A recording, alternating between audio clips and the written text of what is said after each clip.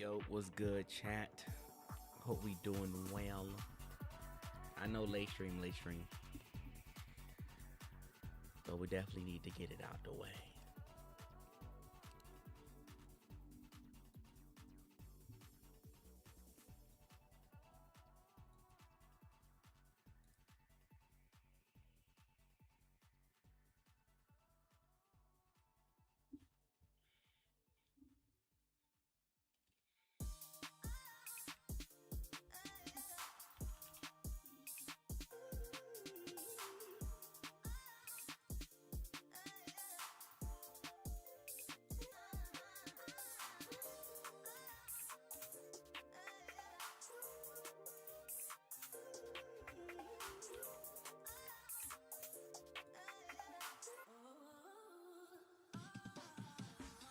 Just give me 1 minute.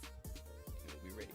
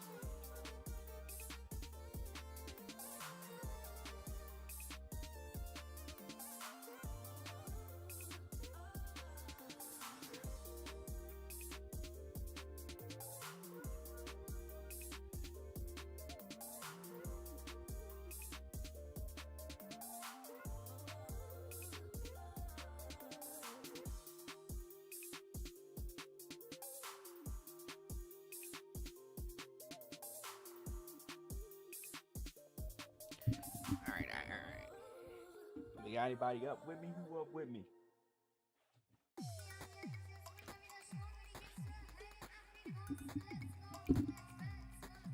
This is definitely on me. I took another nap after work and I didn't set an alarm, and it cooked me. So this is definitely on me. Hopefully, we got get some people in here. If not, we'll postpone the tier list stuff. But that's the main premise of the stream today. Going over tier list. Mic's really soft. Really?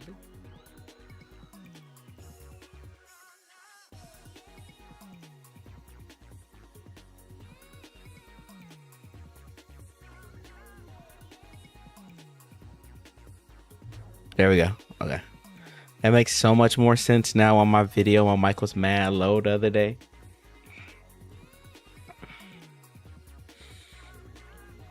Accidentally must have turned my mic down. What's good, Jester? What it do, big dog?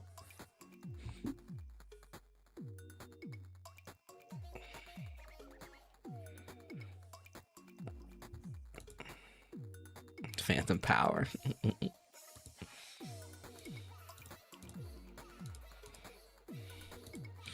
Let's see.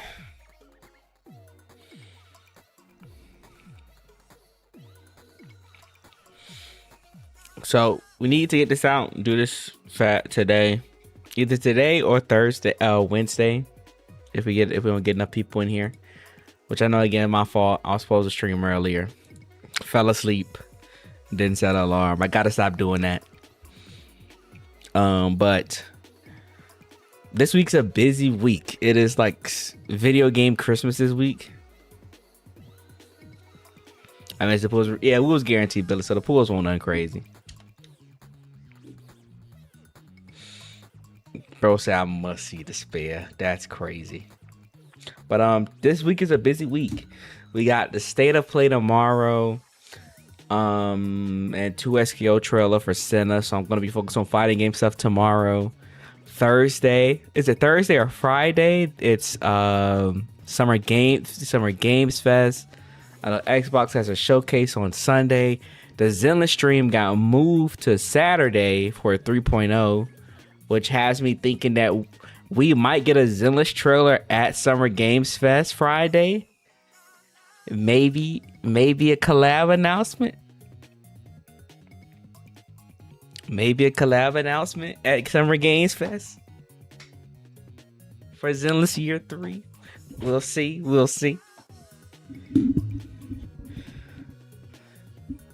Because I think that's how they announced it for Star Rail. They did it at a game show about the Fate collab coming to Star Rail. I'm pretty sure they did it at like at a award not award show, but like a big event. Look at this chocolate drop, is crazy. What's good, brother? What would be a good collab? I can't really think of IPs that would fit. I would hope it would be some of the games that's inspired it. So Metal Gear could be a good one, but it's more so inspired by Metal Gear Revengeance and not Metal Gear as a whole. So that would be kind of dated. A DMC collab would be nice, but but PGR did DMC recently, so I don't know if Capcom would do one now. Actually, I would take a Capcom collab in general. Street Fighter's still doing good, so Street Fighter could work. This is kind of crazy. Resident Evil would be pretty cool. I forgot they could mesh the idea of Resident Evil with the zombies and the ethereals, like to be kind of like the zombies. They could kind of do something with that. Cyberpunk would be cool, but yeah, since Wuwa has it, I don't know if we'll end up getting it.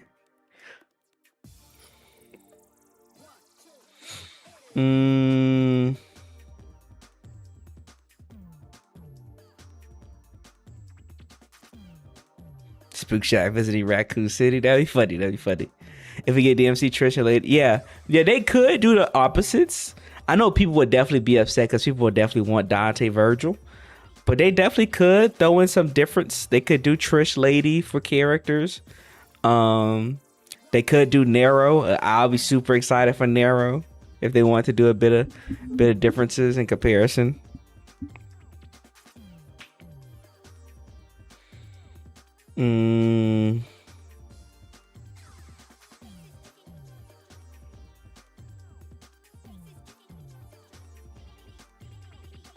Yeah, Nero and Minato interacted. That'd be cool. I'm trying to think what would be. Maybe that's a fun video we could do. We'll have to get it out this week though, like in preparation that we do get an announcement Friday.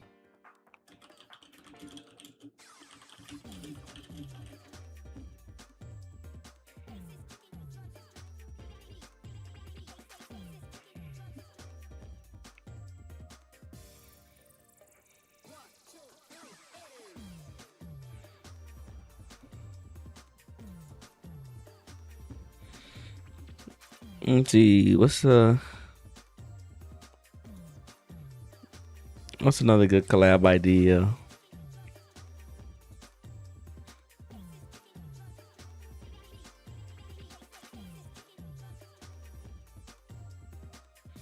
What's some recent anime that would fit well. Some recent anime stuff.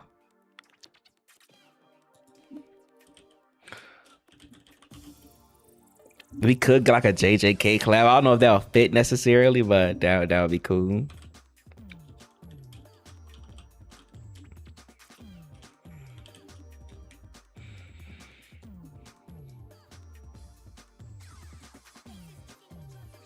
Oh, Gachiakata could work. Actually, Gachiakata could work. It's good float. Is that float? I float on maybe.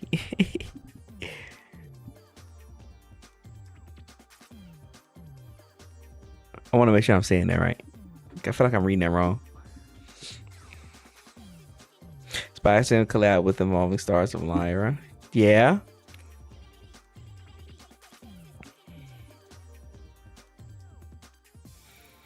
Yeah, gotcha. I could have some overlapping vibes. I can fuck with that. I could fuck with that. It would definitely fit.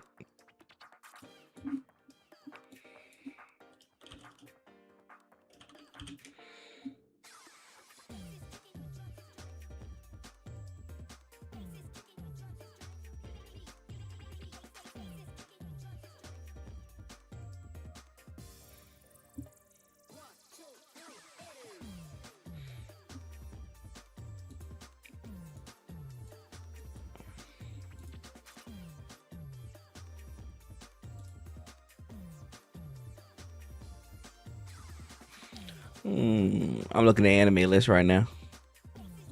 Actually, I can show my screen.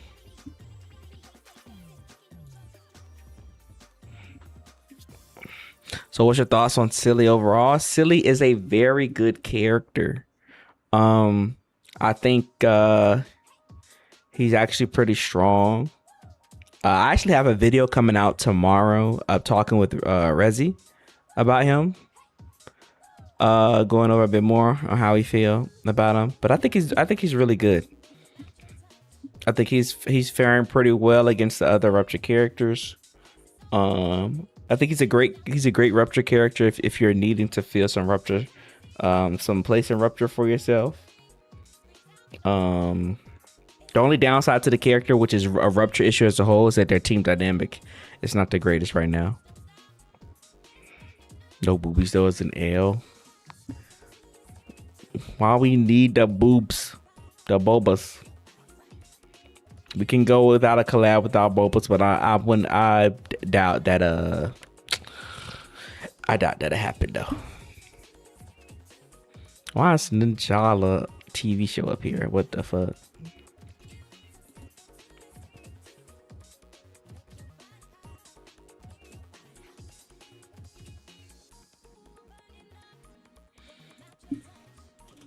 No, I'm not saying that, like we should do no bobas, but like if they just end up picking one that doesn't have one, then I wouldn't be upset as long as everything's cool.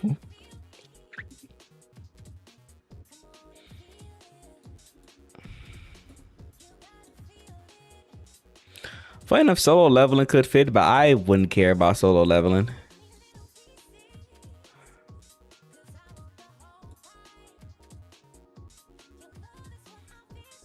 So anything like sword art could work, but that wouldn't be like super insane to me. Ninjala's still getting episodes, I guess. It looked like there was.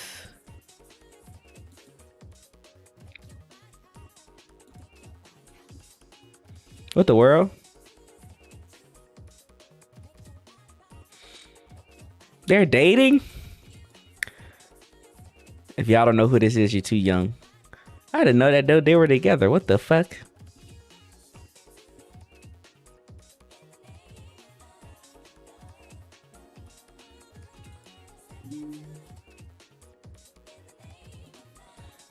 Oh, we gotta get a JJK one just for this. Bro, this edit is sick. Speaking of JJK, they recreated a joke with what's her name, Toto and old girl. This is perfect. This is freaking perfect. Fuck, I broke my water bottle yesterday. I dropped it on the way to the gym. And now like my whole piece is freaking broken. And water comes out. I'm so sad because it's my favorite water bottle.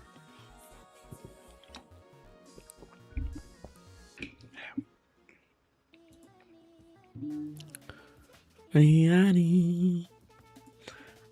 it was something else I just saw right in. Zenless just posted something. Oh, it's Corin's birthday. Let's go. Oh, it's Corin with the angels. They get Corin out her comfort zone.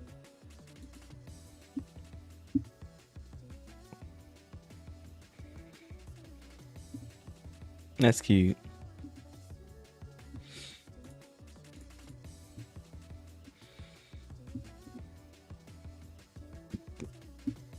She actually kind of fits in with them too. Funny enough. They got 1 million followers now. Oh, new calendar. Have y'all been seeing the Valina info going out recently? Oh, Ruby fits as well. Ruby just isn't doing anything right now though. What is this? Zenless Collector's Edition. What the fuck? What is this?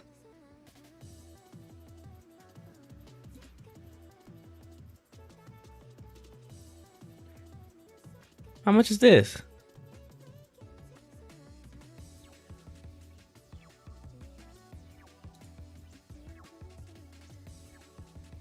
It's only $60?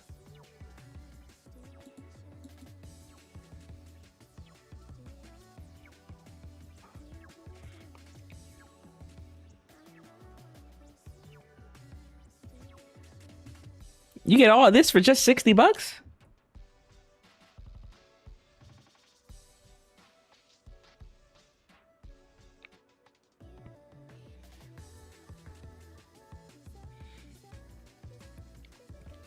If that's it, yeah, when I get my next paycheck, we pre-ordering this.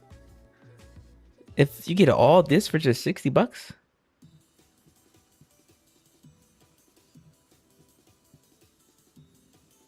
That's actually pretty sick. For just $60. Yeah, for the PS5 Collector's Edition. That's actually pretty fire. Oh yeah, that's right. I won't charge to the ships. That's right. Let's do that. We're gonna do that.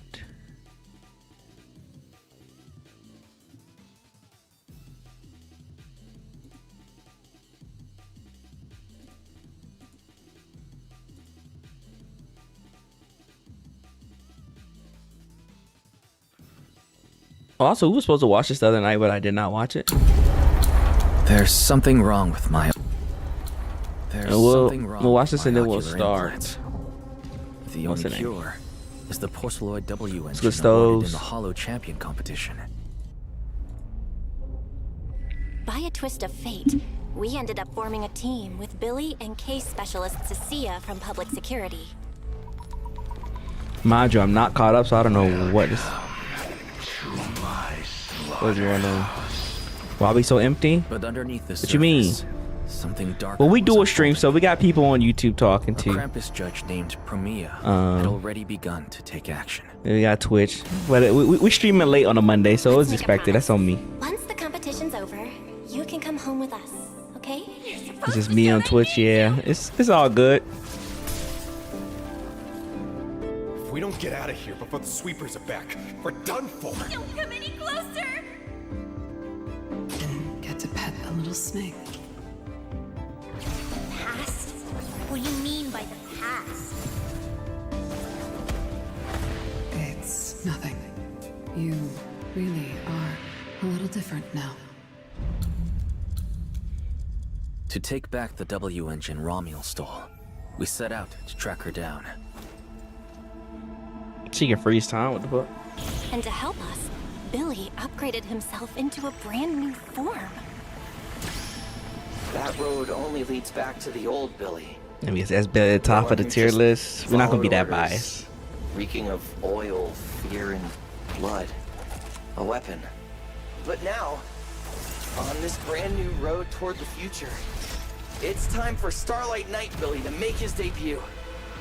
So, Look at my goat. your past with a new identity. Yeah, that sounds like you. By the authority vested in me as a Krampus judge, I am taking control of this area. Withdraw immediately.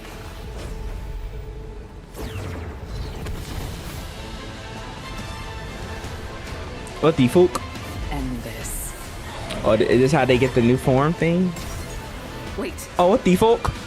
it's not over yet. But none of us knew that at the end of the search, I got a hard catch up, bro. Loss of control.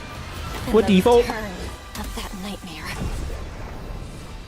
Next time we Vivian? meet, don't ever Hello, let me Romelia. get this close again. Dan. My full name is Remiel Dan. Go to Roscalifer. There, you'll find the doctor best suited for both of us.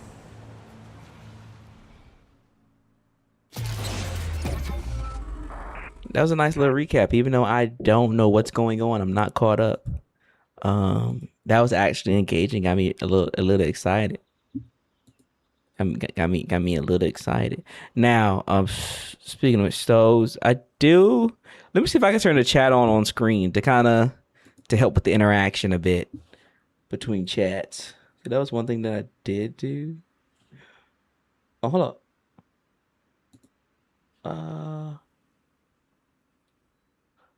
How do I make this look different though? So chat is here.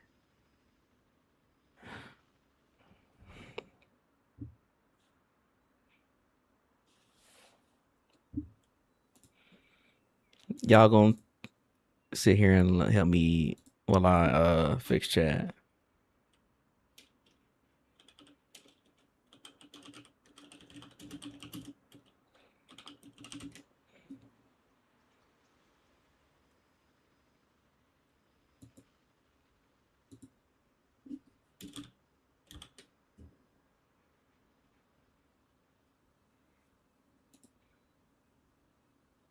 Open the widget and click this. There we go. All right, guys. We're gonna work fix on this chat. So where you are in the story, I am at 2.5, I think. 5. We gotta speed blitz it soon. I customize. Like I said, I need this video to We'll be do this 8 minutes quick. long.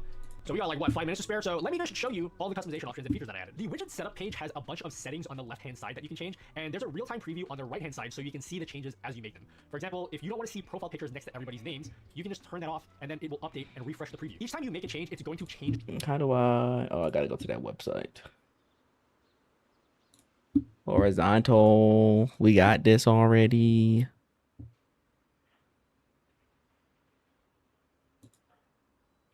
Ooh, hold on.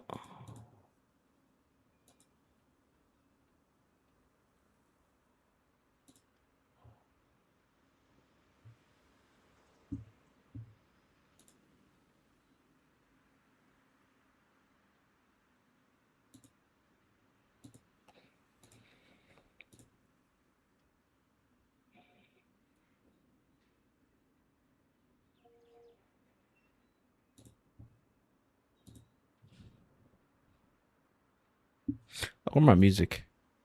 It's mad quiet. Hey, give me 1 second, guys. 1 second. We're gonna grab music.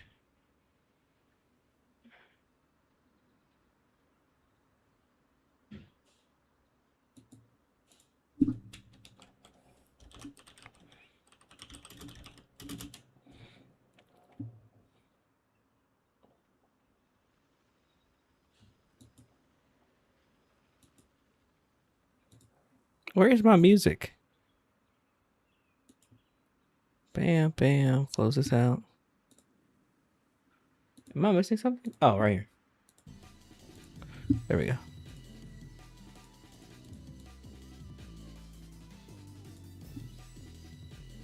So I haven't seen Epilogue yet. I have not.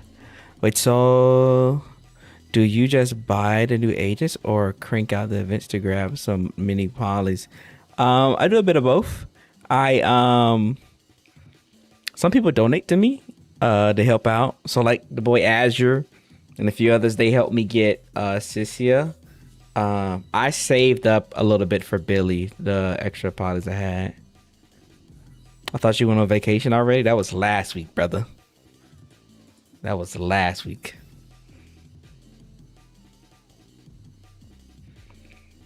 But for real, I would pay someone to complete the story for me. I don't know if it's this season, but it's been hard to get through. Yeah, I would definitely probably get somebody to do it for me, but I don't know who.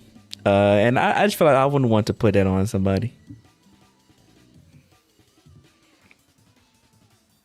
What's the best way to donate? If you want to donate, you can. 1 second. Where is?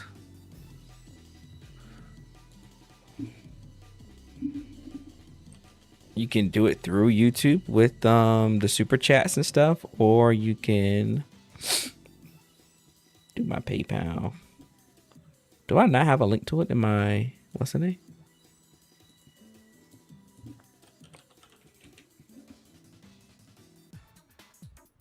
I think I have a link to it in my stream. I think. Let me double check. Also, we've been like consistently averaging like 30 people a stream. I appreciate y'all. Also, if y'all haven't yet, leave a like on the stream. It helps me out a lot. It helps me out a lot. It helps me out a lot. You know, we got about 30 people in here and we ain't got 30 likes, man. What we doing? What we doing?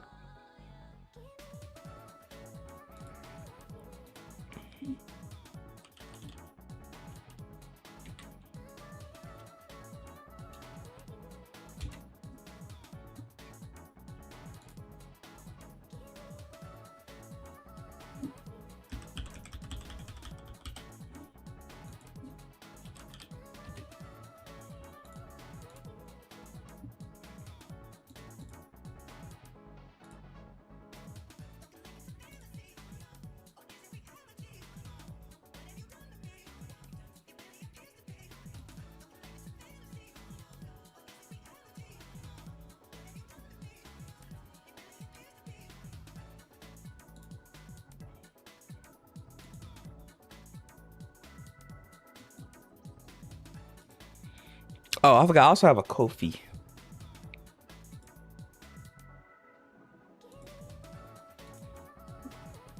That I definitely need to promote more.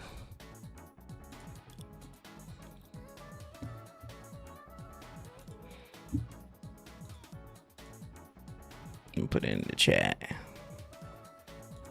I'm terrible at these things.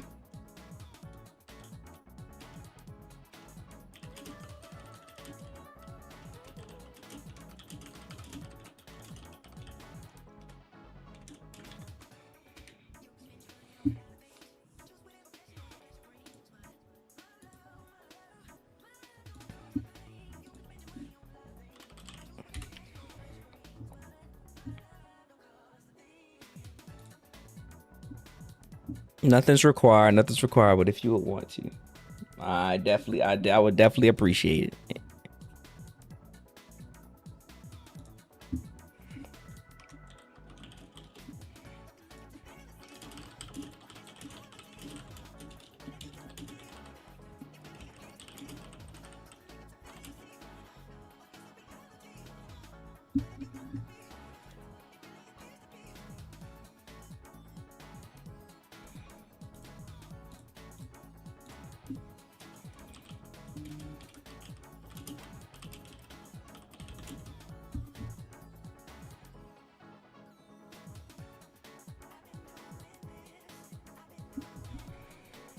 I'll have it connected to my what's the name.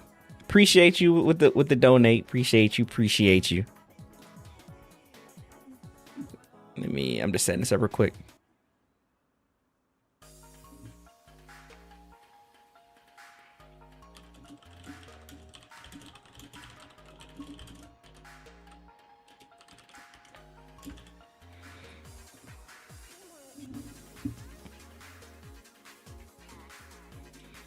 Okay, there we go.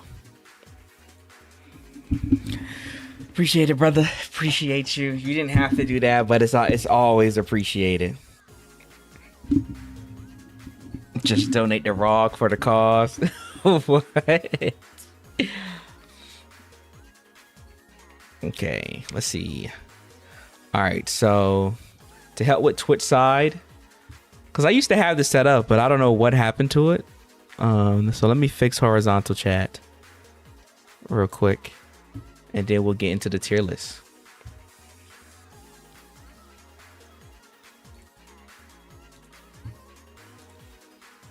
I'm honestly surprised a lot of you are up though on a Monday night like this.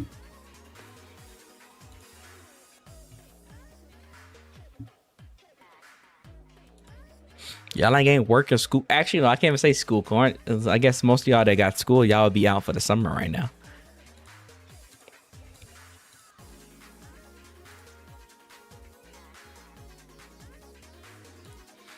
Miyavi is number 1, right?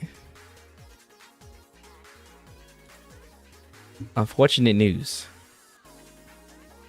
Also, this is to let you guys know this is going to be formatted a bit differently to provide a bit more context. So the T0 stuff we aren't doing, but I have it in a way that'll still be understandable. So just bear with me. Bear with me, bear with me, bear with me.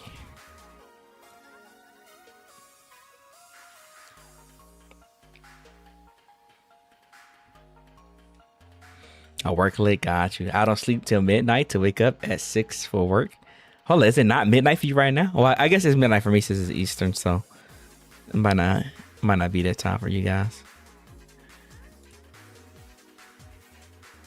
Let me see. Where's those instructions? Open.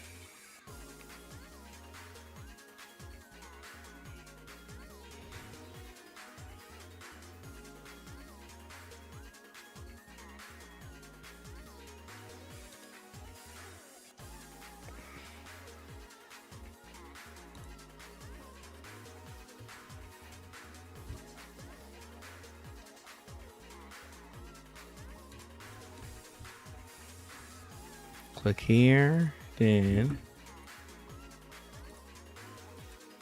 properties, right?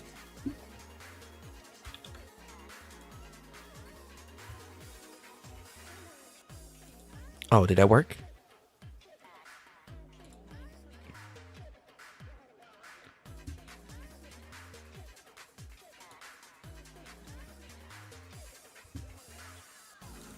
Show avatar. Can somebody type something in chat for me? Did we just set it up like that?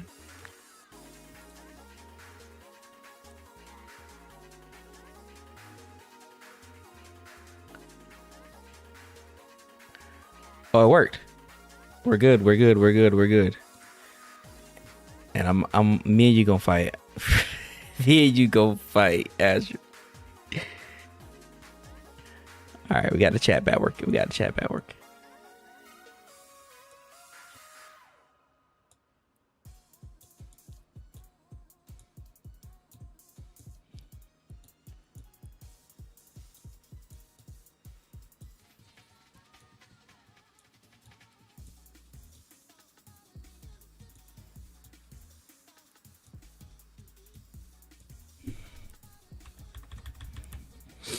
Okay. And then camera.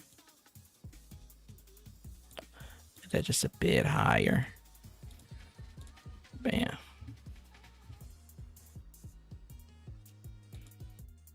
And then we need a chat here to browse. But we need a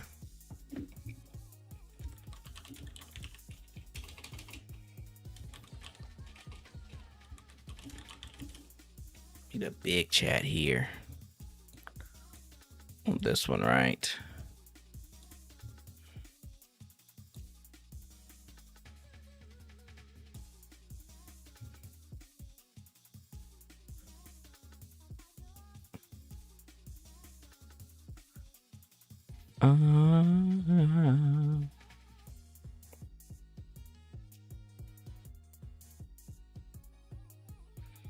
Cheers, chat messages, reads.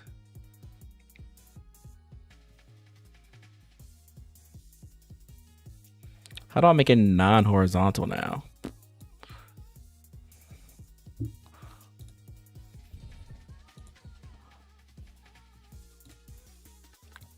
We almost done. We almost done, y'all. Let's see. I guess I'll pull up his video.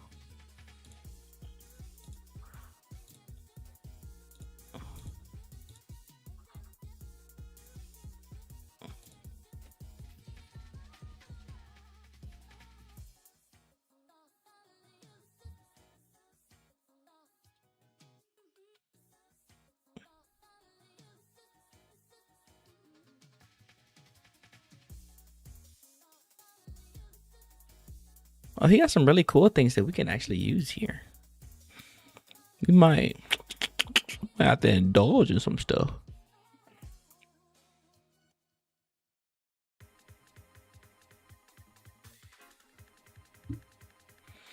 Oh, yeah.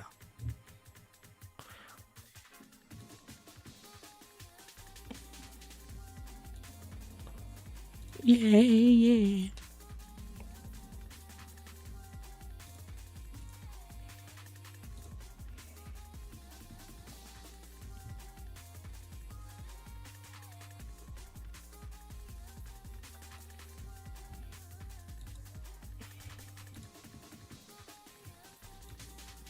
Okay.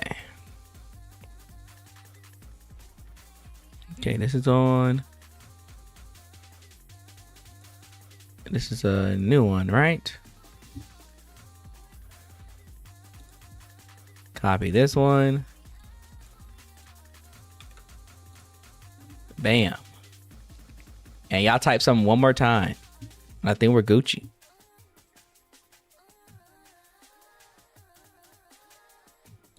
I've been meaning to get these chats back up. Yeah, we're Gucci. All right, Azure. Have a good one, brother. Appreciate you stopping by.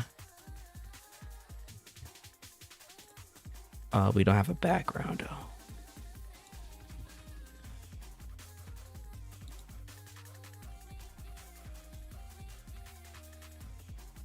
Chat bubbles. There we go. There we go.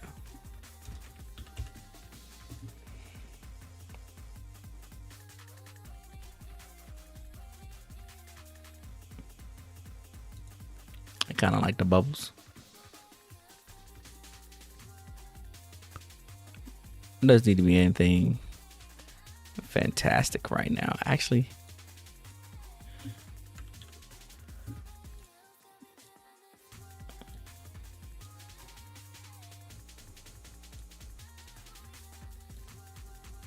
maybe make it a bit smaller.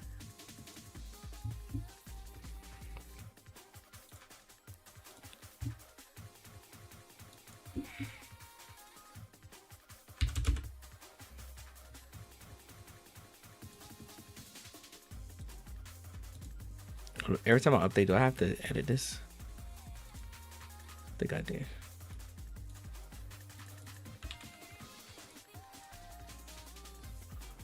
Okay. Yeah. There we go. All right, we look a little more professional. A little more professional now. All right. We like that. We like that. We're looking like an actual streamer now.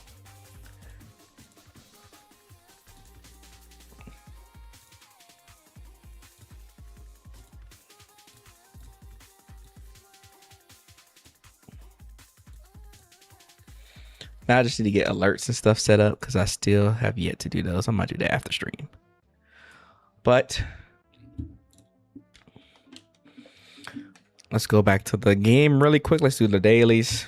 And then let's talk about what we need to talk about.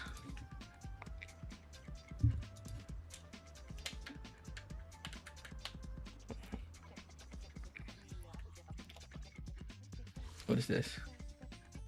Oh yeah, I need to make sure I buy that before it leaves. I need to make sure I do that before it leaves. Oh, this all reset it, didn't it? Yeah, it did.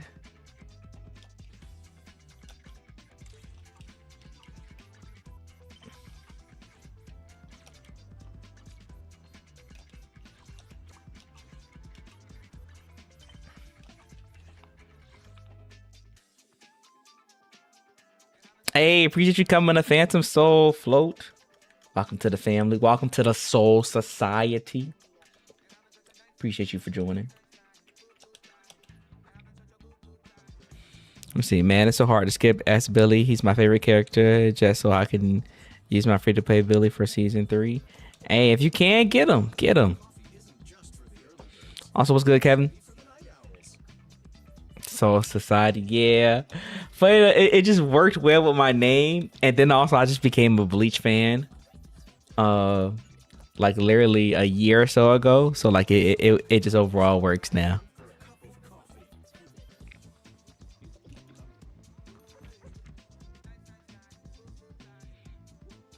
Oh, it didn't tell me you renewed. Zambia is still solid in my opinion. Don't have CSU, so can't gauge the difference, but she helped me as well. Yeah, Zambia is really good. Sisia is solid too. Hey, you're a One Piece fan? I'm actually getting into One Piece. I don't have it near me, but I have the box set for I think I have the first 2 box sets of One Piece.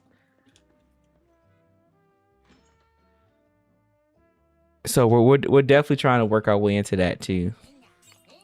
One Piece, I'm kind of taking my time though. I'm not really rushing. Bro, I'm ready for the live stream too, but it's so much stuff this week, bro. It's so much stuff. It's Summer Games Fest. It's PlayStation State of Play tomorrow. For my fighting game people, that means we get like Marvel Tokon stuff. No 2SKO gets their new character trailer tomorrow. There's a bunch of rumors of like new games coming out. Like I think Jet Set Radio and Persona 6 got leaked or something. And if you guys don't know, I'm a huge Persona fan. So much shit, bro.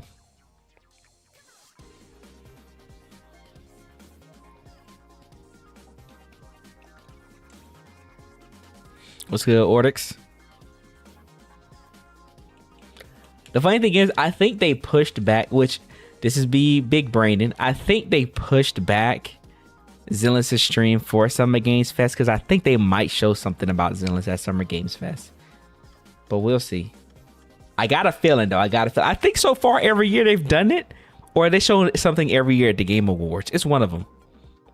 But I think they showed something at Summer Games Fest last year. Actually, let me see.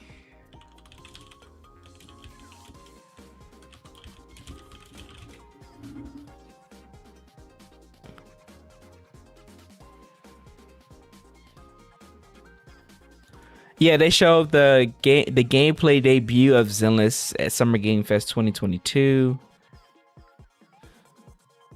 That seems to be the only time.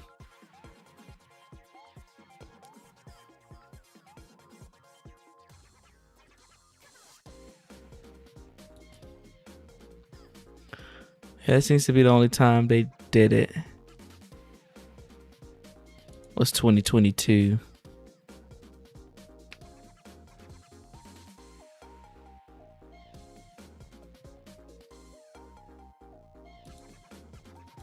So who knows, maybe.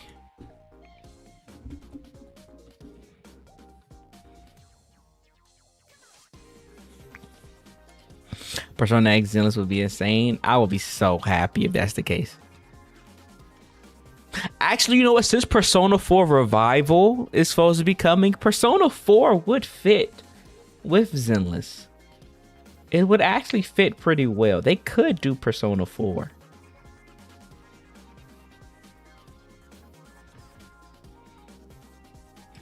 I would love 5 too. 3 and 5 are both my favorites. What do we need to do? Let's do our dailies real quick and then We're done. Finish getting this. What's the name?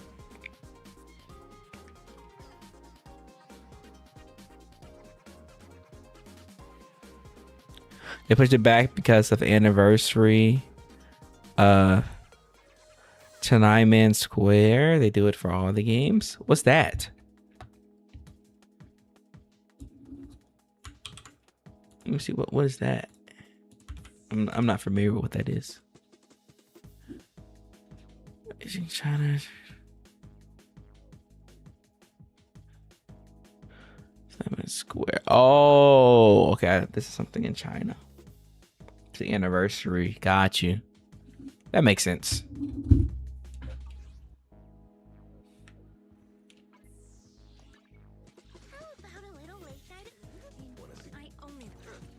You want to become a hero too? And then we need more electric pieces for Cecilia, right? Or is she good? Yeah, we need a few more. You sure you want me?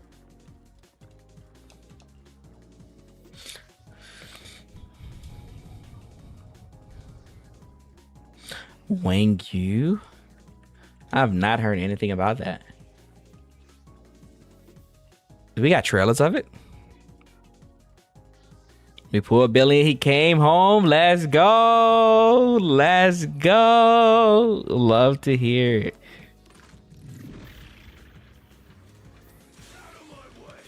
Oh, it must be something terrible that happened. Should have tried to erase the history of it. I am not familiar.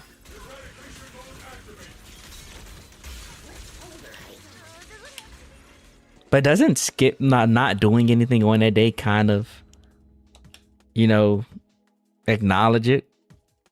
Maybe that's just me.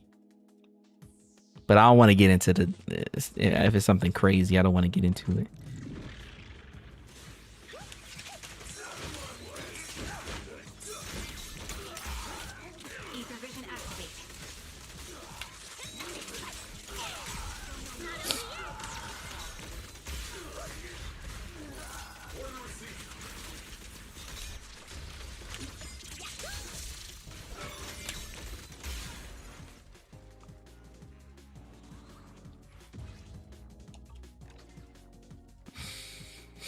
There's a trailer for Wang Yu? Okay. Maybe we'll peep in a second.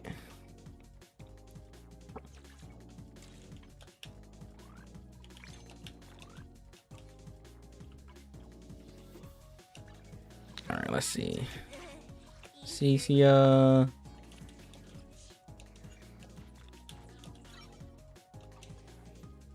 We just need one more for that.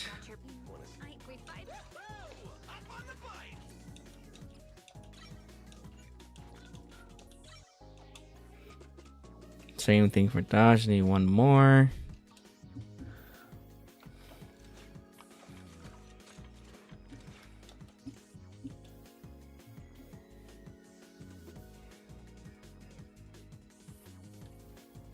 I need better HP rolls. Cause why is my HP so low? I only got 17,000.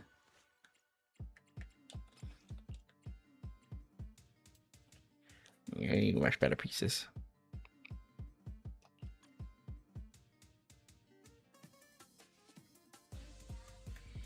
Three rider kicks and a boss on window. Yeah, it's super satisfying. I love Billy. You want to become a hero too? All right. A bit too far.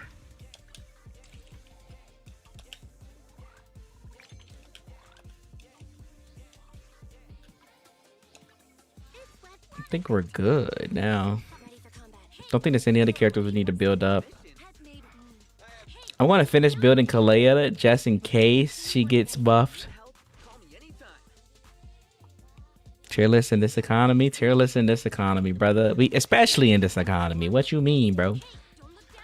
But yeah, I feel like Kalea's the next to the characters get buffed. Which we were supposed to finish a video on that, and if they announced them this Saturday, we're gonna have to just scrap that video. But if not, we'll work on that next week. We'll finish working on it. But I don't think we'll be able to get it out in time this week because we got a lot of stuff to go over. But all right. Let's see. Let's look at that game that you were speaking of at first. Hope Ladder comes to the shop season 3. That would be nice. Because I don't imagine they'll buff him anytime soon if they ever plan to.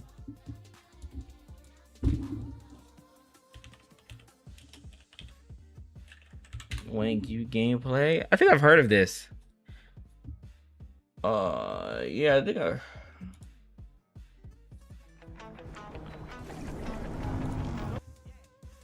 Is this another NTE type thing? This is like the 4th time we've seen a game like this. It has like infield visuals though.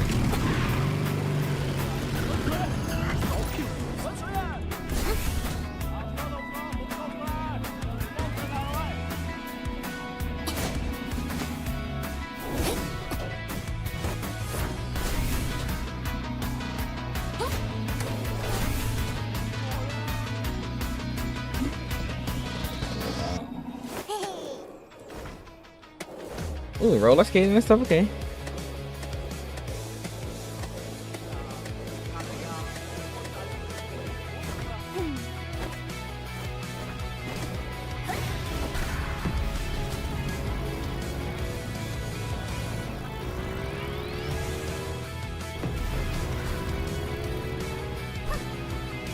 You know what? I'll take a game like this if it's just centered around like using using skating and stuff, like if that's the purpose. What's that game I'm thinking of? Like if you seem like it's like a bomb rush type of game, but it's like a gacha or something, that'll be interesting. But yeah, this kind of looks like every other game that we've seen so far. This doesn't do anything crazy. What's up, Pokemon Gacha? Oh yeah, you're right. There's Mons and stuff. I did not see them. So this is what, the 3rd one? Cause don't we have like what, Azure Premilia? And isn't there like another one that's coming out? That's like kind of Mon based. I fuck with the skating though. This is, but it's not. You don't do nothing crazy though.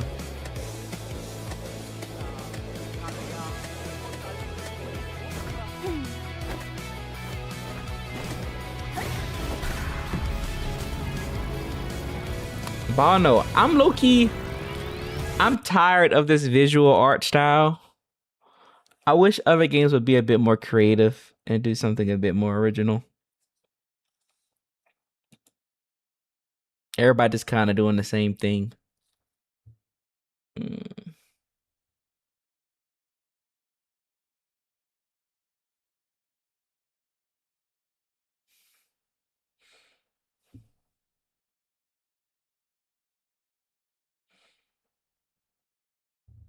But if people like it, then you know it's for those people.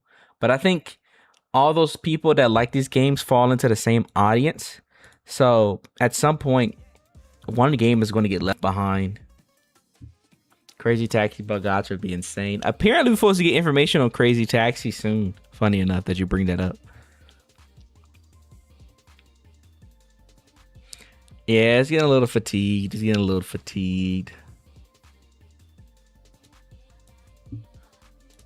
It doesn't look bad though, but it doesn't really grab my interest.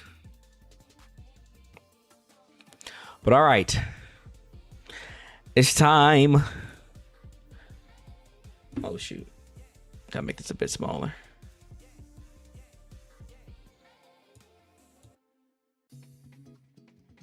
Put that up there. Oh, actually, I don't like how that looks.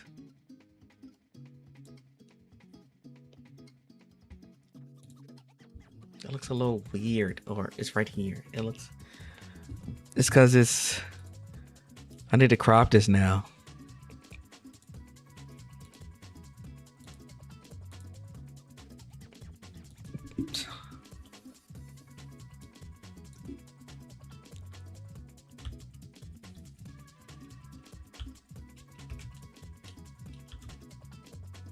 Oh, did it work?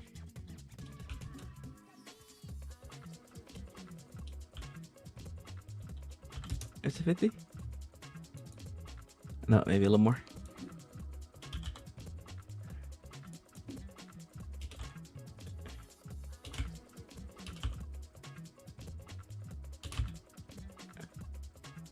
Six. Yeah, I think we cropped. There we go. Sorry guys, my OCD was gonna make me not like it. Yo, so you still didn't get SB right? Oh no, we have him. We got the big dog. We got him and the engine.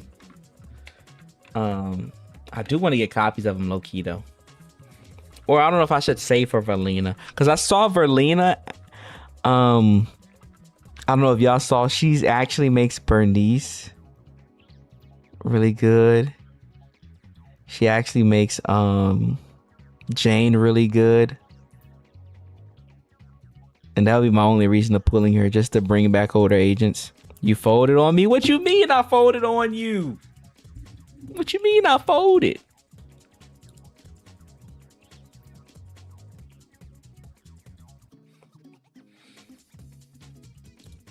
What's good, Chase?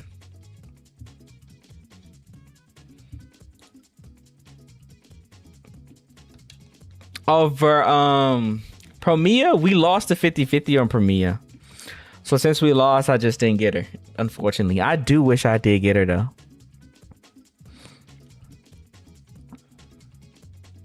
I want to get Valina and turn her into a mini user. Valina makes any DPS better. Anomaly DPS better, surprisingly, except for Miyabi, from my understanding. Her and Miyabi just really don't do much for each other. I'm over Norm. Norm is up my alley too because she could buff Soldier, and anything that buffs Soldier is a great pickup. But yeah, okay. I might lag just a second as we start this, or it didn't lag. It didn't lag. Okay, never mind. All right, so as you guys can see from the stream title, we are here to do the final tier list of the year, or of the season 2. And with my tier list though, I know a lot of you guys are used to the Pride Win structure and how that overall goes, but I actually had a different idea and plan of how I wanted my tier list to go about. I feel like the main issue with tier lists is that it doesn't provide enough information for players that gives you a better idea of where characters sit. Because like, what truly is a T0 or T0.5? Like, you would need like a lot of extra context to understand those placements and how and what do they mean for you. And so I've been working on a tier list for months that kind of constructs that better. It is a bit wordy, but I think this extra information does help you out a lot, or does help out players a lot, to get a better understanding of things. And so in this list I'm about to show you right now, we got some things that are probably gonna look a bit drastic from how it normally looks from other tier lists. And here we are, and let me just full screen this. And then I'll hide myself for a second. And it will hide chat. So yeah. So we created a full brand new tier list. I remade all the assets. I trying to make it a little similar to Pride Wins a bit, so it's not too off. But the idea of this tier list is overall to just provide you a lot more information to help you understand where characters sit. We also not only did an M0 version, but I think because we're going into season 3, we should start including mindscapes for standard characters as well. And so I did an M3 standard version as well of where those characters will sit if they have up to an M3 mindscape. And I did M3 because we've had multiple opportunities to get multiple copies of characters, as well as I'm pretty sure that come around for 3.0, our anniversary, we're more than likely going to get more chances to get more free standard characters as well. So yeah, So we're gonna go through each tier list. We're gonna going through each tier. We're gonna actually talk about either every character or at least every character within the tier that they're in, and we're going to make this the final list going into season 3, so you guys get a better understanding of how things work. Everything isn't completely ordered, so just because, for instance, Ye Xinguang is ahead of Yizhuan, that doesn't mean I think Ye Xinguang is better than Yizhuan, which I mean I do think she is. Same thing for Arya and Premia. Just because Arya is in the lead doesn't mean that she's the best in anomaly DPS for broken category, and so on and so forth for every category. I think trying to order it is a bit it's going to be a bit hard, but that when we read off the descriptions, the order really doesn't matter, but the tier that they occupy is what's the most important. So yeah. What'd you say, Choco? You say that, but I literally got my M1 S11 a few days ago after my M1 Orphe. That's M1 of every standard S rank and plus M2. Yeah, so the idea for M3 is that I think it's fine to go up to that level, because more often than not, especially with standard characters, they only get one good mindscape between M1 and M3, and maybe M4 and M6 that drastically improves their performance. So even if I have like a M1 Nekomata to a M3 Nekomata, the difference isn't that big in comparison. There's only one character I think there's a big difference between M1 and M3, and that's probably Soldier with her mindscapes, but I could be wrong. And again, this isn't a set in stone list. We're going to be giving feedback to each other right now as we go through this. So yeah, without further ado, let's go ahead and start breaking down the categories.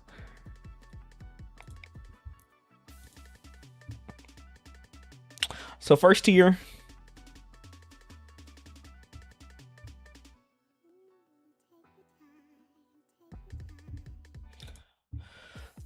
we have is Broken.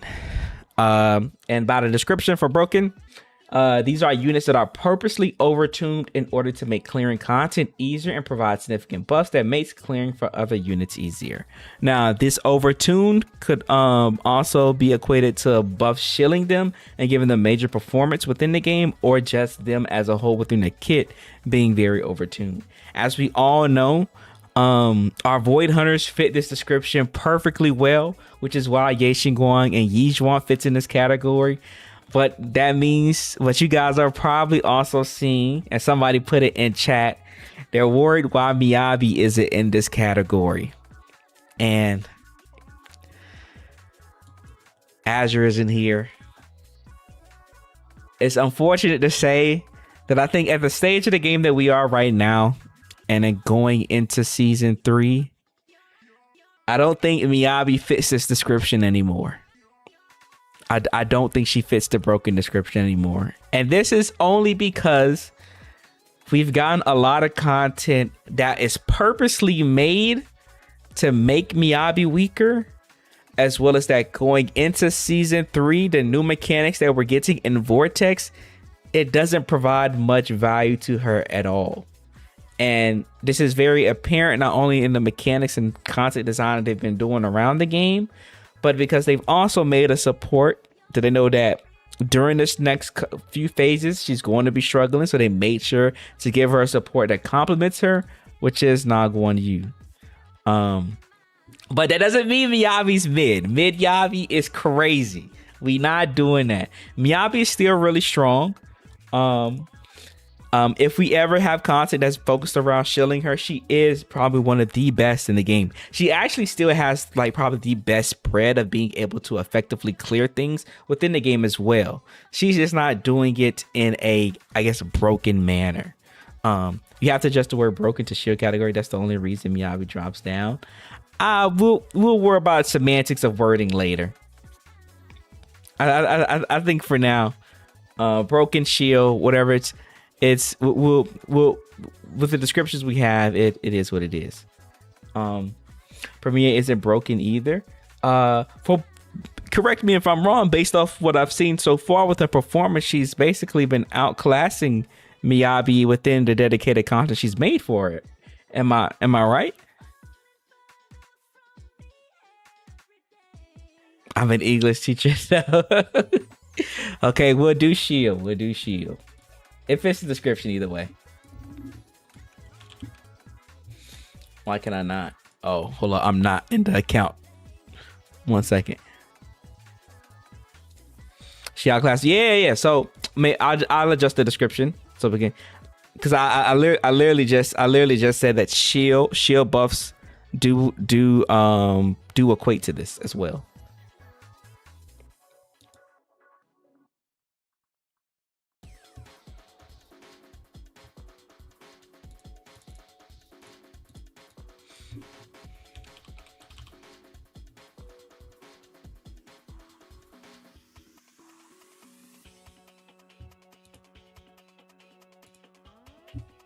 We'll adjust this. Okay.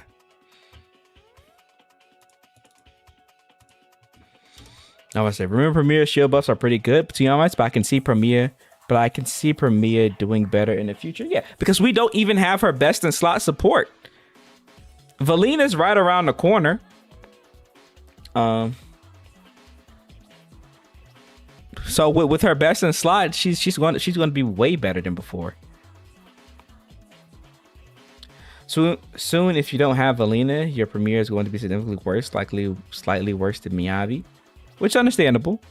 But within that same essence, can we fully say that with like a Miyabi without Nangwan? Like a Premiere without Valina and a Miyabi without Nangwan. Wouldn't that kind of just put us back in the same spot? So if you say, if I get Valina, I need Premiere, more than likely not. Valina is a character that seems she's going to be supporting a lot of anomaly characters besides Miyabi, as well as future other anomaly characters that come out. So she's more than likely going to be within like the Vivian spot, where she's going to be supporting a lot of characters. Not really in this current state. Meeps kind of needs Nagwan. Yeah. I think to be fair though, a lot of supports want Nagwan right now.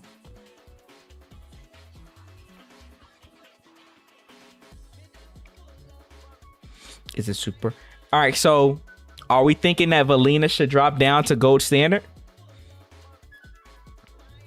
And by the way, these aren't like set in stone for like where my list is right now. This is an open discussion. So if we think Valina should drop down to gold standard, I would love to hear a good argument. I said Valina. Premiere drop down to gold standard.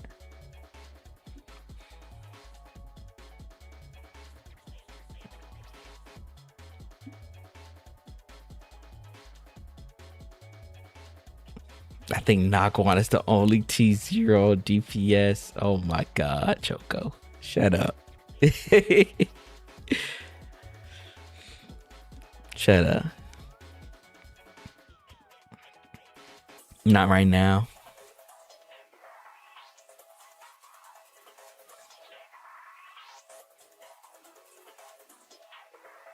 Curious to see how double win count will work. That'd be interesting. We only have one person that's saying to drop her down to gold standard.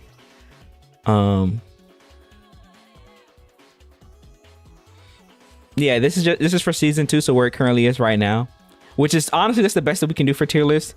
Tier list, we can only focus on where characters are currently sitting right now and how they're performing. We can have a little bit of future sight that involves this, so there's like a little bit of future sight with like the characters coming within 3.0, but that's about it. There's way too much here for Premiere to drop right now. I agree. Depends on the win support and how much it helps Premiere, like how Lucia bumped up Yishuan. Got you. Okay, so I think right now we'll keep Premiere here. I don't think anybody has any arguments about Arya. If you have the full Angels of Delusions team, Arya is by far the best, probably the best or one of the best anomaly characters within the game. So I don't think there's much argument there. And of course, I don't think we're really arguing the Void Hunters. Wow, hold up. We actually have an argument for Arya is not worthy of T0. Well, what we thinking, Bag? Why not? Why not? Why are you not worthy? How we feeling? Put your energy on the table. I want to hear it. Premier will age pretty well. A bloom doesn't seem like a mechanic that can be downscaled easily. Yeah, and it seems like a bloom and vortex is the future of the game. It feels like that's going to be the main focus for the next little bit. So characters that excels in a bloom and vortex is going to be pretty solid. Market would be user drops to gold standard. We'll get the supports in a bit. Bruin will age exactly as well as Wind ages. I can definitely see that. Arya is less reliant on Nagwan. However, her damage falls off if you don't have a good stunner built like Lycan. But that's a pretty easy achievement to get to hit.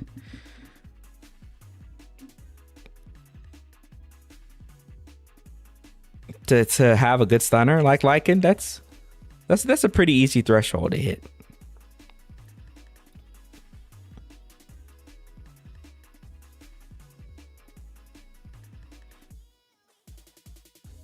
Well, until Bag says something, we're going to move on to supports. Supports, we have Dylin, Nagwan, Suna, Lucia, and Yuzaha. As we all know, Nagwan and Dylin are probably two of the best. No, it's not probably. They're two of the best stunners and supportive units within the game. Dylin came in and she is more often than not the best in slot for almost any crit base DPS teams. As for rupture and attack, and I haven't used her in Anomaly. Does she work well in Anomaly? Correct me if I'm wrong. But I know for crit based DPS, she's primarily the go-to stunner that you use. Actually, and then Nagwan is the go-to stunner for Anomaly classes. So there's no debate that both of them should be here. These are when it comes to supports that you should have grabbed throughout the year. These are two supportive units that you should have grabbed,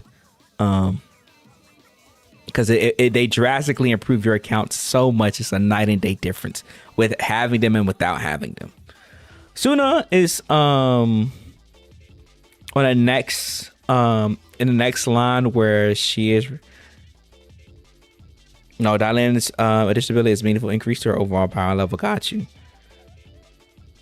Norma's the next Fufu. She's gonna get power curve. We'll talk about Norma later, but I do feel the same. Usually Lucia are too good to not being broken. So before we get to them, Suna is another great support that fits well within the ballpark of all of our other supportive units in the game at the highest tier. Suna is also a very flexible pick in a lot of different team comps. So I think having her up here within the proper conditions, Suna is really good. Suna, like you said, is a better Astra. She is performing a lot better within a lot of teams that we've been seeing lately. And I think a lot of people that have pulled for her, she's showcasing really good value.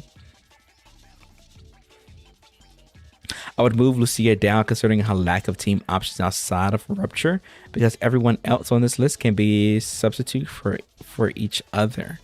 Don't have Suna, so don't speak for her. Lucia is by default only must have for Ruptures. I think Dick's options aren't as good for stunners for Anomaly if they can't just hold Astro. Suna is better Astra. Well, Suna is extremely good. Suna is more flexible than Astra, surprisingly. Suna is just better Astra, but I think only better for Anomaly if they have Nagwan. Yeah. So my thing about Lucia is only top default for Ruptures, and I think somebody said that she should be moved down to gold standard. I think in that case, shouldn't the argument also be stated for Nagwan? Well, Nagwan is absurdly good, but Nagwan is really only a good stunner for Anomaly characters, correct? So wouldn't that same argument be applied since she only supports Anomaly? And Lucia only supports Rupture? I think it's fine that if you only support one thing, but you're the king of supporting that one thing, I think it's fine to put you within that shield position.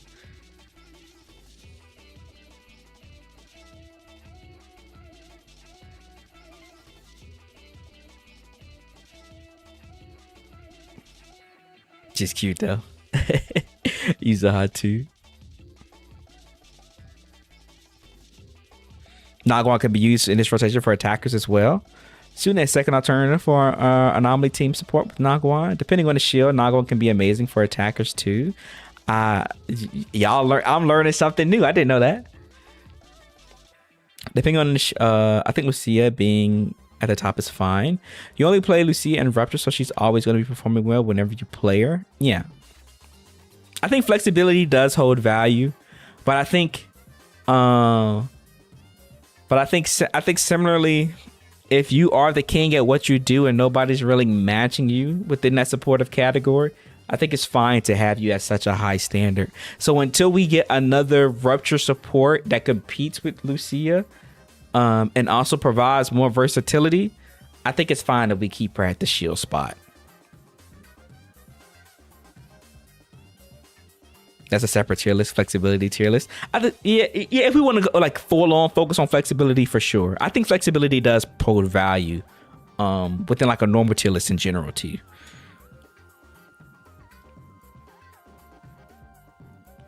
Like right now, Nagwan is actually carrying some scores with this shield. Y'all need to send me some videos I need to see. There can't be so many T0 supports. I don't necessarily agree, because it's not in our fault. It's not in our fault that they're releasing broken characters or characters that they're shilling really hard. If the game is focusing on shilling a lot of characters, then I think it's fine for us to have this amount. But I did reduce it a little bit to what prior one did. I don't think Lucia can really get crept since Rupture just needs more team options, period. We can't, you know, we can't never say nothing can never get crept. We already know this. Maybe another column for stunners. We could make an adjustment for that for season 3 tier list. I think we'll keep this format for here for now, just because I kind of want to match the same energy of. I don't want this list to be exactly like prior ones, but I want people that's looked at prior ones list to still get somewhat of a semblance and understanding what they're seeing, at least for now. If y'all want to go back to stunners and supports having their own separate category, I'm definitely down for that. We can make that adjustment in the future. I bet Rupture falls off season 3. They won't though. Well, at least going by, because the developers already said that Rupture is going to be a focus. For season 3, funny enough. But I feel like over time Lucia will get better Rupture support. But yeah, even though she's only Lucia is only a Rupture support focus. I think it's fine for her to be in this position. But I did see an argument about Yuzaha moving down. Why are we talking about Yuzaha going down to gold standard? What's the energy there?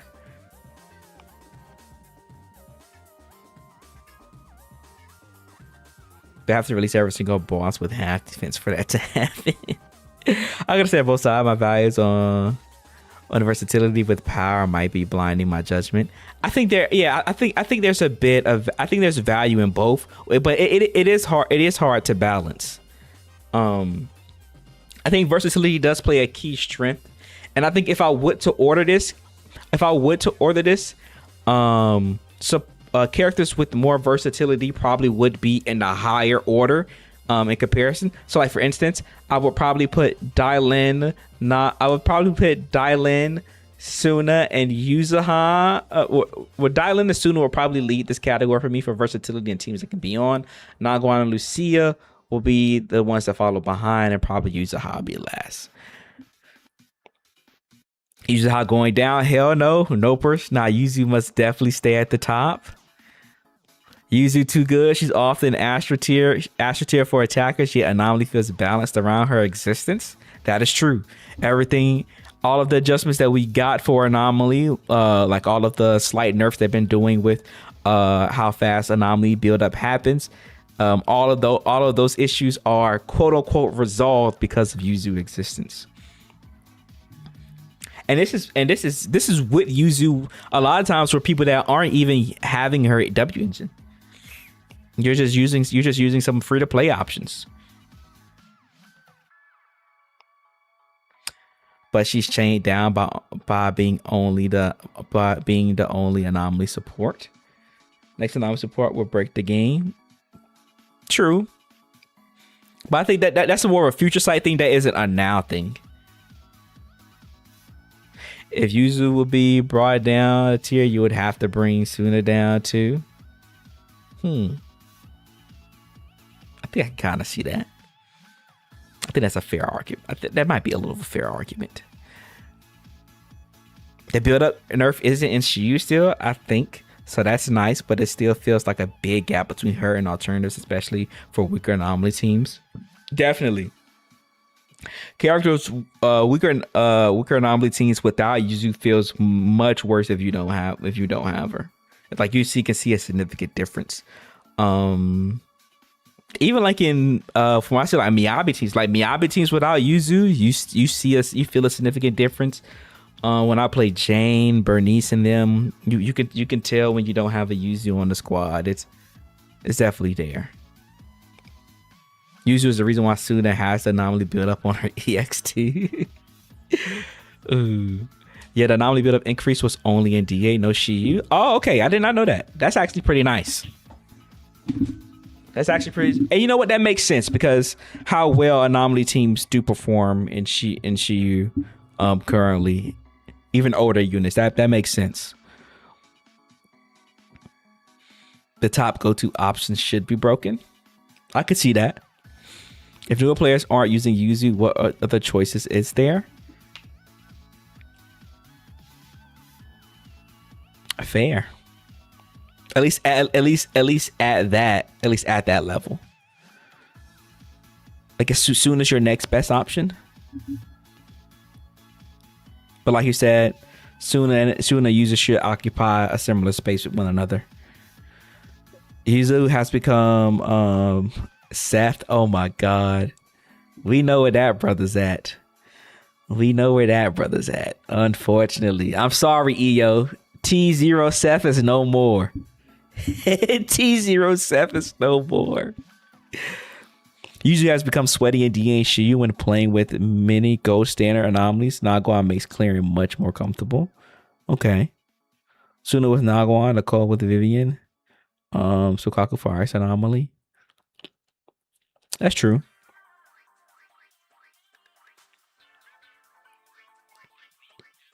At least Nicole is Astra tier for media agents. Yeah, much harder, but she's not the same alternative for Anomaly. Yeah, that's true. So I think based off what we're saying right now, I think everybody is in agreement that Yuzu should stay within the broken/shield tier. There's no arguments about Dylan, Nagwan, and Suna being here.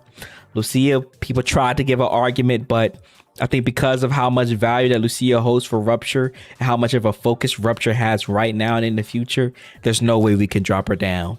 For our Anomaly DPS, Promia and Arya, these are our two best performing currently Anomaly DPS right now because of how Shield content is focused, and with the whole Bloom being a big part of how Anomaly characters are performing right now, they're really good. And then of course our Void Hunters, they Void Huntering. There's no big discussion around Void Huntering. How much more comfortable is Yuzu with her Sig versus without? I don't have her Sig. I don't have it either. Because I remember when she first came out, you didn't really need her Sig. So I don't know, has it gotten to a point where her Sig is a bit more needed? Or are we still kind of chilling right now? Oh, we got 10 gifted? I gotta fix my notifications, bruh. Appreciate the 10 gifted Photon, big dog. Thank you. It's very much appreciated. We got 40 people in here on the late night stream. What we doing? I appreciate y'all. What we doing? Hope y'all doing well.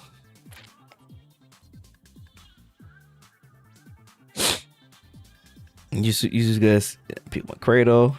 Sig is as good as P1 Cradle. Don't get it. I don't have Sig either. As far as I know, Yuzu Sig is not necessary. I use Sweeping, but she's good for Kaboom too. Now Yuzu is fine with just Kaboom. We're doing a chill list, I think, Mr. Yeah, we're doing a chill list. Did somebody ask what we're doing? Did I miss that message? But yeah.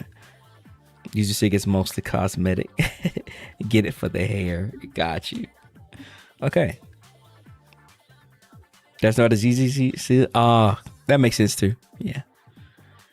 All right. So I guess shield standard. We're good to go here. Everybody's locked in for our placements. Seems like everybody's fine with what we're doing here. So we can move down to gold standard. Oh, I'm slow. My bad, Choco. Let me get some water.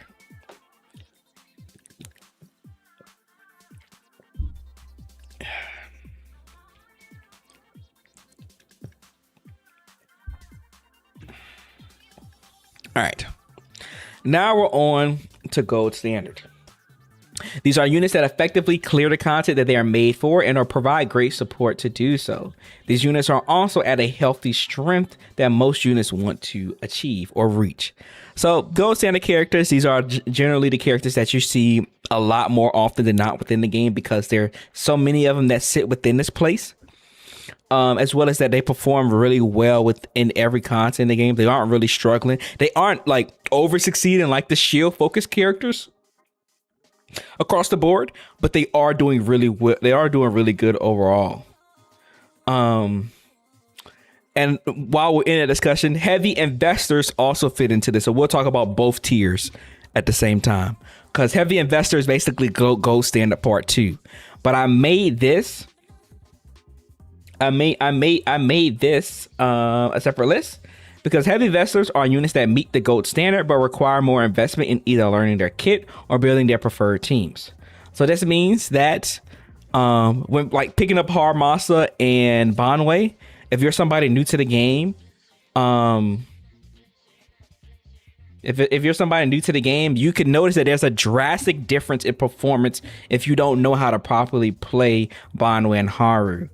So they require you to learn a bit more ins and outs around their kit to perform well. But some of these other characters in this place, they are more so locked to needing some of their best in slot teammates in order to perform at the gold standard. They don't really have too much leniency on alternative options. They have alternative options, but you will see a significant decrease in their performance with alternative options. Hold up, before we continue though, A said shouldn't Seed and Cecia be broken due to shield?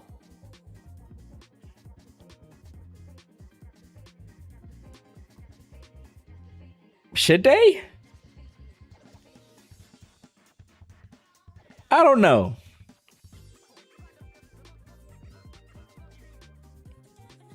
Shield comes back next DA. We'll talk about them next DA then. I think right now, I don't know if I will put them on the same tier in the same category as these two here. I think I will more so say maybe they just lead Golden Standard.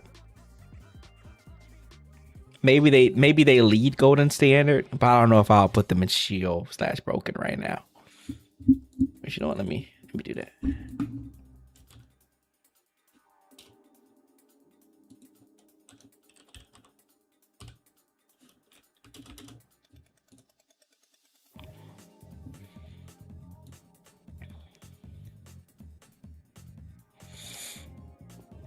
All right, but first I think CC is broken no matter what the shit. I'm still getting into Cecia. I'm a Cecia believer. I know a lot of people was kind of downplaying her when she came out. I'm a Cecia believer though. I love this character. Appreciate Ace and Azure for getting her for me. She's probably by far one of my favorite agents in the game, especially out of season 2. But yeah. So gold standard for crit based DPS, we have Sambi, Billy, Cecia, Orphe, Seed, and Yidhari, as well as the heavy investors with Banwei, Evelyn, and Haramasa. Now, just to again, these aren't ordered. We can order it later, but trying to order it when I was making it, like I made all of these to look similar to Pride one thing. So when making all these, I got lazy. I didn't feel like ordering it. I just put them in. I just made sure they was in the spot that I wanted them to be in. But these are all characters that are performing really well right now, and these are characters that I think are in a healthy position where, honestly, as long as you have at least one of their best in slot partners and some flexible picks, they're performing at a very absurd, and not absurd, but at a really good level. And what I think really good level, I mean like they're consistently getting 30 Ks and higher, maybe 35 Ks. So they aren't nowhere near struggling.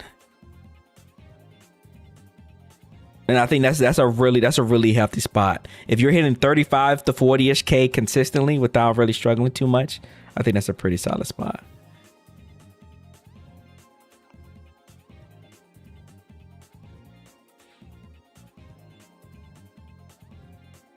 Is there any arguments for characters here within the crit DPS section for gold standard? Again, this isn't ordered, so I don't have a. So we can order that later, but these are where everybody else sits in. I think the only one that kind of scares me right now, maybe is Evelyn. Evelyn seems to be kind of in the mist. I don't see a lot of people playing Evelyn anymore, but we pretty much keep her in the conversation of performing really well. So has anybody played Evelyn recently? Hot take Orpheus support. That's not real much hot. She is a support, but she is a DPS too, so we keep her there.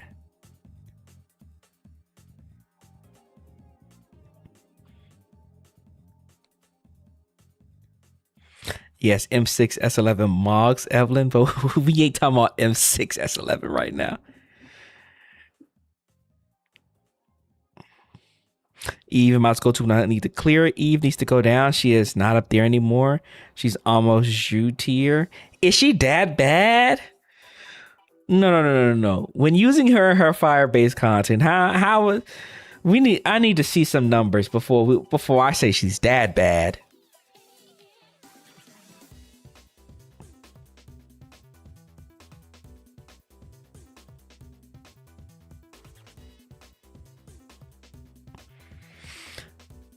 Yeah, I'm gonna say Jué tier seems kind of crazy.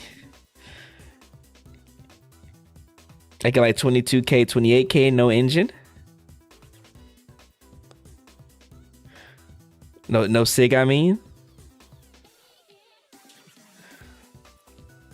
With fire-based content, especially in DA. Well, we're thinking of DA and Shiyu.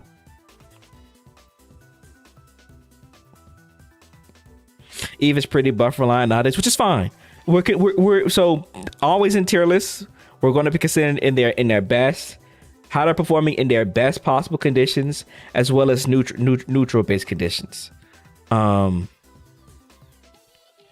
so ideally she's going to be in her best slot teams. That's why I put her in the heavy investor section, where she's not on her own. If you don't have her with Astra, Lighter, or some of the other best supports in the game to support her, she's definitely faltered. 100%. She's definitely faltered behind.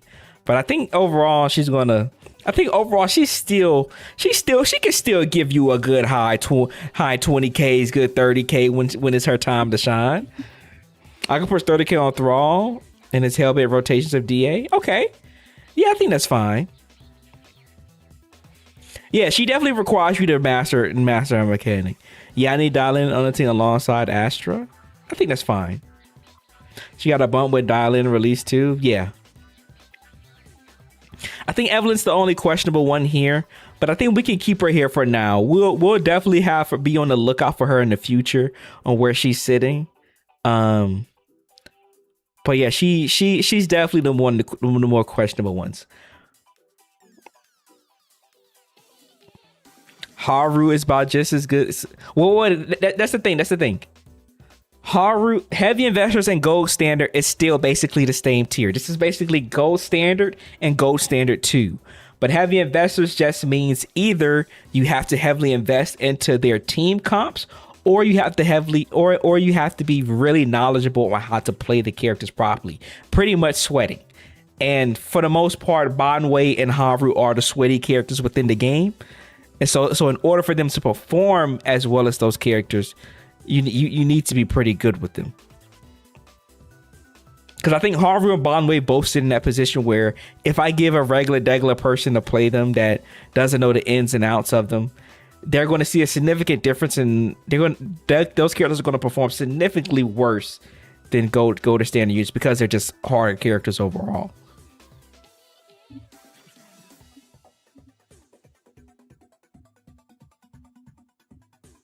How's it that Haru was C tier when he got buffed, but now Sambi tier, now that C tier, now that C got a new partner?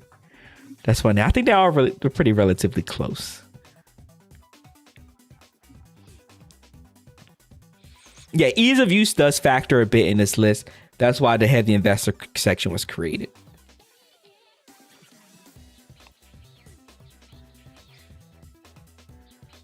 So yeah, just to clarify one more time, gold standard and heavy investors, they're basically the same thing. One section just requires a bit more work overall. So it's basically gold standard and gold standard 2, or gold standard with an asterisk.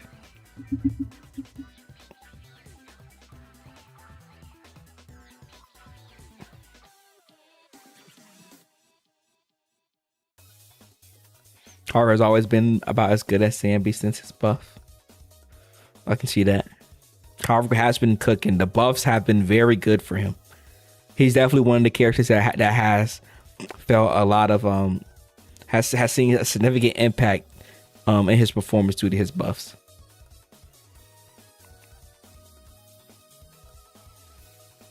So would you ever want to test a whale account? I play a few whale accounts. I got some whale homies in chat too that let me play their accounts, but I'm always down. I know everybody doesn't have the same characters that they will, so I'm open to it. I think Sammy might go down since her team is so expensive. Hold on.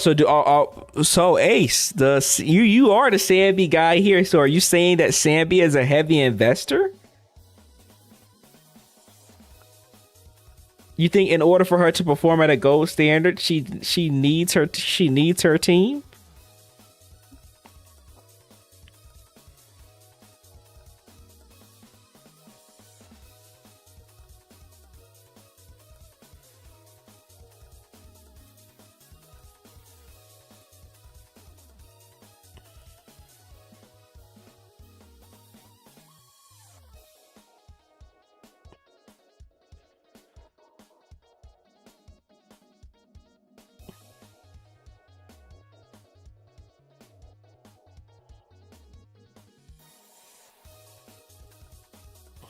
So I remember Nicole used to be a decent option for her in the past.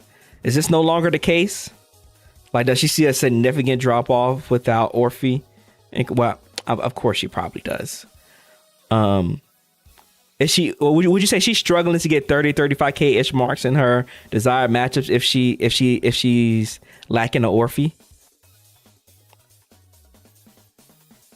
The whole team kind of needs SIGs where they do worse. Suna can replace Trigger easily.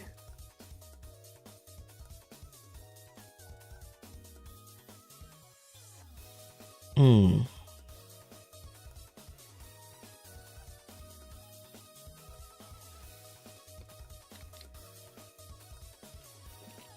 her matchup, she's not struggling to 30k.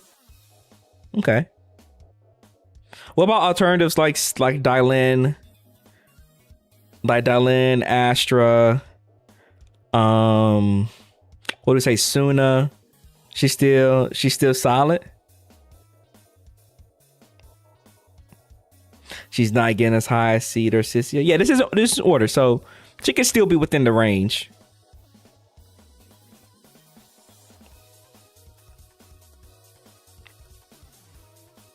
She can still be in the range. Okay, would you say she's on the lower end? She's probably the lower end of gold standard then, maybe. Maybe right now.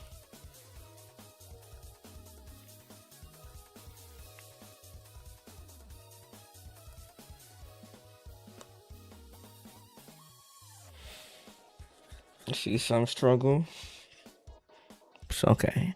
I think for the most part, she should stay in Gold Standard. I think Gold Standard's fine.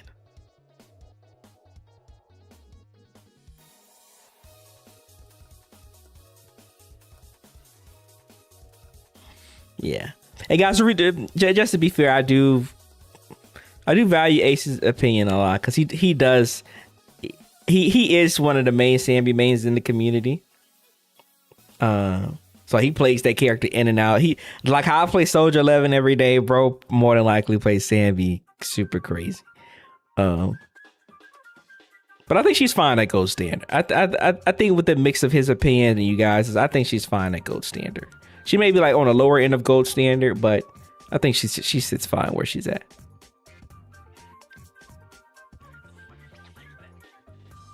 So I think we're done with crit-based DPS. I think everybody's kind of fine with where everyone's sitting here. Where the conflict comes into now.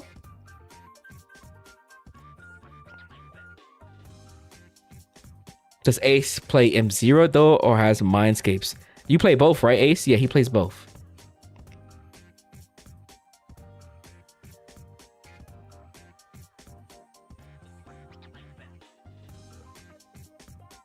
I mean, as a Sambi lover, bro, what can we say? I think to be fair, yeah, I think she's fine. I think she's fine. We'll keep her at the Gold Standard tier. We'll keep her at, you know, she isn't what she used to be, which is crazy to say because she got buffed not too long ago.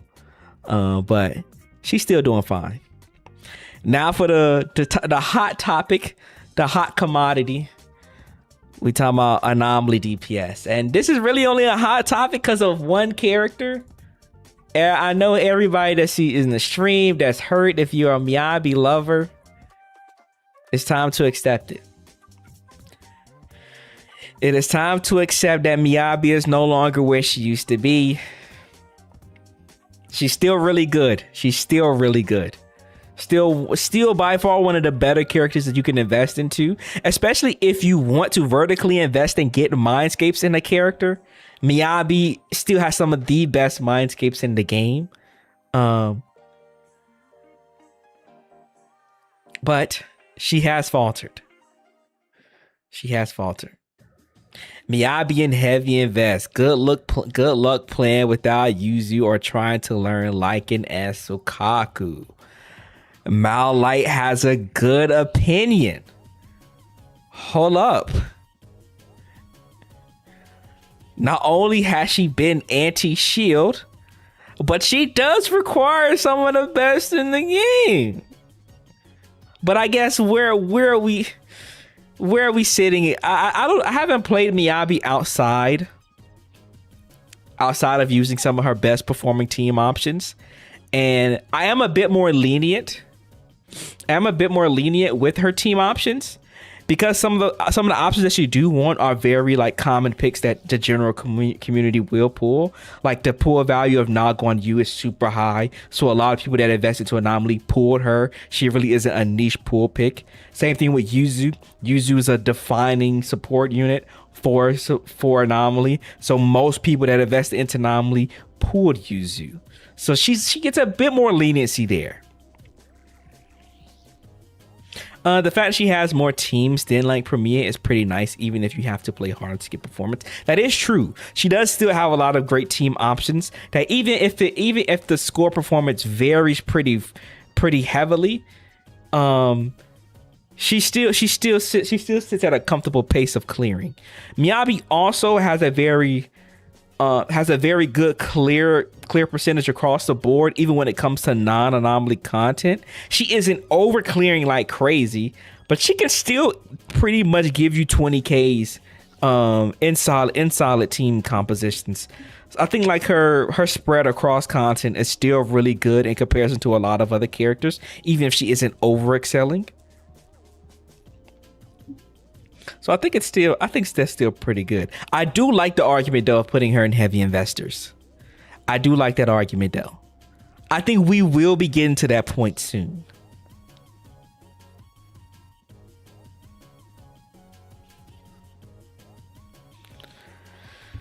premiere with Astra Vivian. Can you explain why Yijuan is up there while being relatively even with Silly and Vacuum? Is it because of the matchup situations? Yeah, so matchup does play a favor into where characters sit.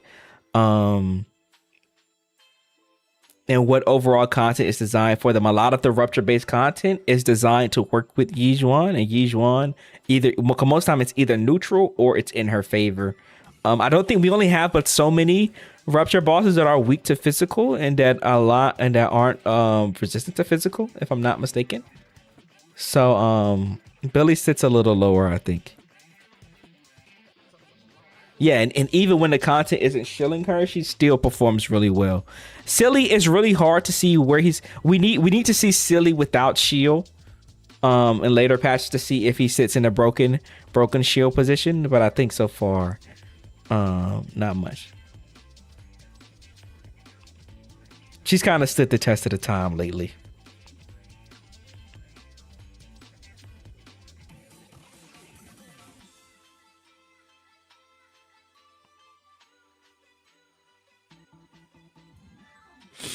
I feel like Miyabi Bernice is more than fine team from everything I need while being simple. This is true. I mostly use that team in Shiyu, but that team over clears in Shiyu pretty effectively with Miyabi Bernice. My Astra Miyabi Nagwan all M0 get 32k. Yeah.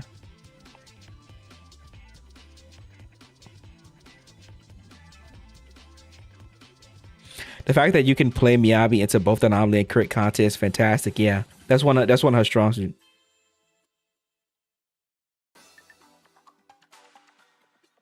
Each one doesn't have that many shield bosses. Most of the time, it's neutral. Meanwhile, Shangguan has 3. Yeah, that's true.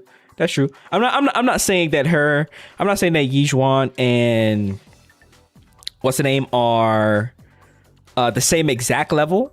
I think they occupy a similar space where how they're designed and the content that they have does provide them to have a better edge over a majority of the characters within the golden standard. I think Yijuan currently right now performs a lot better than most of the characters within golden standard.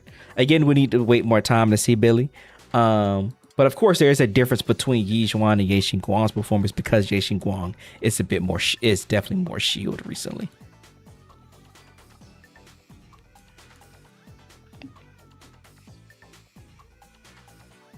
Miyabi's best early game content clear for sure. For sure. I think Miyabi's great value here that doesn't put her in heavy investor is her ability with her content spread to clear things pretty well. The amount of different team options she has to still perform over 20k, and then her performance with her best in slot characters are still performing really high within her desired content. I think that still holds value for her there. She's also really easy to play. That's same as well. I think Defiler and Thrall are physical weak, but ironically, due to things where they aren't around long enough for constant damage Shangguan can do. That's funny. You could throw her at basically anything and she can easily clear. There's a handful of bosses that you can't throw pure anomaly characters at and clear. We just need to look at Vesper and Remolia for Yijuan brute force. True. Yeah, like she might be an upgrade in the near future pretty soon. She's still very well with content outside of her element. Yeah. I think we're fine there. Alice, I think there's no argument with Alice. Alice is a gold standard unit. Alice at one point was similar to Promia, where she was competing with Miyabi when she was releasing within the concept of the game, because a lot of the concept designed at the time was more so focused on shilling Alice, as well as Alice by design is pretty similar to Miyabi too. So having her at a gold standard is pretty solid. Vivian, when it comes to a DPS that supports anomaly characters, you don't get much better than Vivian. And then Valina is about to fill the same position, so she might go down a little bit this next season, but currently right now she's still a gold standard option. Now Yanagi is where some people may disagree. Some people may think Yanagi goes lower. I'm still a believer in Yanagi. I think Yanagi still does pretty well, but I haven't seen Yanagi in recent times. So what are we thinking?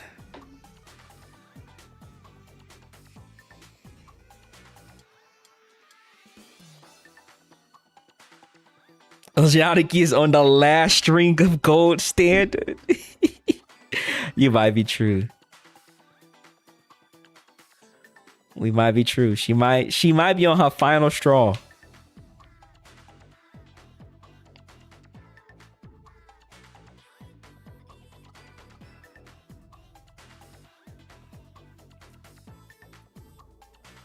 Yanagi is on the struggle bus and Valina is not going to help her. So what are we thinking? Jane will be better than Yanagi when Valina comes out. This is true. Jane and Bernice is probably going to be better than her when Valina comes out.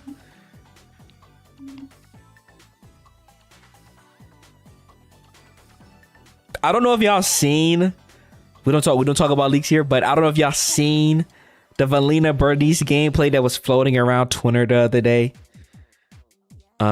Which Hume don't include this in the video. Cut this part out. But Bernice is actually kind of cooking. She's actually kind of cooking. So the buffs make sense now.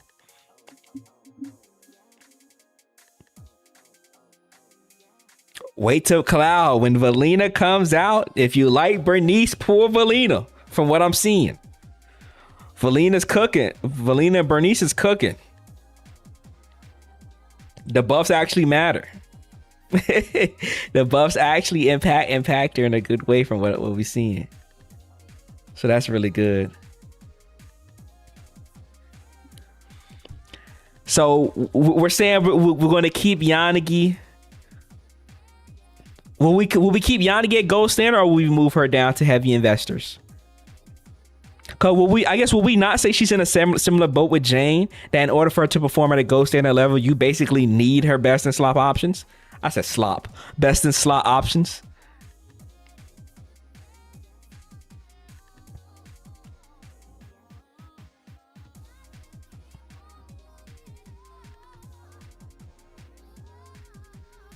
Whatever, I'm still getting Yanagi. My M0 Yanagi has still given me crowns, but man, oh man, she needs the team. I have no anomaly. Should I pull for Valina? If you have no anomaly, I probably wouldn't, unless you for sure 100% know you want to invest into the future for anomaly. But if you don't have any, it's probably not worth pulling for. Best in slop. Yeah, heavy investors. I have to struggle with Yanagi to get 20k. I still think Bernice's only problem now is matchup issue. Yes, that is Bernice's biggest issue, is matchup. I don't think her kit is bad at all. I think her biggest issue is matchup spread. It's unfortunate. Her issue has nothing to do with her.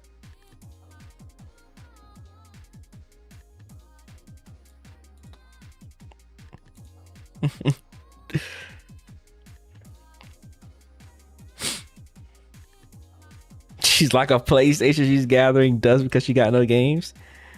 Nah, you can mono electric her and she'll be okay. Slightly worse than M2 Grace.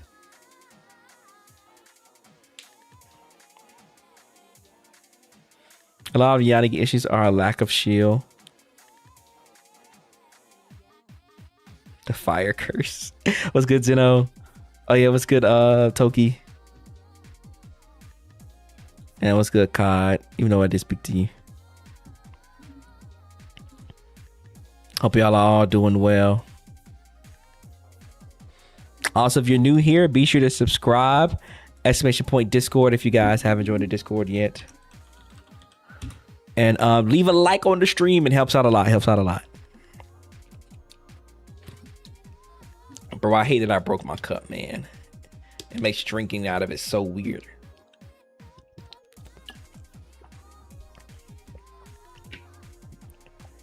I also heard rumors of Jane buff soon. I'll believe it when I see it.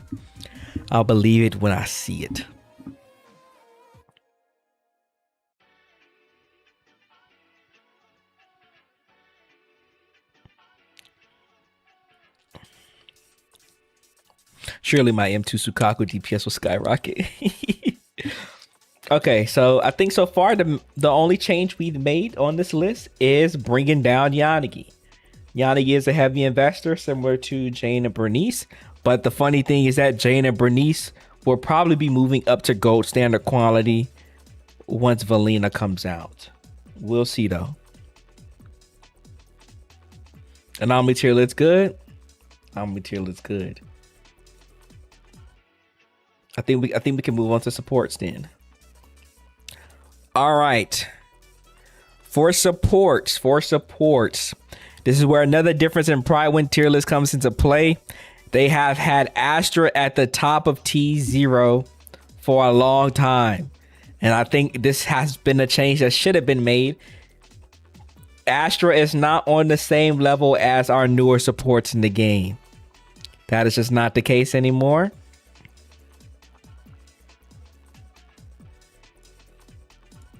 With that case, we'll talk about Piper later.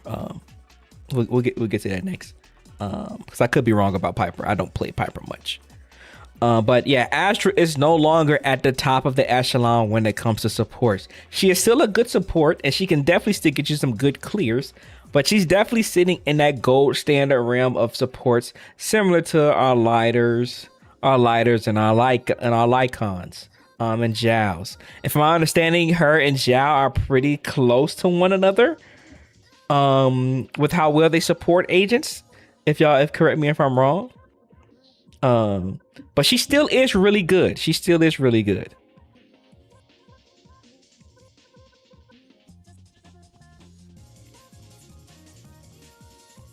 It's fine for her to be a gold standard. Part of her value is in her flexibility. That is true. She's a very flexible support, and that still makes her really strong. Also, we're not including Mindscapes here, but if you get her, I think it's her M1, she probably does shoot back up to being a part of this category, because her M1 is really good and makes her very worthwhile. Brings her back aligned to her olden days. But she still, even still, she still is a great support and really fun to invest into. Zhao is better than Astra in content that needs Ether Veil. Makes sense. Ether Veil is Ether Veil. M1 Astra baseline. How the ties. Y'all remember when Astra came out and how crazy she was for the game? And to think that she's no longer that crazy. Like that how times have changed, bro. How times have changed.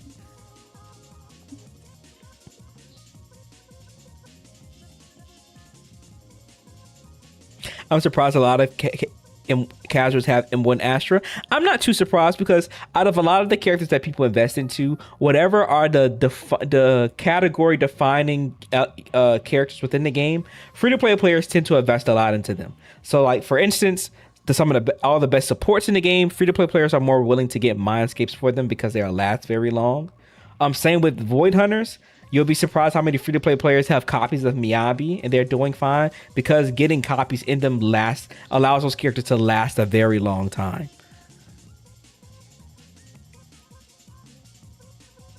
So that's not too shocking. And plus, they did the whole banner select thing with, well, it was her, Sambi, and Alice. And a lot of free-to-play players got M1 Astra then.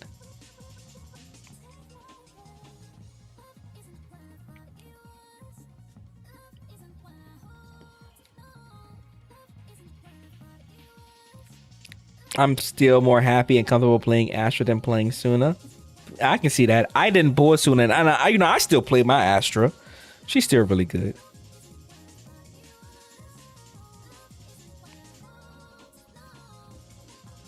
Bro, I couldn't even get Alice Sig. I got Alice there. I got 2 copies of Sambi Sig, luckily, in a tin poop. Low key, Ace gonna be hurt when I say this. I probably shouldn't have pulled Sambi. I pulled Sambi, and I haven't touched her since I pulled her. I should have got M1 Astra. I should have got M1 Astra instead of Sambi. That was low key a wasted pull on my end.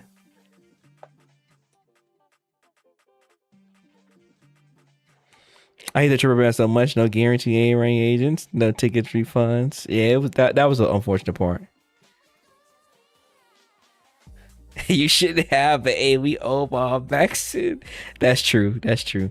I'm a build Sambi soon. Or eventually. I just need that patch to skip so I can freaking get it. So I can freaking get time to build her.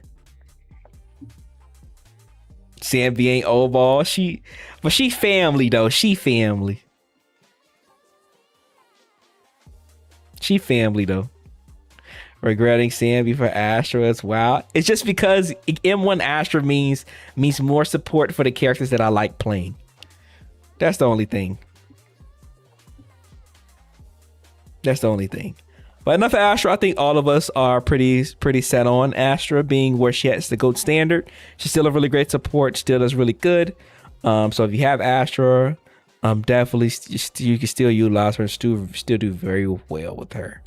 Next we have we can kind of talk about all the stunners together. Jifufu, Lighter, and Trigger. Jifufu is a great alternative for basically any stunner within Rupture and Attack. She is the next best Rupture stunner that you can have, but of course the difference between her and Dylan is drastic because of how absurd Dylan is as a stunner. But Jifufu is still pretty good. She's able to refund you some ultimate, some decibels for your ultimates. She does a great application of stun off field. She's still pretty solid. Jifufu still is doing her thing. She's also great in double stun comps. I love using her and Lighter together in double stun comps. It's really fun and it still does really good. Chingy and Fufu are extremely similar for Rupture. So I knew Chingy was really good with Yi Zhuan, but I haven't seen anybody use Chingy for other Rupture characters. But if that is still the case, maybe we can move Chingy up. But how is Chingy also performing with attackers and stuff? I don't know many attackers that want to use Chingy outside of Zhuyan and Haru, which are DPS on the lower end technically, other than Haru, since he got a buff now.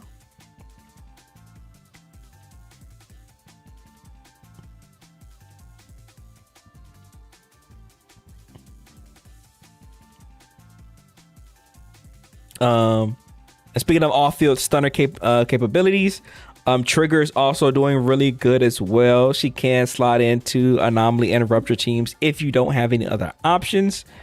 If you don't already have any other options, but of course she's still doing really good in attack-based teams. Oball Squad, she has a lot of great options with her team there. She's the best of slot stunner for them. She's also really good with the characters like Zhuyan. She's also she's okay with Hugo. She's decent with Ellen too. And Soldier, but Soldier and her just don't line up well due to them being fire electric and not there being many fire and electric weak content. But Trigger's still doing really good. Trigger's just a character that needs her engine, actually. So hold up, actually, now that I think about this, should we drop Trigger to Heavy Investor?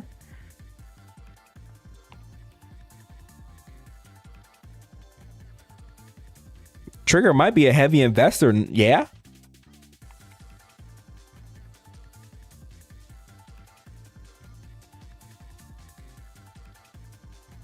Drop her to bronze.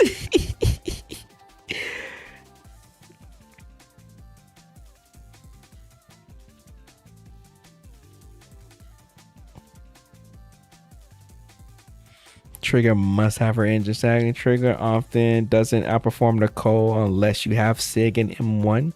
Yeah, she's not too far from Pokra. I don't have her Sig. Are we talking about M0 P1?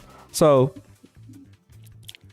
characters are included with their engines, but we're also factoring like how much worse do they perform without it, as well as how well do they perform outside of their dedicated teams.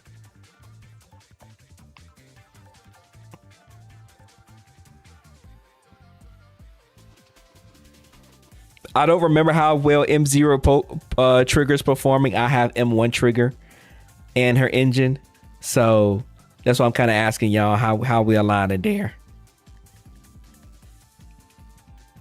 Actually, you know what? Okay, just so that we don't, because we've already kind of been through this with the in mind of everybody having their engine. So everybody has their engine, or their best in slot engine. Everybody has. So we'll keep that there, just because we've already been through this list with the mindset of everybody having their engine. So Trigger has her engine. We'll keep it there. So with her engine, she remains in the gold standard.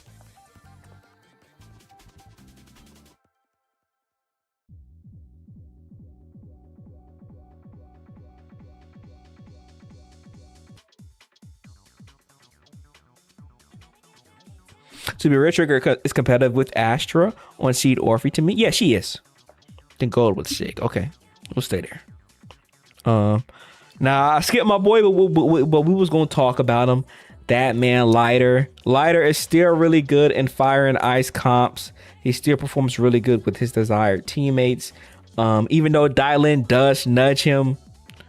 Does nudge him pretty significantly due to the buffs that she offers. But I think Lighter overall is still a really good stunner at the gold standard value. I think he's pretty competitive with a lot of the other stunners here. Like, I think he's still really competitive against Jafufu and Trigger. I think he's competitive with Lycan as well. I think he's better than Lycan in some instances, in my opinion. He's just only designated to his niche, but he's still pretty solid. He's still really good within his niche. He just has one outlier of Dylan being better than him in certain cases. Does Dylan do better than him in the Hugo teams? That I'm not sure. Probably not.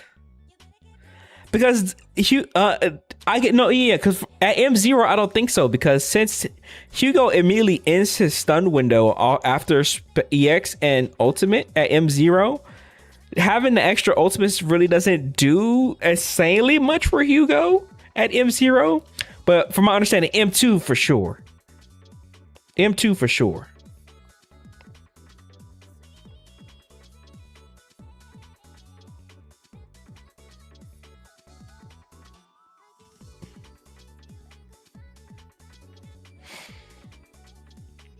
But I think at M0, she's only like a bit better. You go like both of his team, right? I haven't played. I'm not a Dylan connoisseur, and I haven't played Hugo and Dylan, so I wouldn't know. That's where I'm a little spotty at. Lighter still solid. Norma might have something to say about that though. Yeah, Norma. Funny enough, I already made like the little icon for Norma. Where is it at? Because she's approaching. I still have to make it for Valina, but Norma is approaching.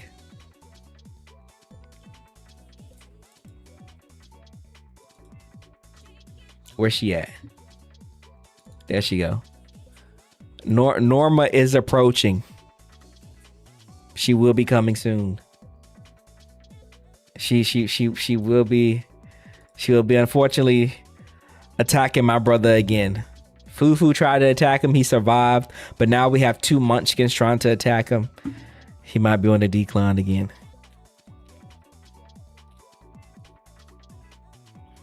No. Who said that Lighter outperforms Dylan? If I said that by accident, I didn't mean that. But let me see. Oh, Choco said that. Because I don't have Dylan Sig, my Lighter can. Oh, if you don't have her Sig. Okay. I can see that.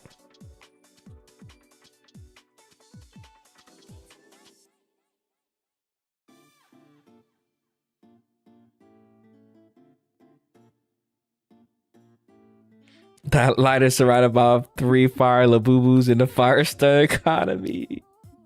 They keep attacking my boy. They keep jumping him.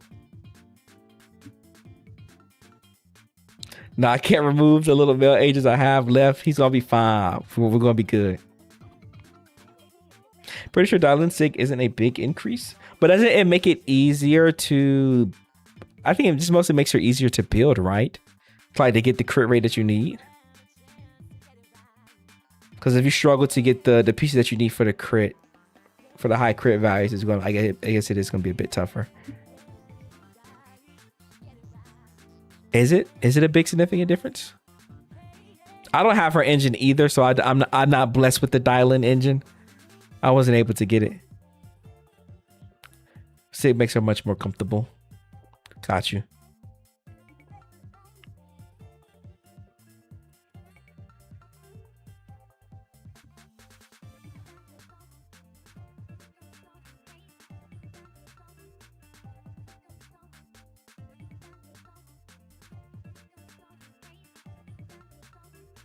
I got 92 crit, so I skipped them. Mine's just struggling. I'm at like 70 some crit rate, but I also haven't been farming pieces for her since I don't play her much.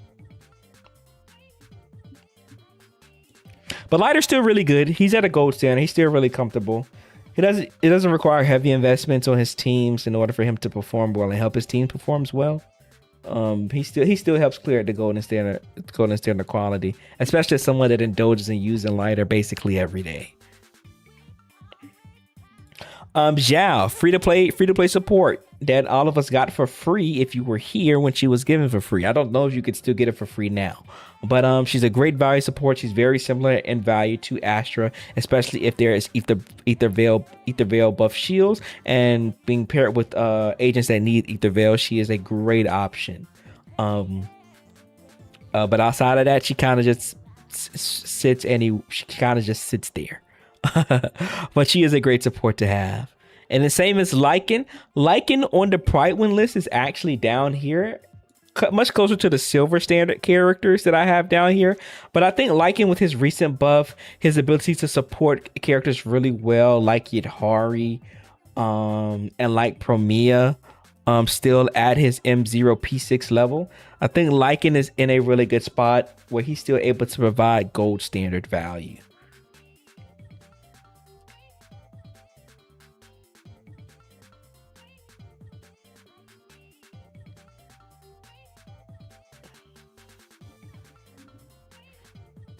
Yeah, that's true. Zhao fits on a lot of different teams. Let me correct myself with there. Zhao is the free-to-play option for people who weren't going to pull Suna aka me. Yeah, similar. I didn't pull Suna. I do need to build my Zhao though, since I didn't pull her. Technically, Zhao's a connected to turn on Lycan's buff for a non-anomaly and non-ice DPS. That's true. That's true.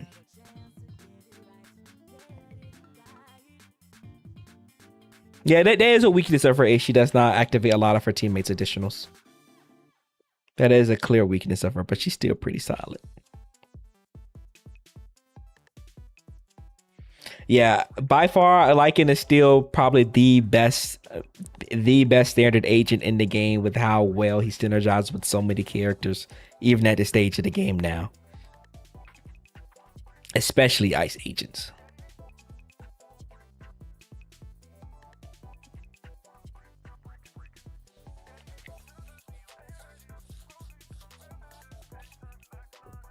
That's true, Choco.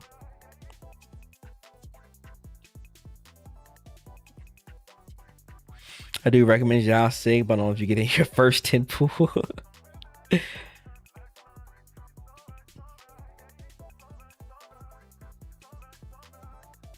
Yeah, funny enough, I'm actually working on a video of going over like the best characters that you should invest into for season 3. Oh, literally is right here, and he's at the top of the standard S rank characters because of those reasons specifically. Which you guys should be seeing this video pretty soon. I'm almost done with it. I'm just going over some of the newer characters I have not talked about yet. So I think we're pretty fine with supports. Oh, I think the only other one we have to talk about is Nicole. Nicole is still capable of being a gold standard support that works really well with characters. You just have to really maximize her uptime on her buffs. Were those your notes? Yeah. It's like, what? It's a script. It's for a video. That's how I typically script videos.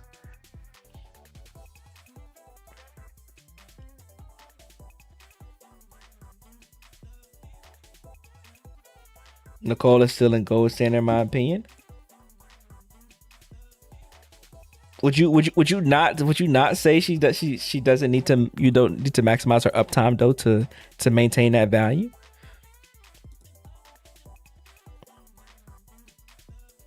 Yeah, she sees me putting in work. This is one of my shorter scripts, funny enough. I have condensed my scripts a lot more.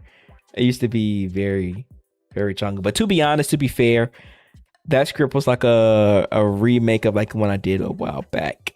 So it actually didn't take as long as you might think. You do, but it's not like it's the hardest thing. Then I think it's still noticeable to put it in heavy investors. Which again, heavy investor is still gold standard.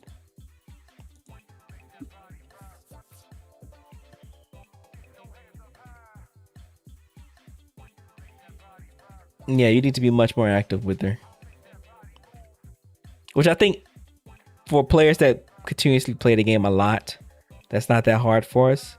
But I think for some people, managing and managing rotations with her, of constantly swapping her in and out, could be a bit difficult with some players. So I think it's fine to put her in heavy investors. She's still gold standard value though, which is still crazy to say. This character is from 1.0 and she's the only A rank in a near gold standard value. That's crazy to say.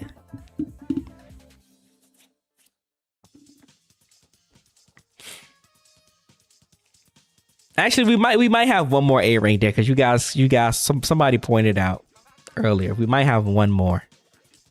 We might have one more.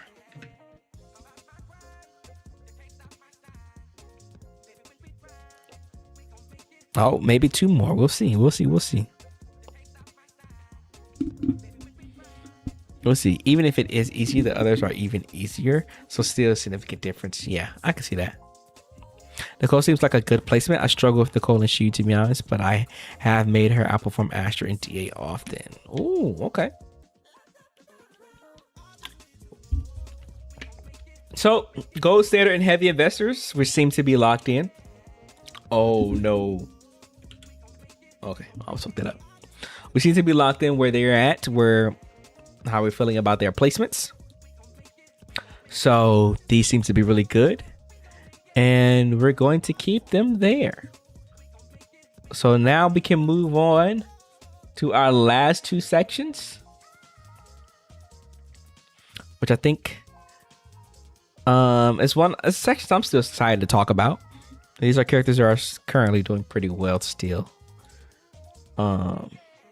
So we have Silver Standard and the Struggle.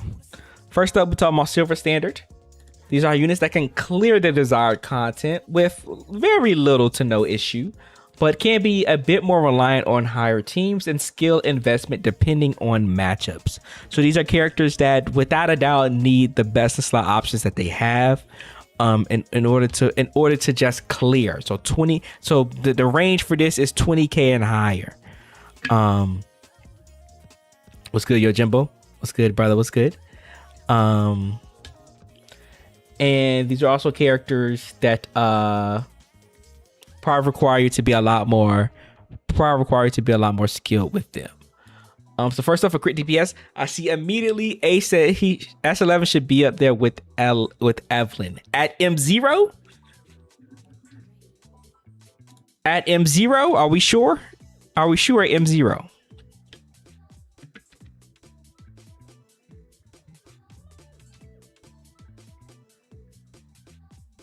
From my understanding, we see a significant increase with Soldier being able to compete and overperform Evelyn at M3 and higher. But I wasn't aware of M0. From my understanding, her performance over Evelyn starts at M3. I thought we were doing M3. That's a separate list.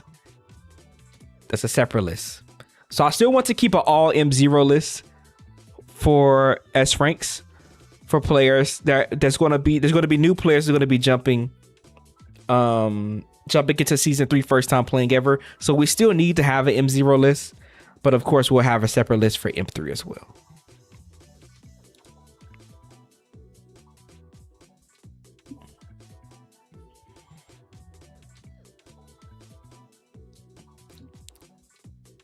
I'm gonna say yeah. I thought I'm talking just matching.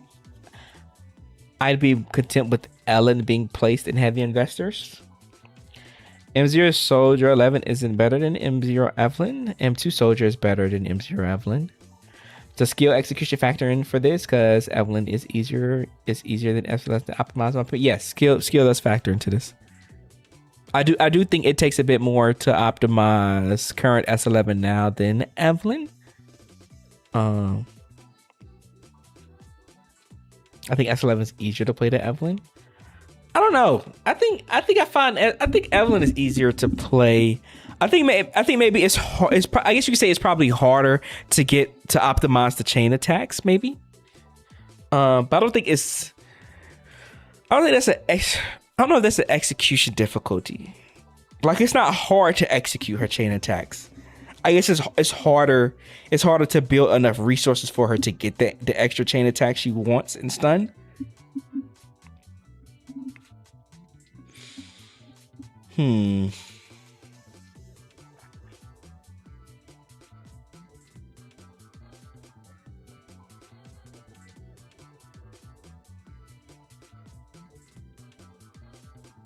I guess resource management is harder. Resource management is harder than actual execution on Evelyn. Yeah, I think for their comparison, we would have to compare like the difficulty of Evelyn managing her resource to get her win condition and S11 executing her win condition. Oh my god, how am I trying to say this? We have to compare meter management with Evelyn versus execution with S11, basically. I think it's easier to play Evelyn, but it's harder to manage her meter to get the extra chain attack that you want in stun.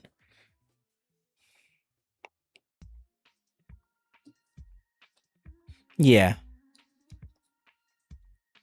Which I guess in some cases you can say that's a bit harder. But I don't know if I will put them above Silver Standard. I don't know.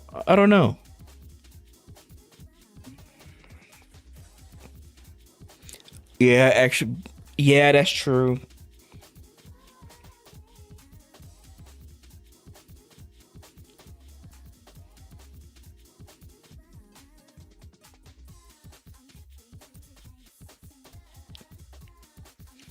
All right, so how many? I'll say this. I'll let y'all decide. So, chat, everybody in the video, this is not my biasness. I'm letting chat decide. I got in Silver Tier Standard. How many people think that Soldier 11 and Ellen? Because I think Soldier 11 and Ellen at M0 value are pretty similar to one another with their best in slot engines and teams. How much better do y'all think they are that they should be moved up? And that means y'all also are in agreement that they're that much better than Hugo as well. When making the statement, if we're moving them up, then that means we're also acknowledging that they're that much better than Hugo, which I can make a poll.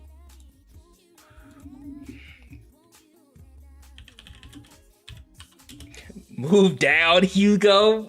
The struggle.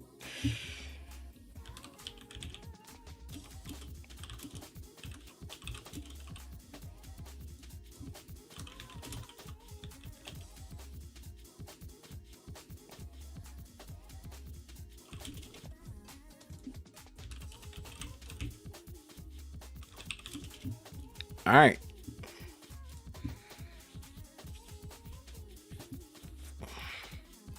The poll has been started. You guys vote. Also, Twitch chat. I'm not going to leave y'all out. Even for the little bit of you guys over there. We're not going to leave y'all out. We're going to make a poll for y'all too.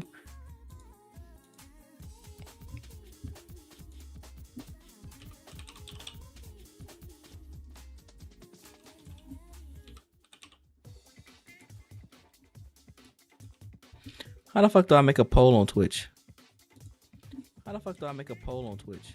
Oh.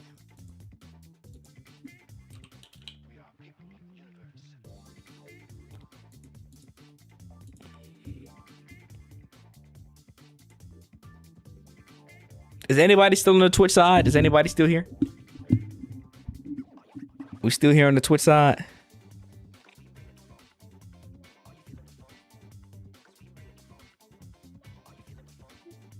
If nobody's here, I won't. I'm not gonna worry about it because I know mostly everybody's on YouTube.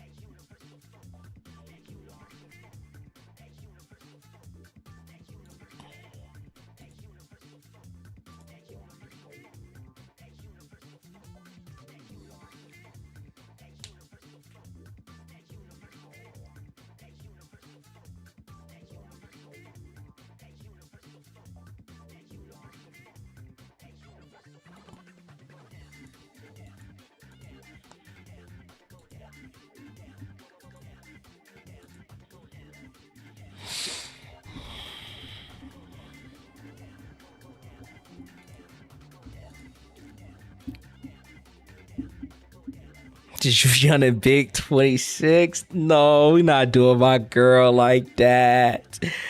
Not like that. Not big 26.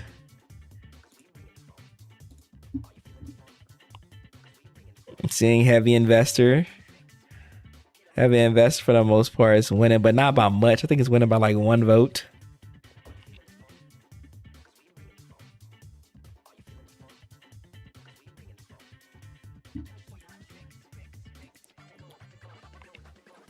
Okay, I want to read this comment here. Actually, I'll read a few. Where we at? I think the gap between Ellen and Jué is the 48 crit damage. The difference in red that Ellen got is 2.5. If Hugo is the measuring stick, then move them up. The only thing Hugo excels at is Marinette or Thrall around. When Evelyn, Dylan, Astro team, my rotation is 2 ults and 4 chains. Luckily, he's not excelling in that team times because no shield. Oh yeah, now that I'm looking at it, seeing them next to Hugo, I would put Ellen in the. I would put Ellen in the struggle. No. Ellen's not in the struggle. She's fine. She's not that bad. Hugo definitely a struggle in S rank. I agree. Hugo should be the only S rank in struggle. Thrall is bad for you. Hugo has no raw damage to kill Croc stuff. I think Jué and Hugo are both struggle. But doesn't Jué do well in Thrall with Dylan the last time I saw? Like all M0? I think didn't somebody almost kill with her in Thrall?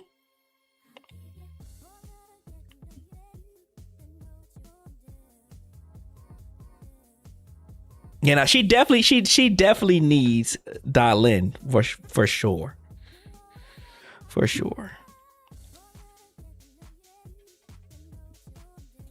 Shit, that's my kill. Absolutely not. Hold up, bro.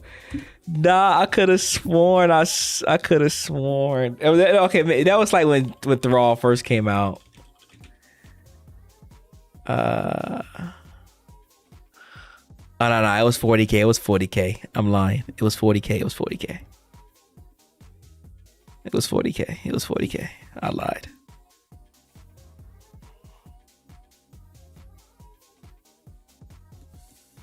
But it was M0P0. It was M0P0, and she just still did 40k. And Dylan when it was M0P1, and what's name was M6, and they did Nicole for the support.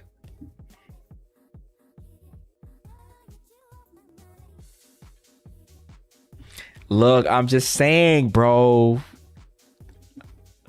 Her 6 sucks.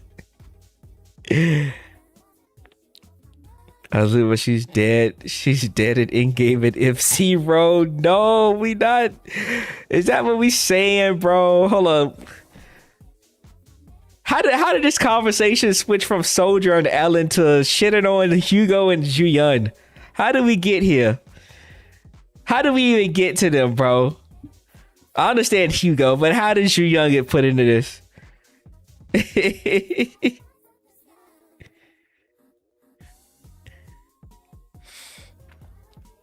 That's crazy. People was ready to shoot my girl, man. Ju is my biggest regret. Oh my god. My Ju is M3 is cooked, so.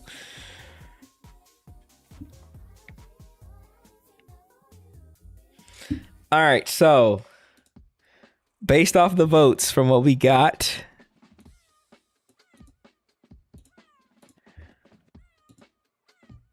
people are saying to move Soldier 11 and Ellen up to heavy investors. I don't know if I fully agree. And I think I saw somebody saying that Ellen should be higher than Soldier at M0, which I think they're pretty much in a similar boat with one another at this point at M0.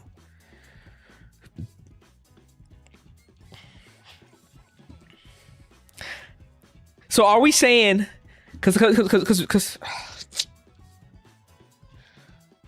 so are we saying that Soldier 11 and Ellen are competing with these category of characters? I don't think so.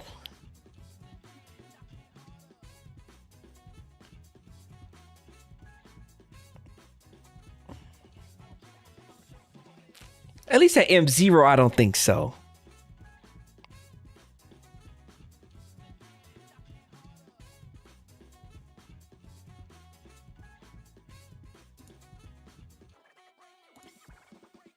That's true.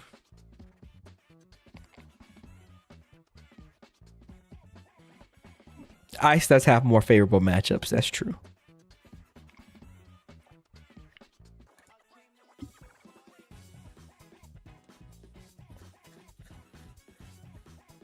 Okay, so I'll say this.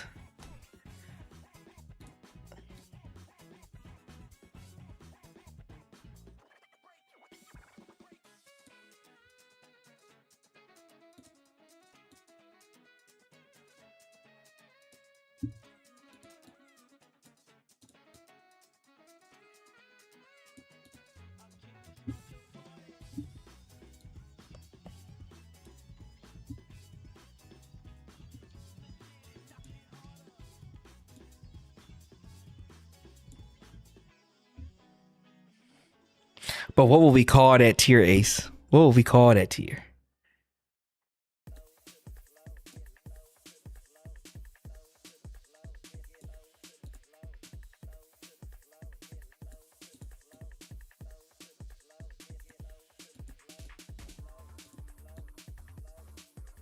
Platinum. I guess that could work. This feels wrong, guys.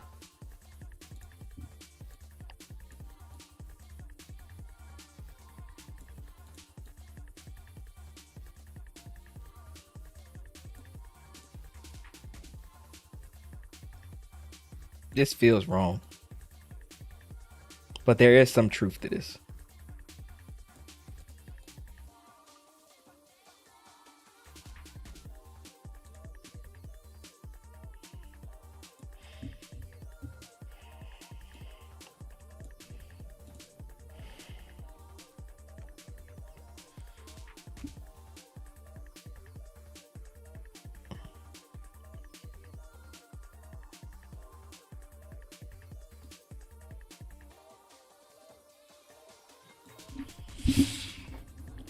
This feels so terrible, bruh.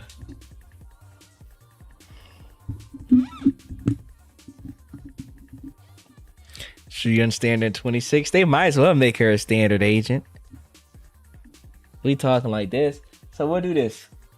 Because Ellen has more favorable matchup. Has more favorable matchups. We'll put Ellen in heavy investors. But I don't know. Because even like in Rupture content, Soldier can kind of brute force her way through Rupture content. Like I've cleared rupture content pretty effectively, especially like fire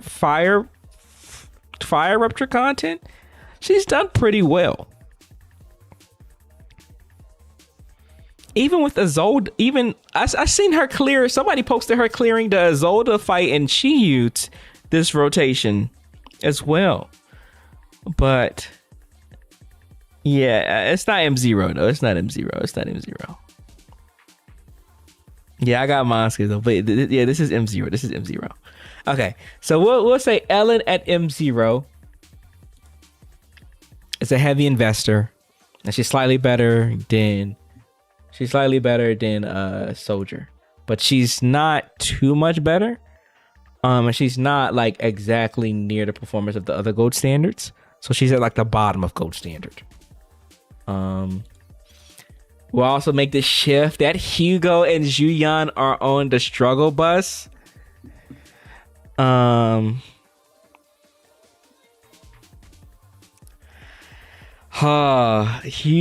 and Juyan on the struggle bus, which is unfortunate to say, but makes sense.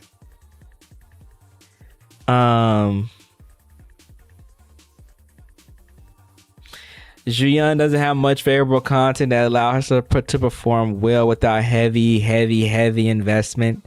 And Hugo, by design, was kind of shot in the foot since release, and he's just been getting worse and worse as time goes on. You can also put Hugo in heavy investor.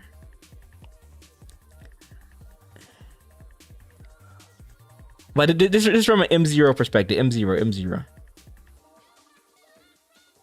It's M0. So we're not for heavy investment. We're not talking about again Mindscapes.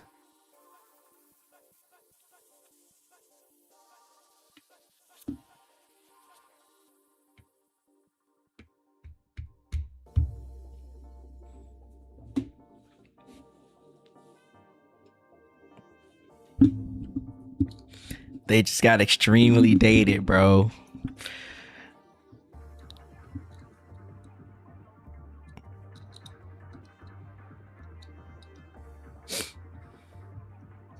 The reason I don't want to include Mindscapes because we're making a separate list for Mindscapes, but maybe we can reevaluate that. Is Hugo that bad when compared to S11 though?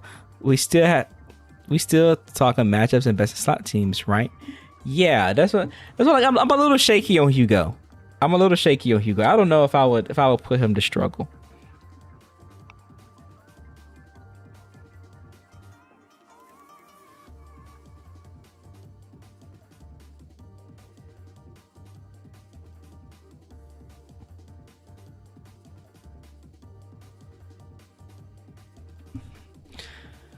Let me see. Is there any?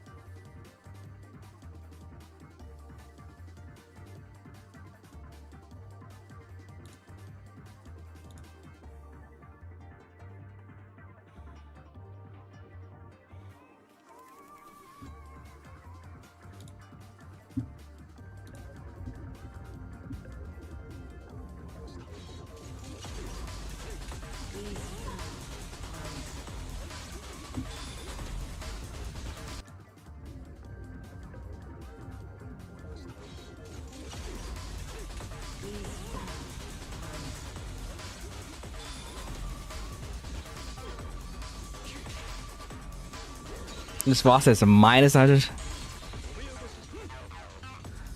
How well did he clear this though? Well, he overcleared pretty comfortably.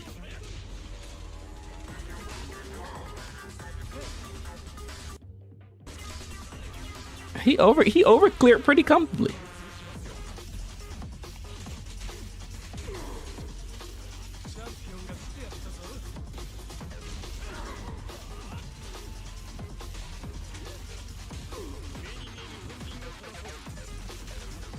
Let's look for something else. Let's look for something else.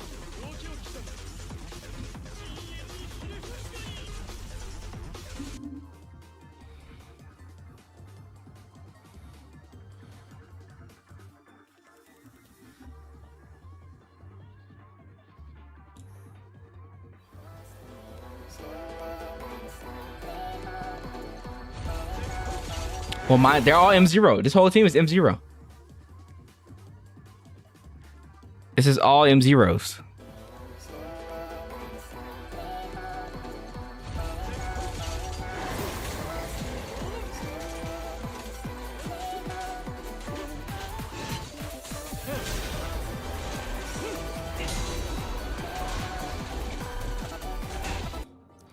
Maybe a little dramatic. Maybe.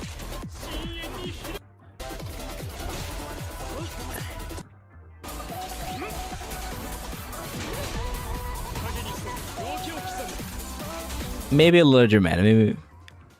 I say we don't put him that low. I say for now, we keep him here. We keep him here. We don't put him that low. We didn't tell you how many attempts. To me, I think attempts don't matter.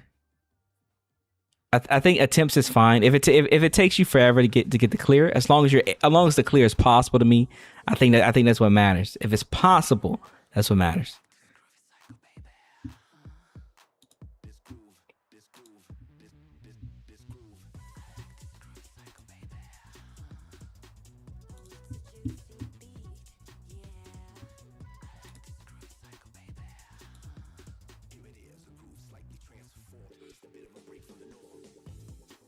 Well, let me correct that. I don't say attempts don't matter, but at least for right now, for this, I don't think for me it'll change my opinion on where he goes tier wise.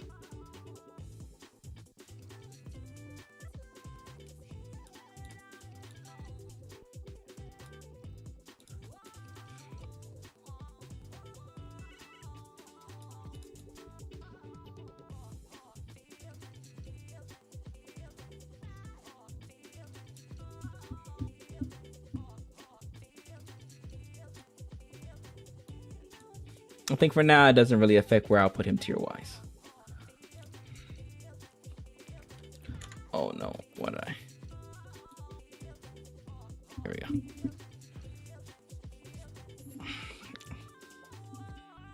go. So, but we're not doing that as... Because we have to keep in fact. That's Butcher that he got 21K, but he also overcleared... He also overcleared on the newest boss with 31K.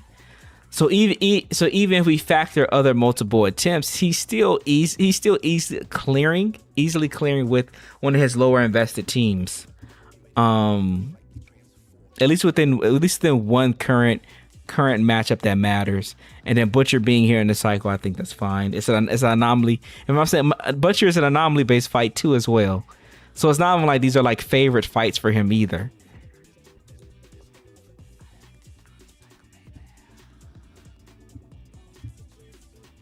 I think if he's overperforming in a non-favorite fight and still being able to clear in a non-favorite fight, I think he's sitting fine. I think he's sitting good enough that he can be put in silver standard.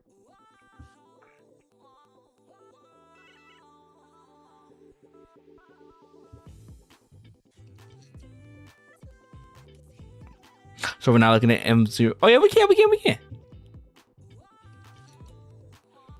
Yeah, you know I ain't got no issues with that at all. We can definitely look at that.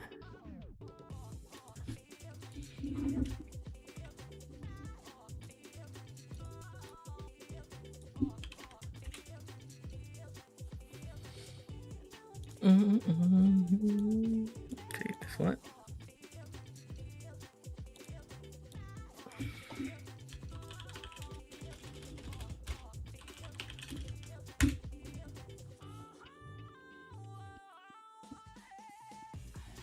Oh, this was just posted.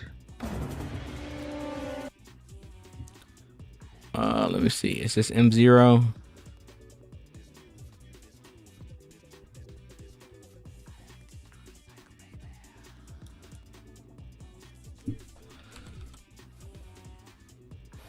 This is not M0.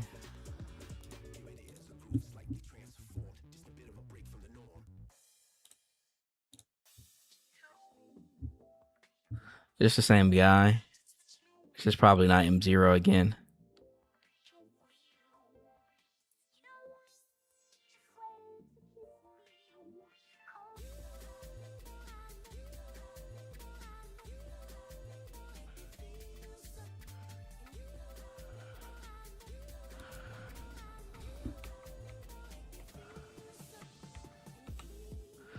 This is M1. That M1, the plus 80 energy, probably one time. It matters, bro. That's extra damage on the rotation, bro.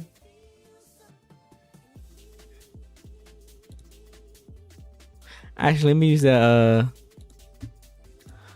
EO sent me a website.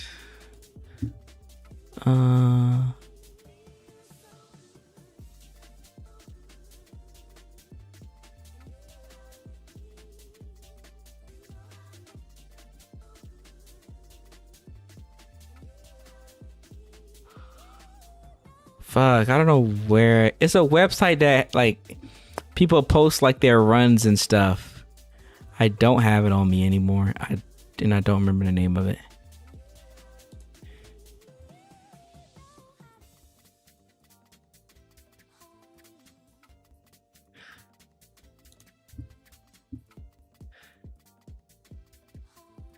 Bro, it don't matter. We treat in the mindscape with value.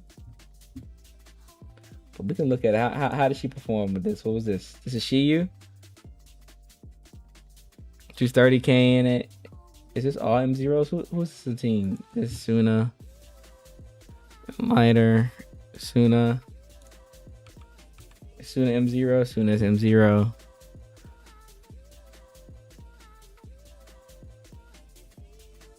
That's Lighter M0. Lighter M0. Okay, that's fine. He did DA one. How's which fight did he do for DA? Wandering Hunter. What we do? 21k.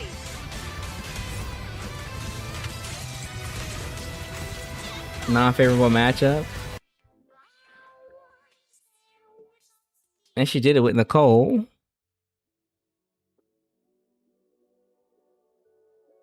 How old? Not too old. Maybe at most 2 patches. Like 2 patches ago at best. I don't want them to be too old.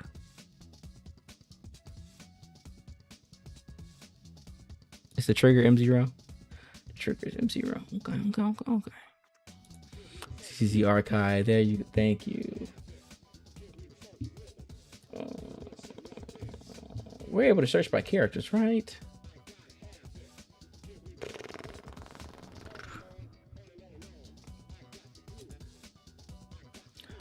Cost.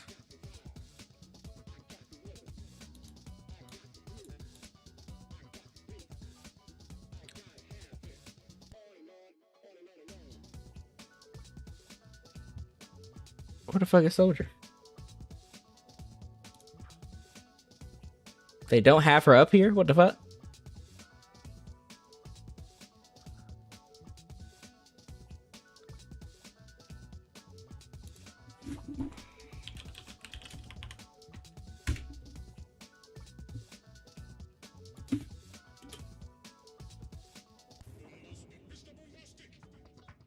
How do they not have her? What?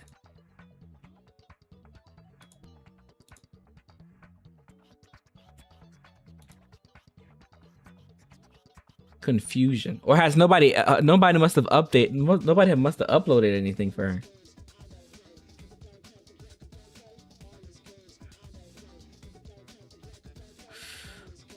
Well, this was useless.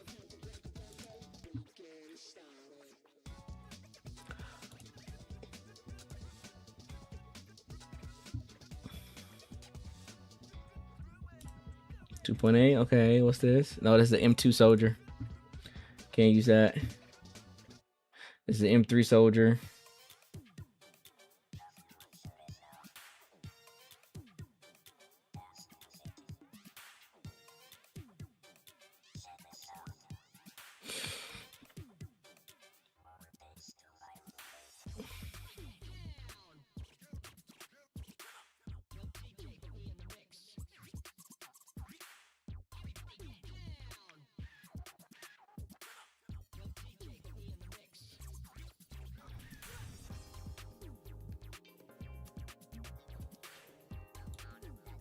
Omega. Didn't we just look at Omega?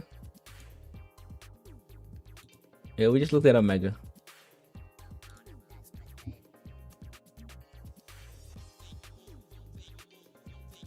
I'm looking for like maybe one more.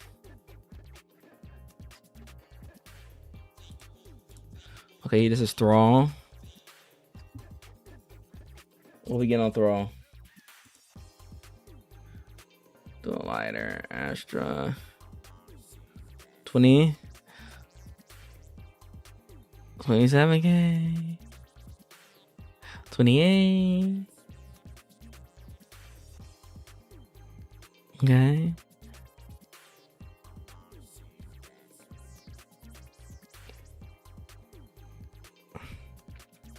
We're factoring in.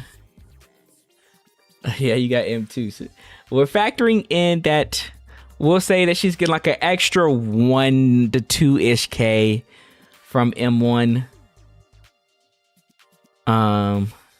He has M1. This is like the best we're going to get, M1. We're going to factor in he's getting like an extra 1 to 2-ish K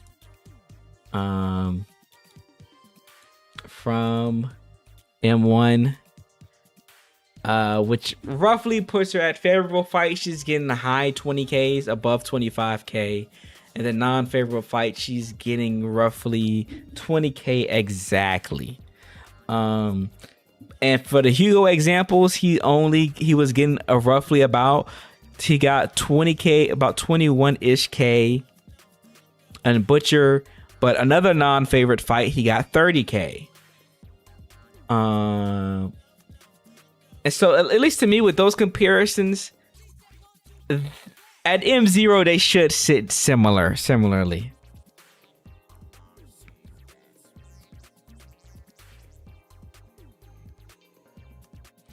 We can't use that chokehold. That's M1 Astra. We can't do that. Can't do that.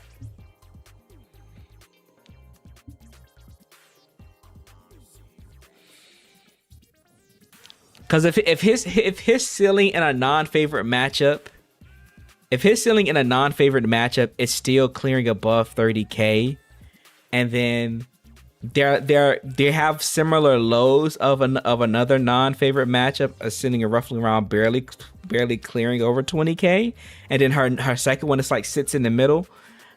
Based off what we have, with the information we have, they shouldn't be too far in difference at an M0 performance. It just becomes very, very matchup dependent at that point. But to me, it leans closer to them being similar, a bit closer. We could actually look at maybe like another Hugo clear, like seeing something favored for Hugo. Maybe we can find something there, like something favored.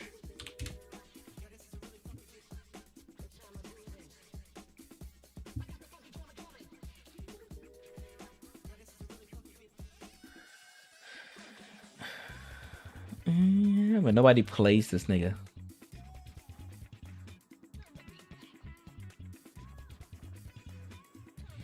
All right, what's the earliest one he has?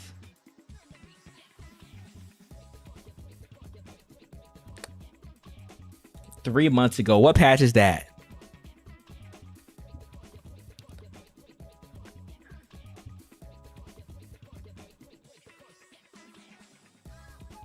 That's March. What patch was in March? Is that 2.6?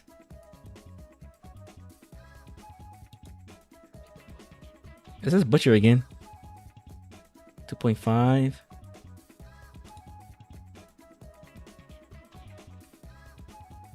This is with Dylan.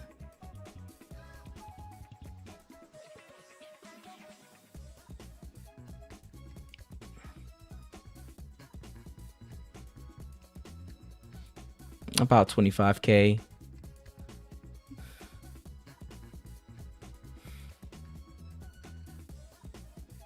It's early to mid March. Oh, this was February. My fault. This was February. This was definitely 2.5. This was definitely at best 2.5.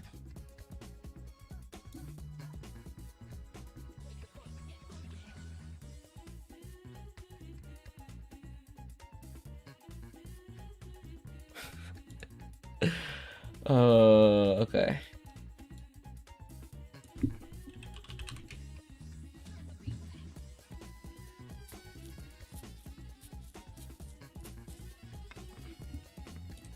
Oh, 2 days ago?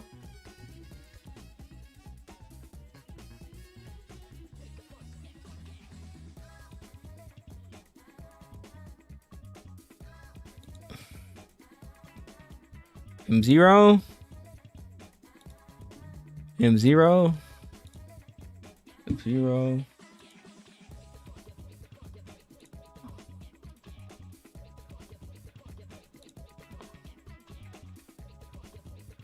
Oh, this is actually a pretty cool team.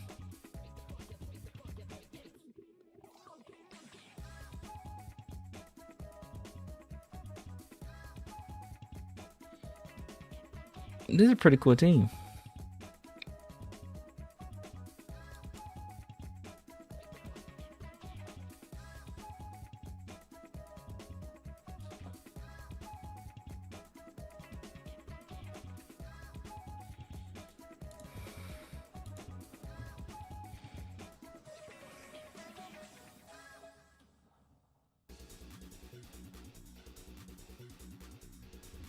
Did we filter this already?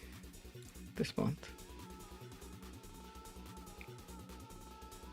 Oh, versus Thrall.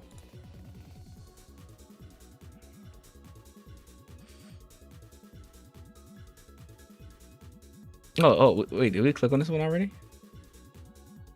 Oh, yeah, the clears in here. Oh, okay, I'm stupid. How did she do against Thrall? 25? Okay. Similar to Soldier here. So her and Soldier are pretty even on this clear here. This is Jane. Okay.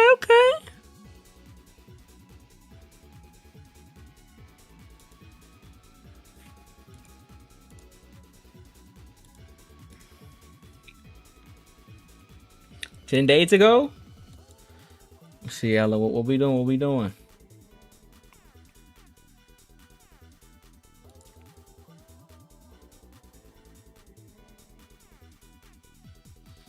$40K on Throne. What's this one?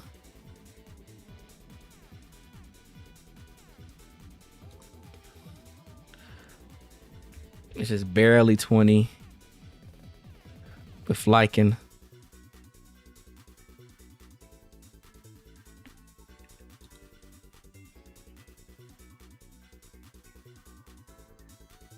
Yes, use a free agent to get that clear. And I won't really hold standard agent mindscapes against them.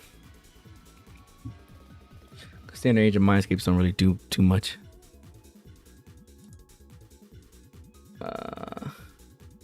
$23K with M2 Ellen.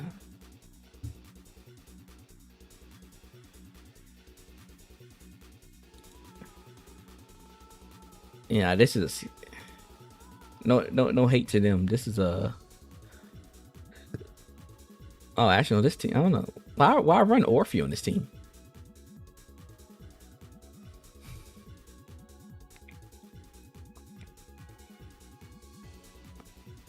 No, it's not performing too much worse.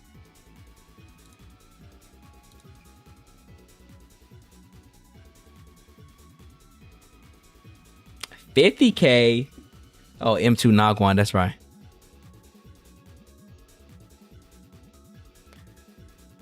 I'm about to say, look, that would have solidified her being heavy investor. But yeah, M2 Suna, M2 Nagwan. That makes sense. Okay, I think for what we've seen so far, I think I'm content with what we picked. I think I'm content. I think I am content with Ellen being heavy investor, M0, because she seems to be naturally on most content from what we was able to see. performing a bit better than both Hugo and Soldier consistently. Hugo's issue is that there's a drastic difference in his performances. Either he's going to be clearing pretty silently or he's going to be barely clearing. And Soldier remains pretty consistent as well, but it remains within the 20 to 25, the 25-ish K range. Ellen seems like she just flat sits at 25K and higher on most things. So I think we'll put that there. I think we'll put Ellen at heavy investor. I think we'll leave these two at silver standard.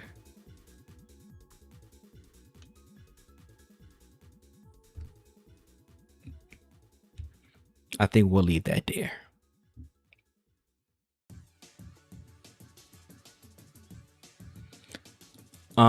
Grace and Piper. I saw somebody make the argument that Piper should be at heavy investor. Is Piper and Jane still pretty comparable?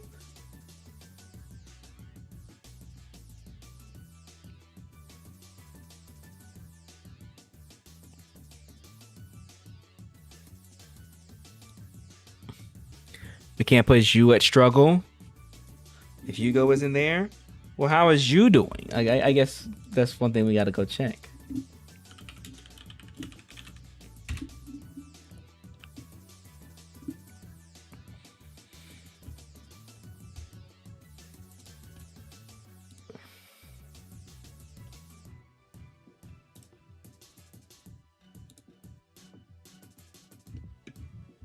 How we doing, Big Jué? How we doing? This is Shiyu.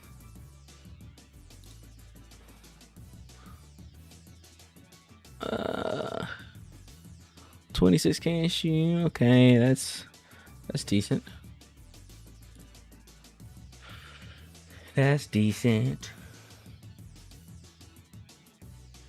She got 39K about 3 weeks ago.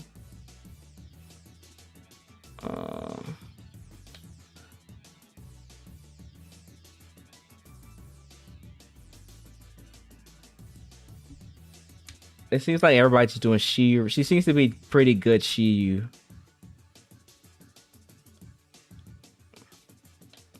She seems to be only being used in Shiyu.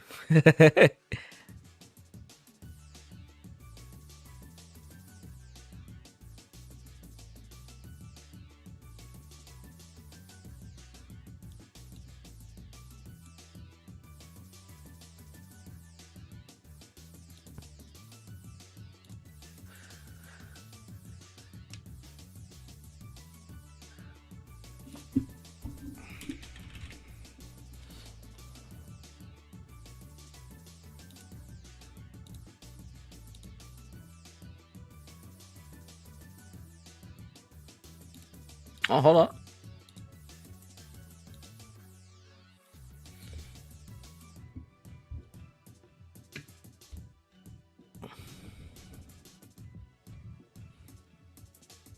This is all M0s.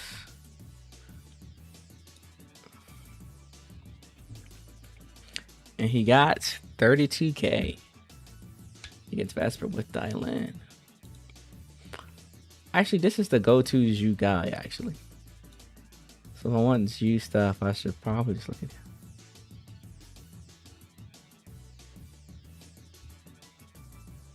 Oh, he posts leaks, I didn't know. M3 Jué.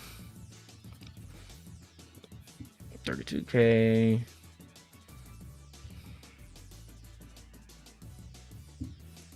Okay, she's 23K. 2 months ago with the sweeper. 42K. Yeah, I think Jué is sitting pretty comfortably. She's sitting pretty comfortably.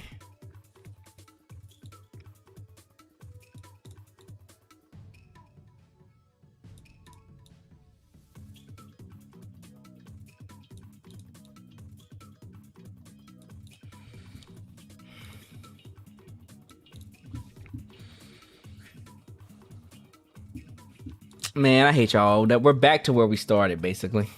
Other than a freaking, what's the name?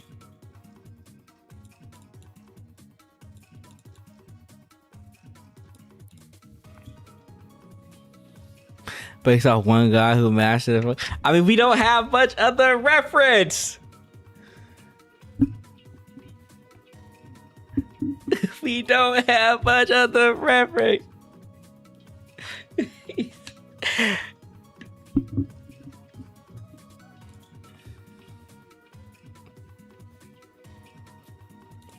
Because I don't want to put her in heavy investor, because I don't think even with heavy investing into her, maybe we should rename this. Maybe heavy investor isn't the greatest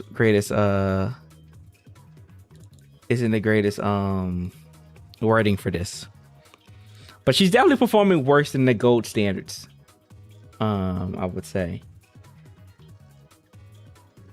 But even then,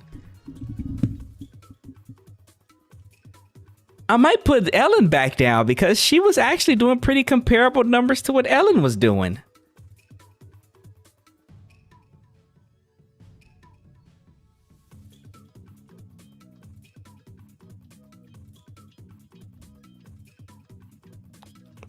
But I can't do silver for heavy investors because Bonway and I don't think Bonway, Evelyn, and Harvard are that much worse than these characters here.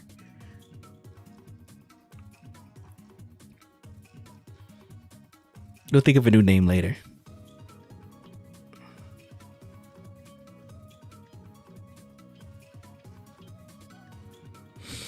Ellen had multiple.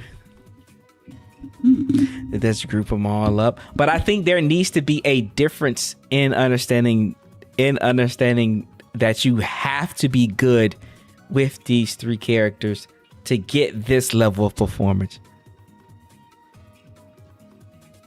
But heavy investors might not be the... You know what?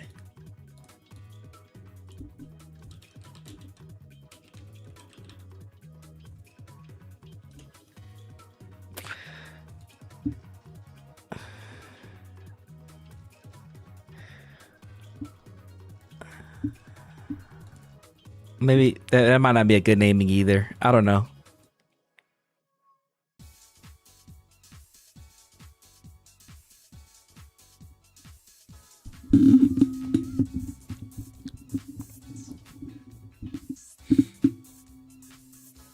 You have to get lucky to create Hugo's toy. But what we've already seen so far, he's good enough to sit in silver standard, in my opinion.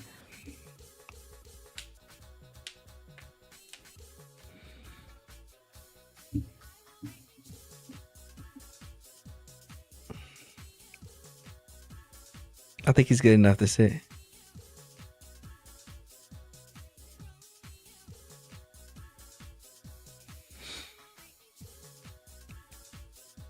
I can hear an argument of A-rank Billy going up, funny enough. I can hear an argument for that.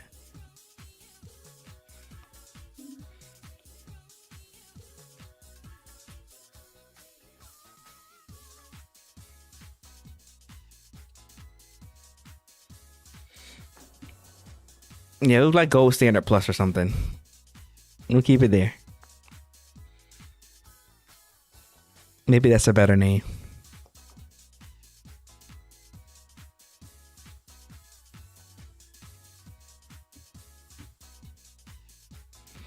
If Billy goes up corner, Neko, no, Neko stays where she's at M0. This character isn't playable. Nah, I'm not going with that one. At M0, fuck no. Fuck no. Maybe with M1. M0, fuck no.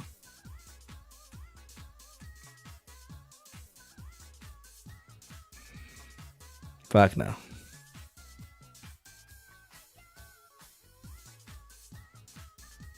That character becomes playable at M1.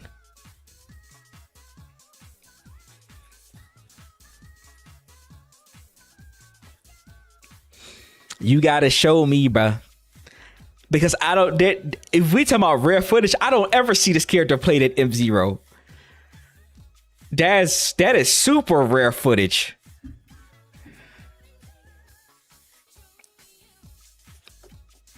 That is probably the rarest footage in the fucking content space of Zenless of an M0 Neko clear.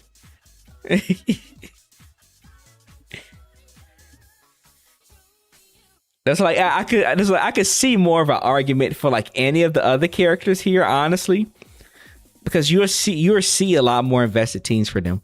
But the reason I definitely say these, especially these three, I could definitely see them.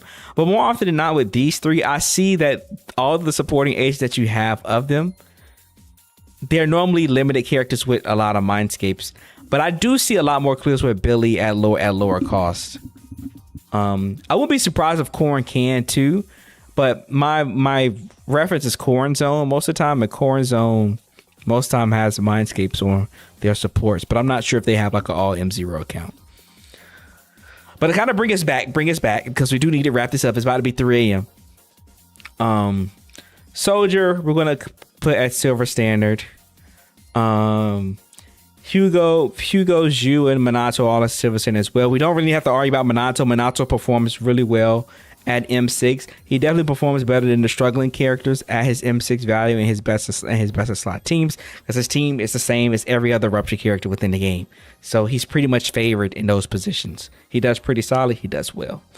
I'm just a little shaky on Ellen though, because Jué is performing pretty well in a similar case, but also in that same instance, we had a lot more examples of Ellen from multitude of players still performing her pretty well.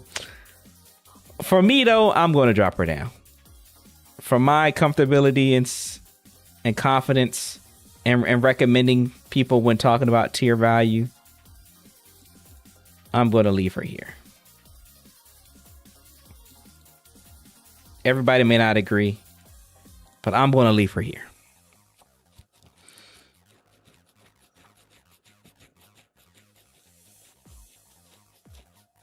She could definitely, basically, these three could definitely fall in line here potentially. But I'm going to leave her. I'm going to leave her here. I feel more confident with them being in silver standard than anything. I feel a lot more confident there. Grace and Piper, they are pretty similar. People have made the argument at Piper at M0, which makes sense. I low-key mistakenly was factoring Jane with a little bit more value early on. I forgot her and Piper still logistically have pretty much similar teams together, and they are basically performing very similar to one another when Jane's at M0 value.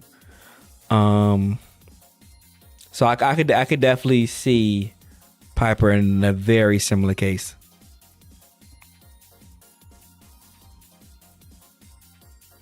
Grace, M0, definitely silver standard. She was definitely one of the lower rated anomaly characters for a while, and even with her buff, I don't think she has substantially gotten better, but she has gotten better where she's able to compete with other characters within this category. Because I think pre-buffs, she was debatably down here.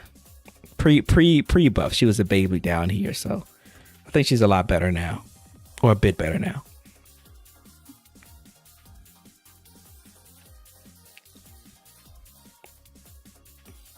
You really at M0? At M0, we think Grace is at the same place as Piper.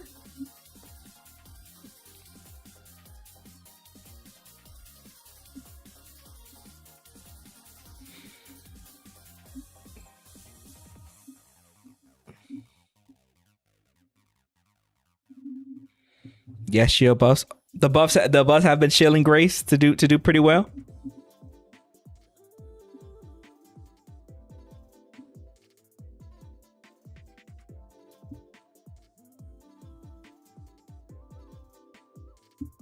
On par with Nagi? Oh, I need to see these Grace clears. What we talking about? What we talking about? Grace doing that? Actually, didn't she clear Vesper?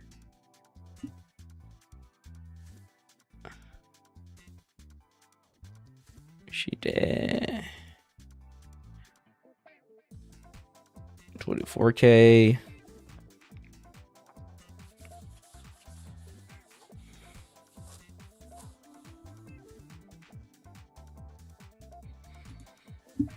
Oh, good. This is your. Here's your video right here, actually. Here is your video, actually.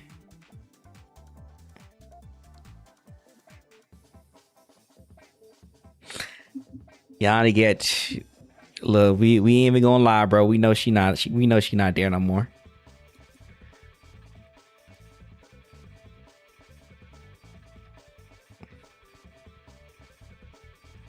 We know she is not there no more.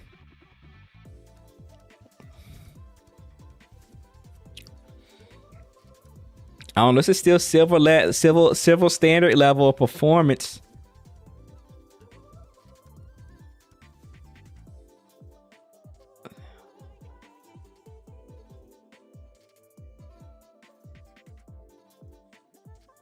This is pretty similar to what's the name in them? Soldier in them.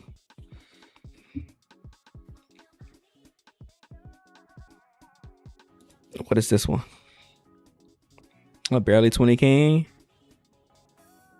It was full with A rank W engines. Okay, that does change things.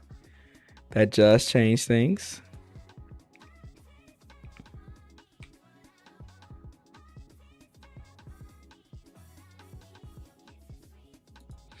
Did you use Yuzuha on this? What is it? Pretty sure you use A rank intro or Cradle. Cradle and then Grace. Grace was A ranking it up. Okay.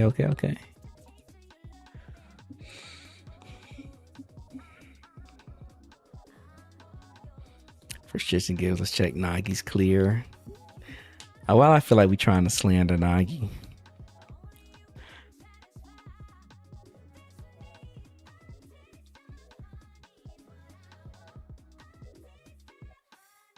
Well, I guess the bigger question here then goes,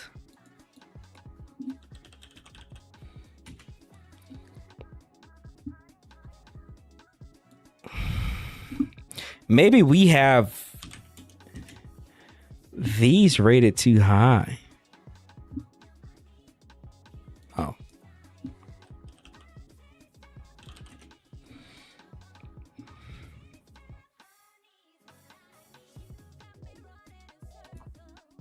Zanagi. I think Zanagi has a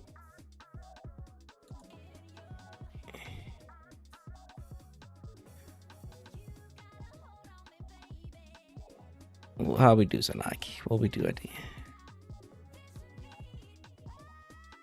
20K.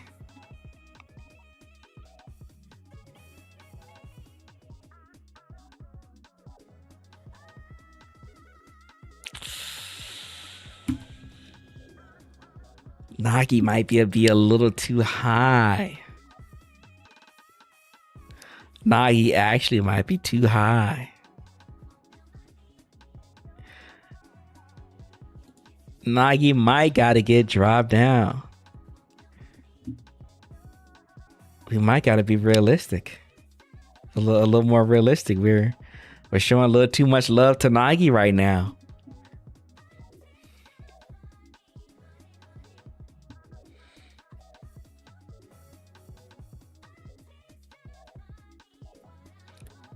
But I guess in that same vein, how is Jane and them doing? Maybe Jane and them are silver standard too.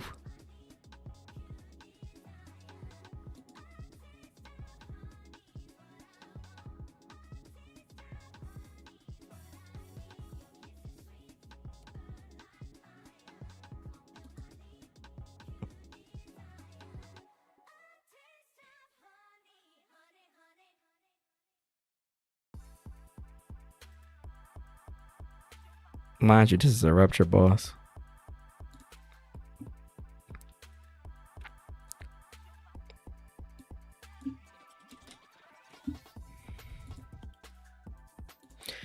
Maybe all of them need to get dropped to silver standard. I'm not gonna lie. I'm not gonna lie.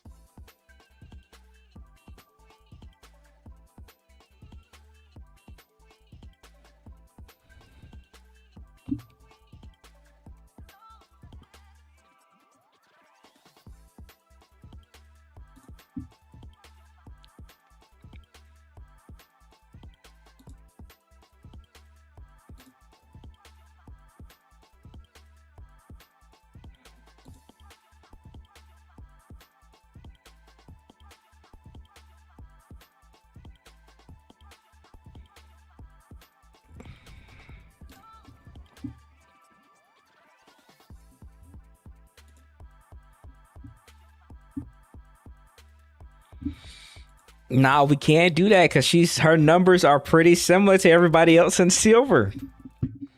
From what we're getting so far, she's not doing that much better than them.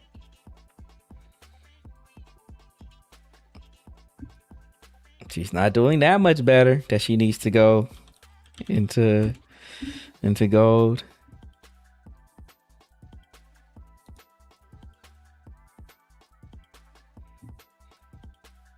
I need to see without it though. I need to see or with how, what is her numbers with the engines and stuff. And this nigga didn't show nothing.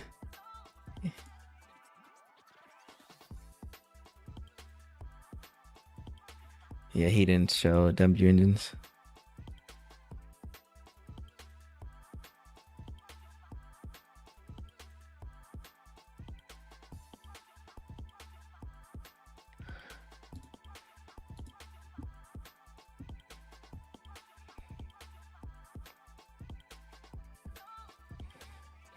M2P1.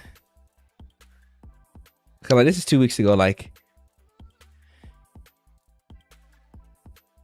this is from you too, Bigly.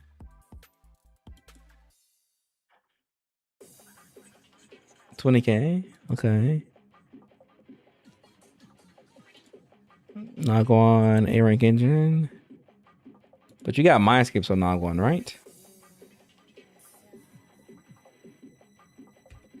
Oh no, you have what's the name M2? Grace M2. And call. So this is hard to rate.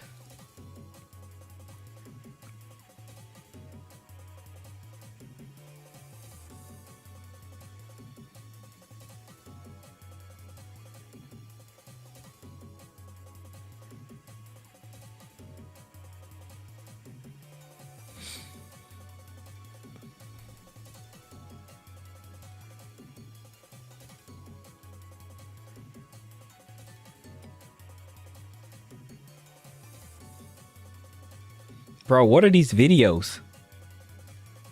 What is the fuck is this?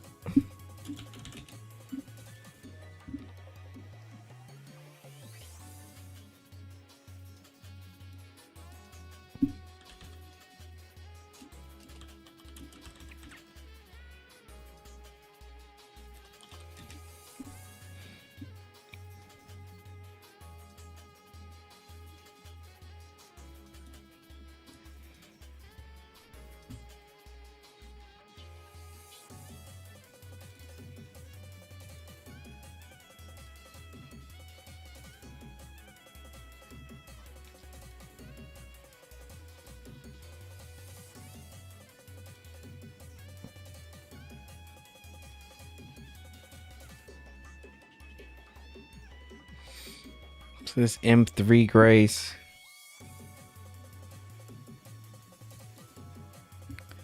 Yeah, so it's too scattered right now with engines, A rank engines, but having mindscapes.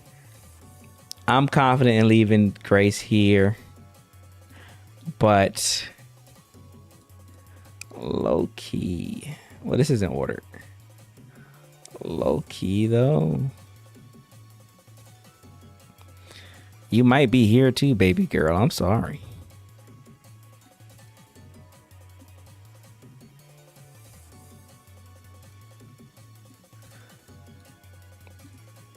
It might be time.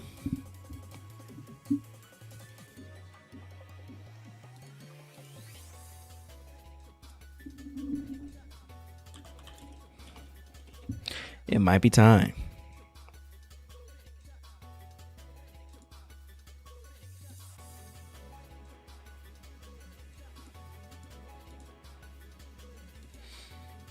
Yeah, Bernice is about to get moved down too, but I need to see Jane.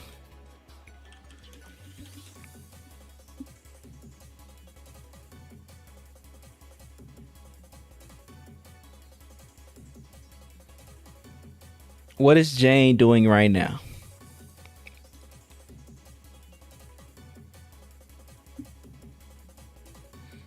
Yeah, we're counting Shiyu and DA.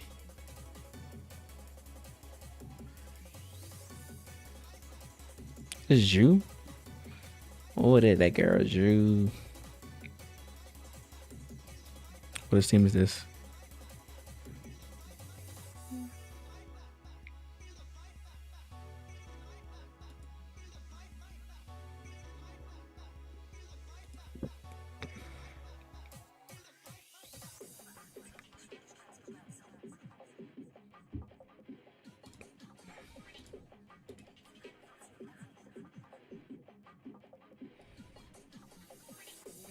Yeah, they might all get dropped down.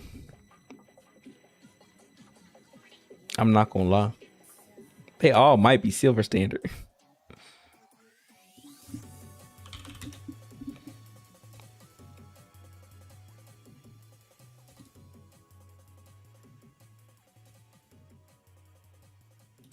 Yeah, nah, hold up. She on.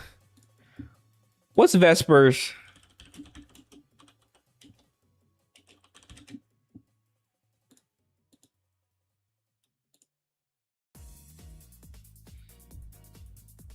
What does Vesper resist?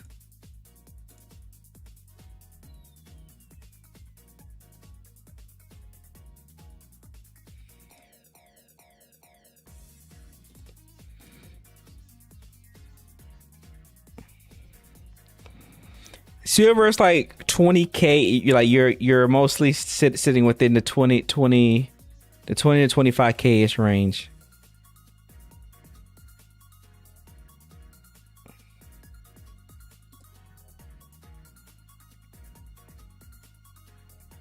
Okay, this is a favorite fight for her. How's she doing now? 30k?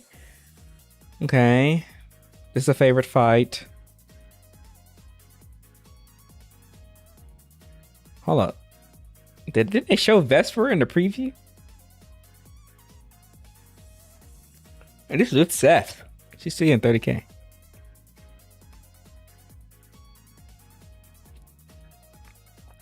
Hold on, what is this Jane? Is this Jane M0?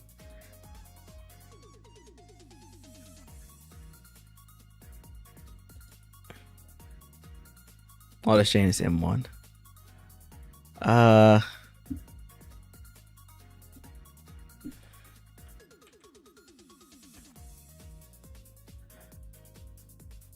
I can't count this. Unfort.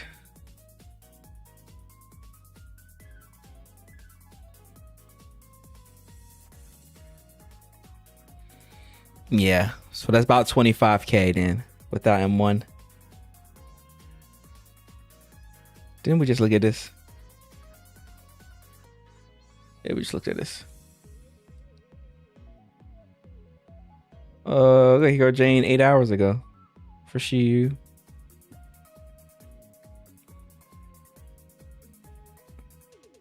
Nigga, you ain't timestamp nothing? Oh, yes, you did. For some reason, it's not showing.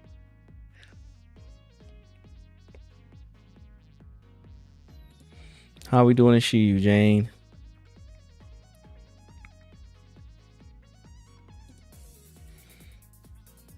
Should be sitting comfortably for the most part. Oh, hold on. She's only. Is she even getting 30K? She looking mad soldier tier right now. She looking mad. Oh, this is resisted, ain't it? Yeah, this is resisted. It's actually pretty good. Resisted.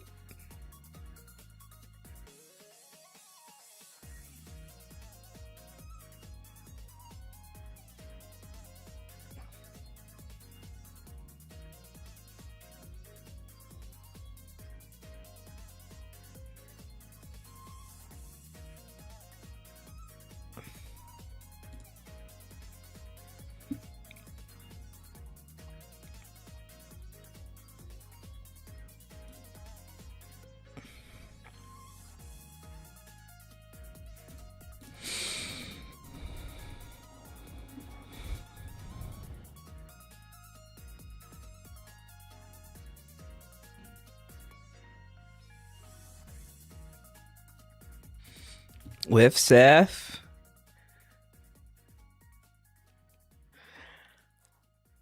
She might gotta stay. Cause she's getting like pretty confident clears. Like she's getting this with an A rank on her team. She's like, she's not even doing full premium. And she's getting this. She might gotta stay. But Bernice.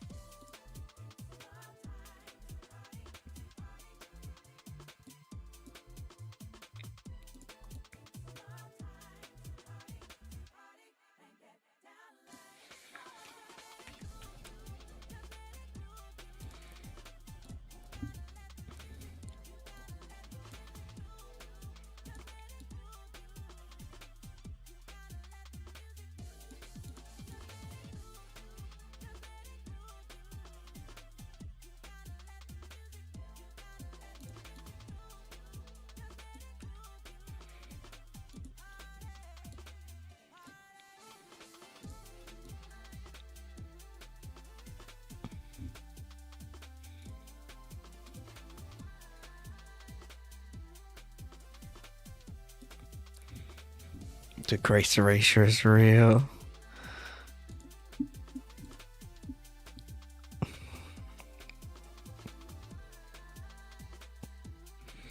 In a world with DSU trailers are separate hanging there, buddies. That is true. Is Piper doing this with her engine, or is she doing this with Jane's engine? Is she doing this with like the more favorable stuff? Like the engines that Jane is using. And I guess, is that how we want to include A ranks? Are we indulging in A ranks only using their SIGs, or are we indulging in A ranks using their best options as possible?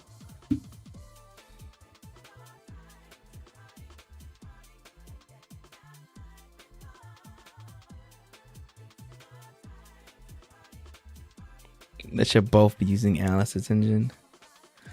I guess, what is the difference when they aren't, though?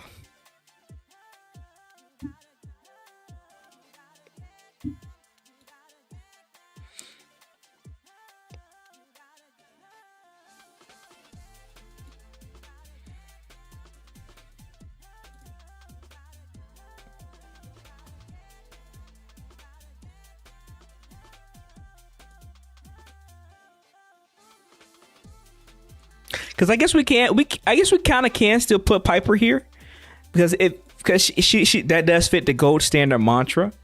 If you want Piper to be performing,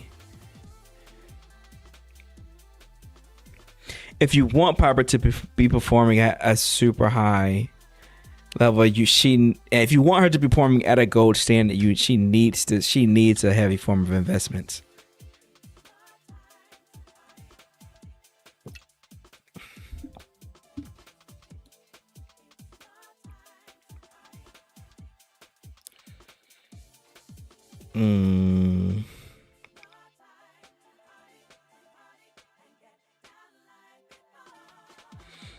It's good, Kevin. We're still talking. We gotta wrap this up though, because I gotta go to bed.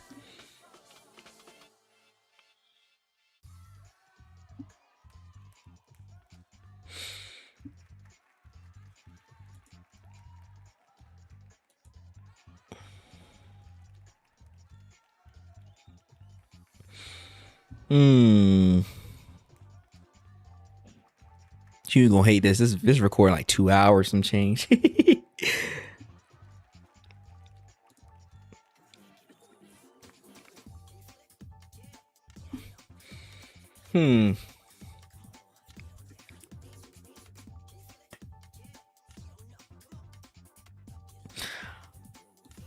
Piper, we'll keep her here, Jane, because that's normally the conversation of her and Jane being in similar value.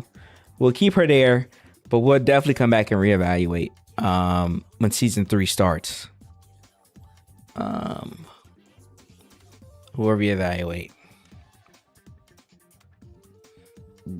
Actually,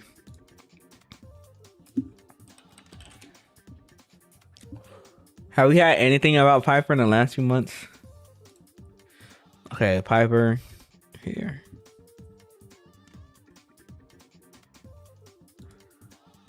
What we doing, Piper?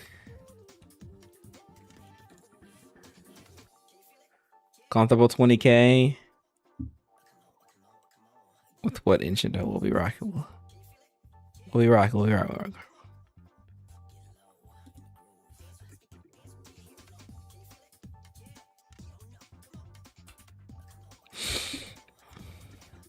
This is with her engine.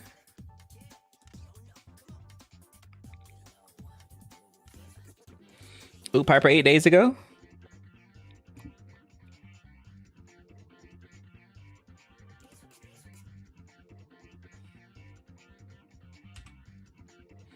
$20K.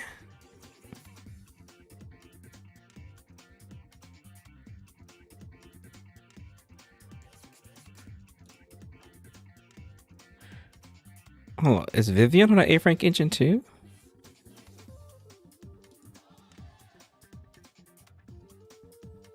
Hold on, is this? This is Cradle. Oh, not gonna also. This is a pretty free. This is a pretty budget. It's actually pretty good. Thailand. Monato Pan. Yeah. Piper's pretty good still.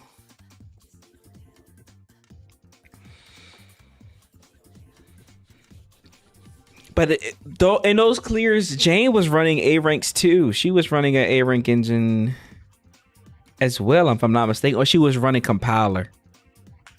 Actually, let me go back.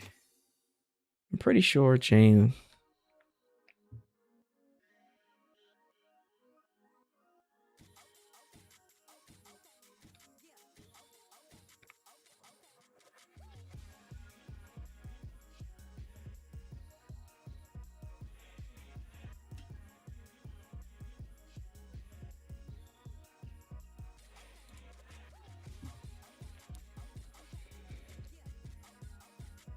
If Jane is doing what she's doing on low budget engines, oh no, this is with Alice. This is with Alice.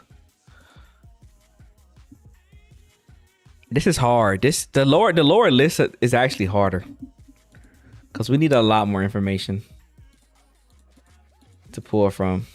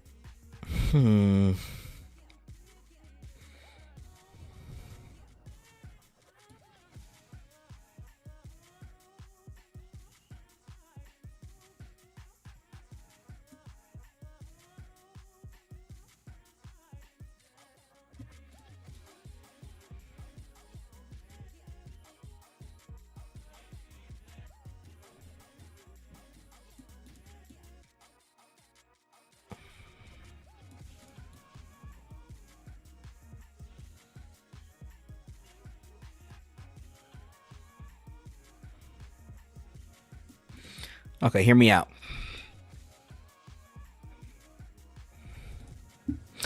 I'm going to go in with they're performing good enough right now with premium options, but they just require premium options to do as good as they are. And then I'll also lean into the fact that even though this is his future site, both Bernice and Jane are also about to get a significant increase with Valina coming pretty soon.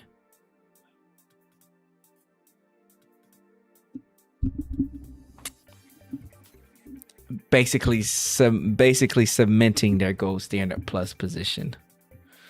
Grace, I'll be willing to move Grace here.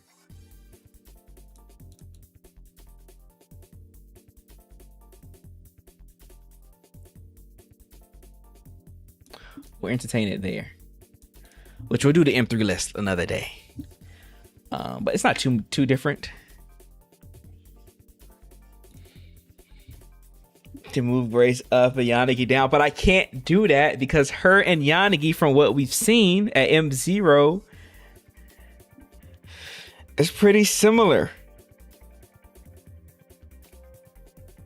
But most of the Yanagi clears that we saw, it was for Yanagi of being the front runner and not also her being the supportive unit she plays as well. I don't know. I'm gonna keep it here for now. I'm gonna keep it here for now. We'll adjust it. We'll adjust it later in the future. I think it's okay to keep them at silver standard for now, and then we'll adjust later.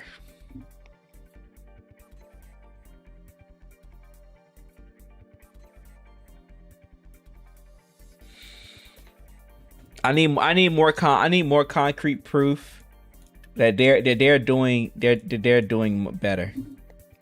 Maybe Yanagi too. But I think these two, from what we saw so far, I think these two are fine to be placed here and for future sight. I think comfortability wise, these two are clearing from what we saw on a pretty similar scale as these characters here. I think the only thing I will think is maybe Yanagi might go lower. Maybe. But we'll definitely see probably 3.0. She probably definitely will have to come down here. But in the season 2, I think this is fine. Will Yanagi still proc polarity disorder with Valina? I don't think so, right? I don't think Valina does anything for Yanagi, actually.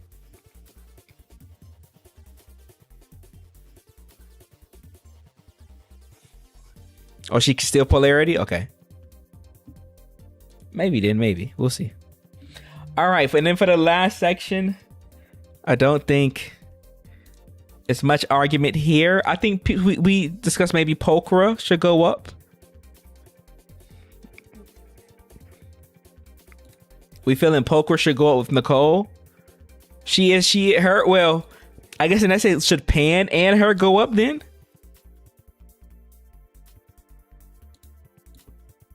This is for mostly rupture support, but I guess Pokora has a bigger spread, though. Pokora can go across multiple teams. Shinji goes up, Pokora stays. I don't know.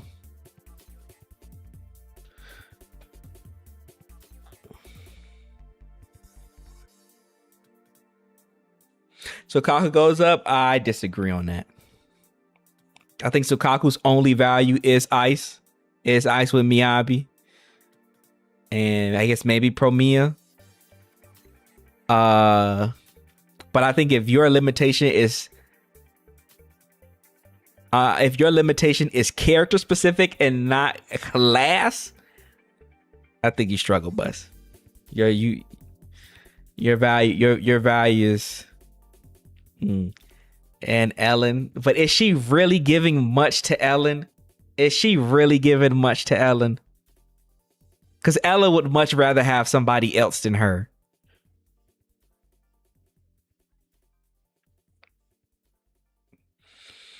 Yeah, that's true. Kete I was there when Kete was talking about like her value is actually a lot better than we think.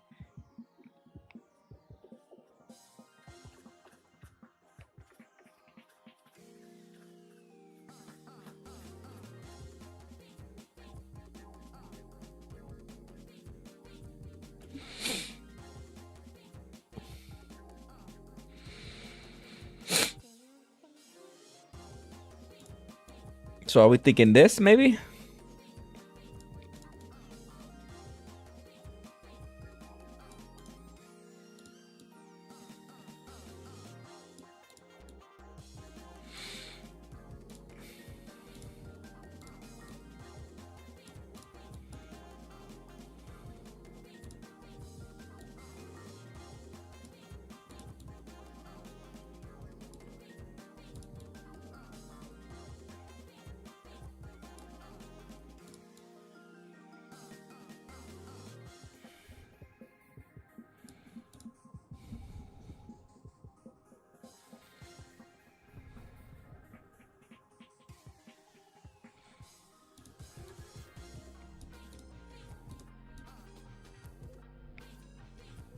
Yeah, that's also the fact, like, what is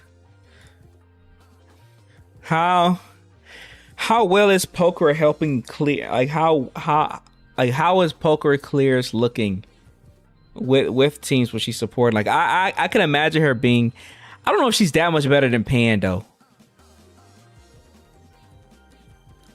Yeah, the bar for gold plus isn't barely clearing though. That's not really the bar.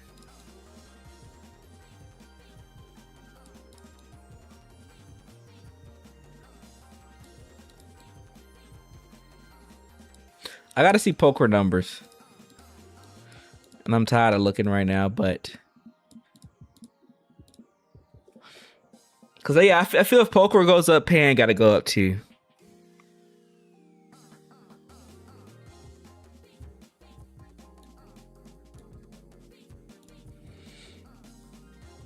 I feel like if poker goes up, Pan has to go up too.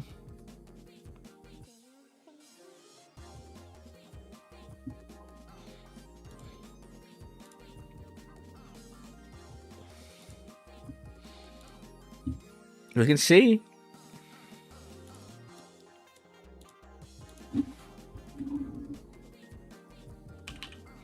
Yeah, I think the no defensive assists already makes you kind of rough. Not having any defensive assists makes you kind of rough in this stage of the game.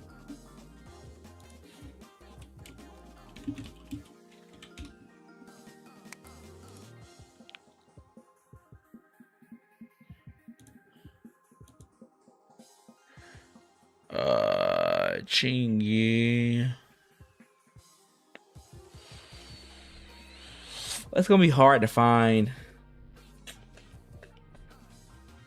like specifically Chingy being used like this, because most people they talk about the DPS and not the supportive units.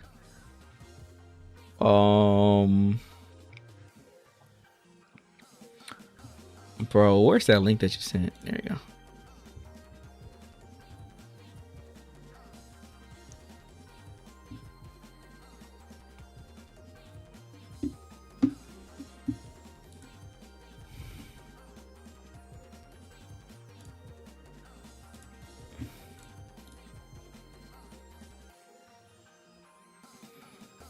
Actually, yeah, we literally just saw performance with her and CCF over like 35K. We literally just saw that a second ago.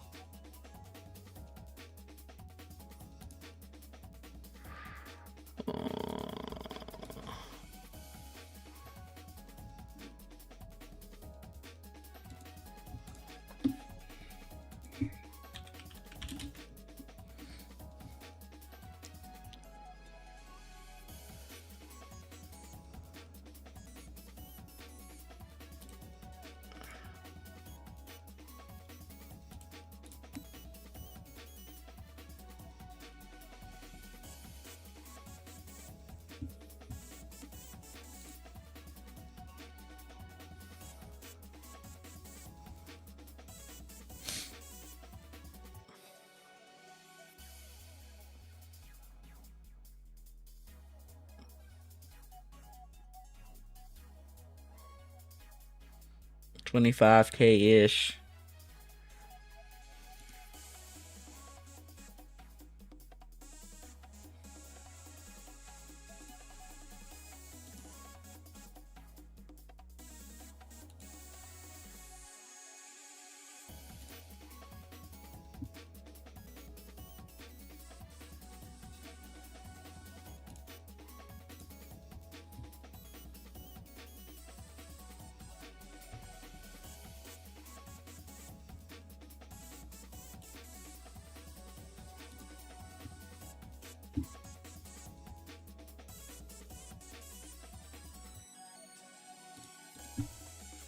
Are you using Shingi or you using Dialin?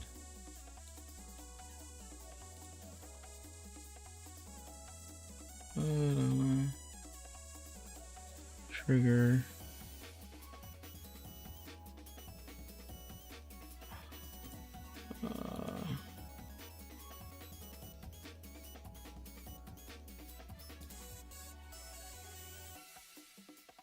It was this one. Yeah, it was this one. This was what, 2 weeks ago?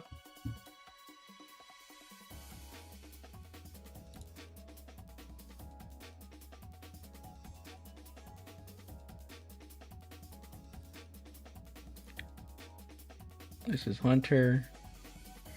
This is a Rupture boss. 26. Oh, I thought this was higher. It's not that much higher.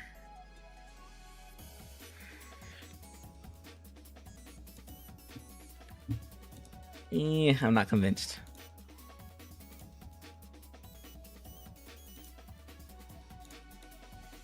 I'm not convinced.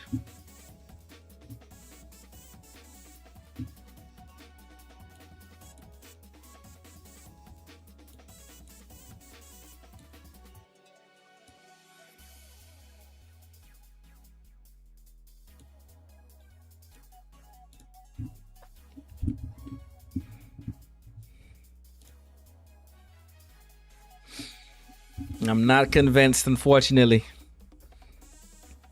I think she remains. I think she remains.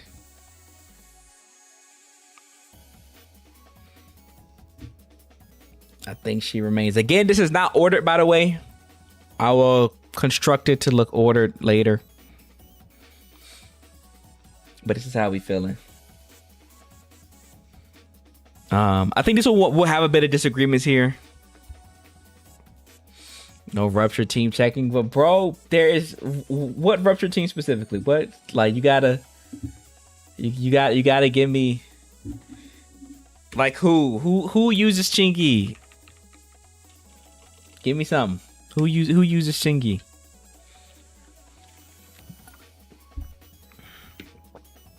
Just check Yijuan. Is it only Yijuan though?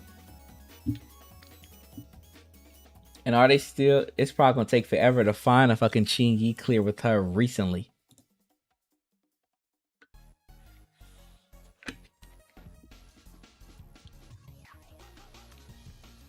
Every Yijuan's just using dial-in, bro. It's gonna take forever. Using trigger in this one.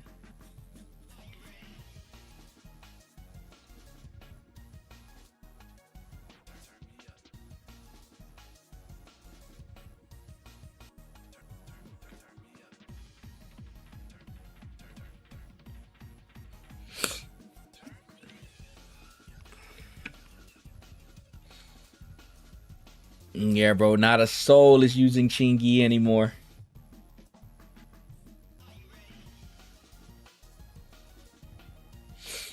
TikTok Chingy.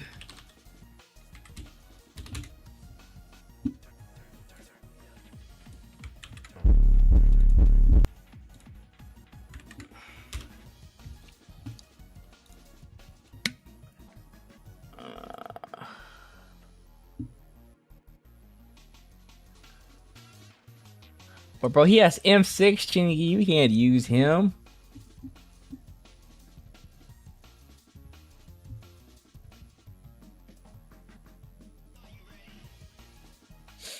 Yeah, we can't use him. He has M6.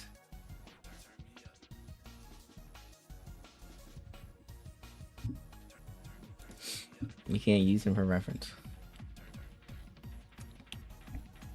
Yeah. For now, we're gonna have to keep her there, Ace. Unless you can find me some Chingy stuff later. With her with Yijuan at all M0s.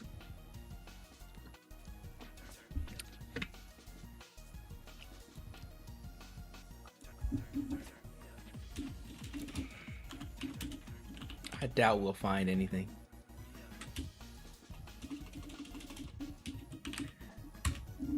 Cameraman, I saw that question. I don't want to answer it. I don't want to. This is 2.5. I'm gonna let it go. Oh. No, that's M1 Chi. Don't count. This is Shiyu, 39k. Okay, that's good.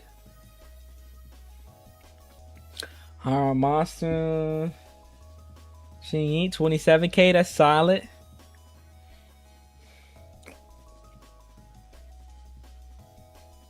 I need to see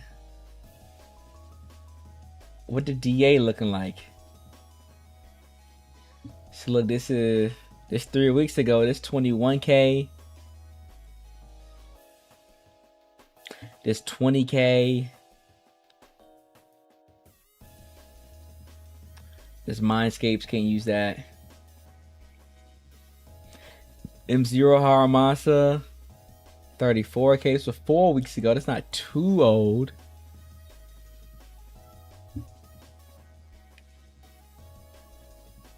Oh, she already has, what's the name? Is M1, can't use that.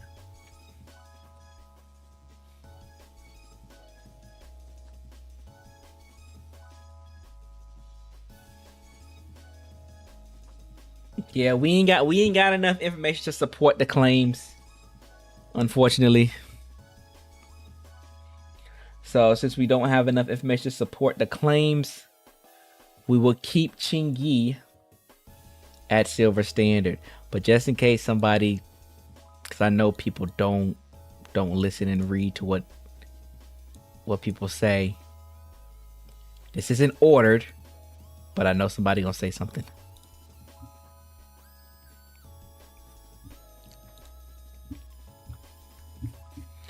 Any Arya Chingy? Bro, y'all trying to keep me here forever.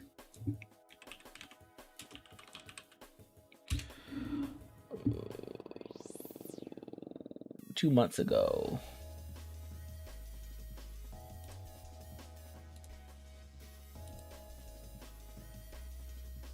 But that's M1. That's M1. That's just M1.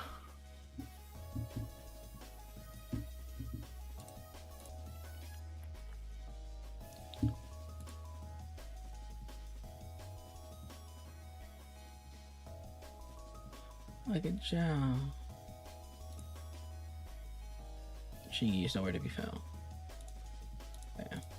What did I rate Billy? Billy is. Come on, let's go. Billy is up here. Gold standard.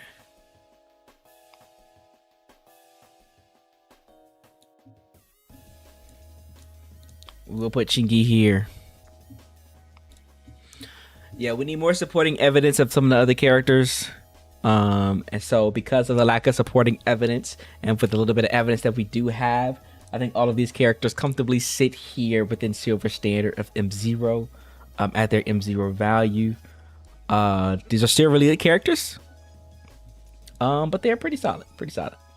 And then the struggle tier. I think there's no argument here with struggle tier. I think all of these characters, they have very, very niche applications and niche chances where they show up. They aren't bad characters, but the values that they do provide, especially the supportive agents, are pretty low.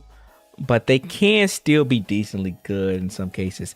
I might even have to change Seth to maybe bring him up to silver because of the Jane stuff we were still seeing. He's still doing his thing with his Jane supporting. Maybe he gotta go up. Billy, I'm willing to let Billy be a good argument.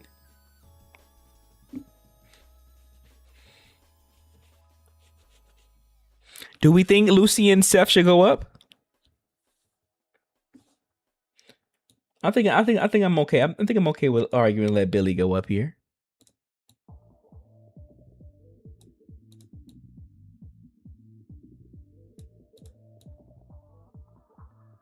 I don't think I have any issues with that.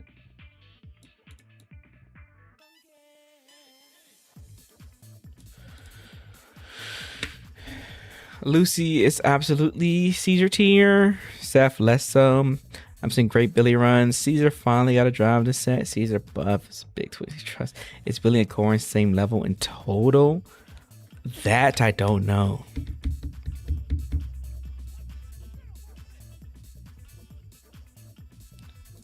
If we're willing.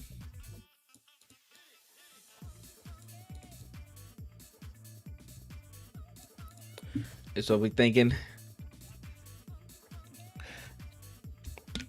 Seth is super niche. I think the only character that really cares about Seth is probably Jane.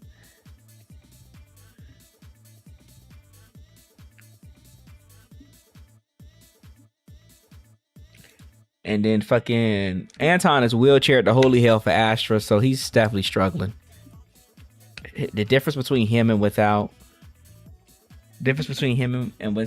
Astra is pretty substantial.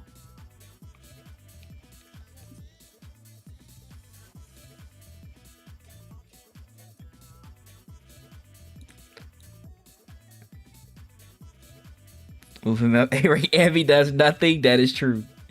I think that it might be kind of unfair to put him that low with Ambi. And we're saying this.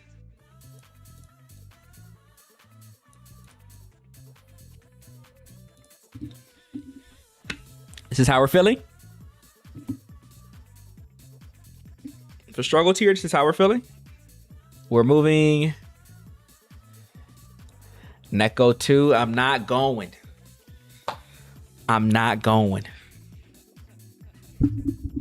You tried to slide that in there last time, Ace. I'm not going. This character isn't playable.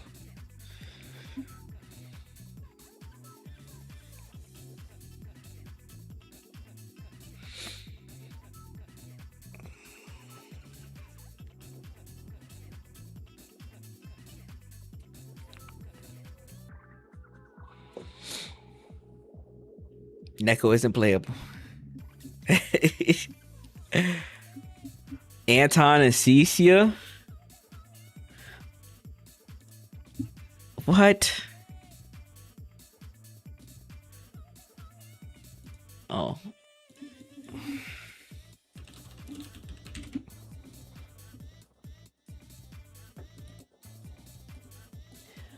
But this is just him getting wheelchaired to holy hell, ain't it? Like, what is he doing on this team?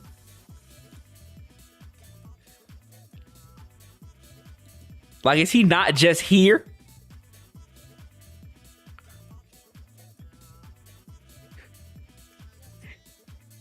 What the fuck is Anton doing?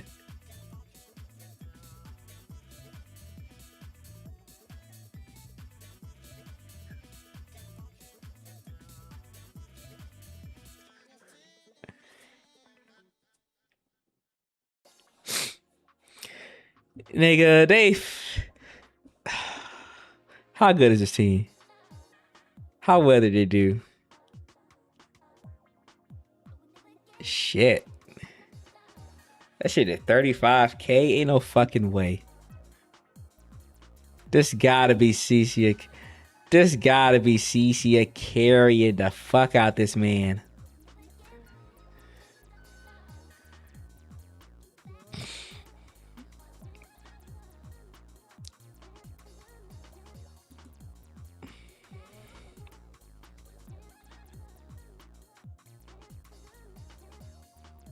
Did they do a damage breakdown?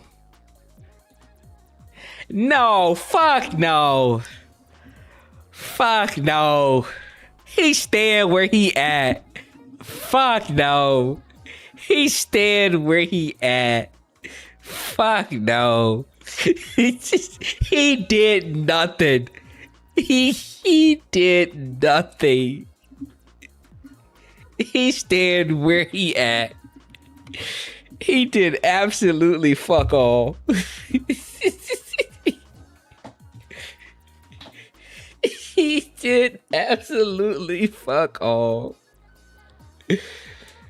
This team does sound fun though. We might have to run it. It sounds like a fun team.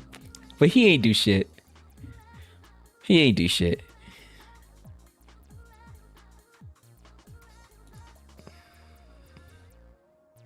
That's DPS stunner damage. This nigga a stunner now. This nigga a stunner now. That's what we contributed. Him being a stunner now.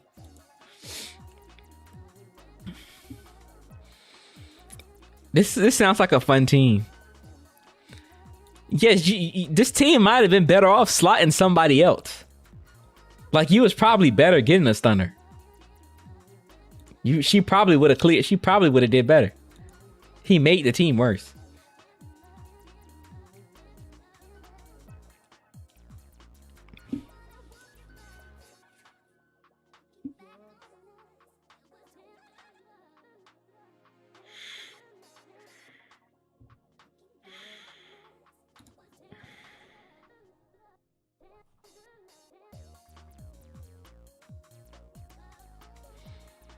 Damn, her engine not an upgrade for this nigga. Bum.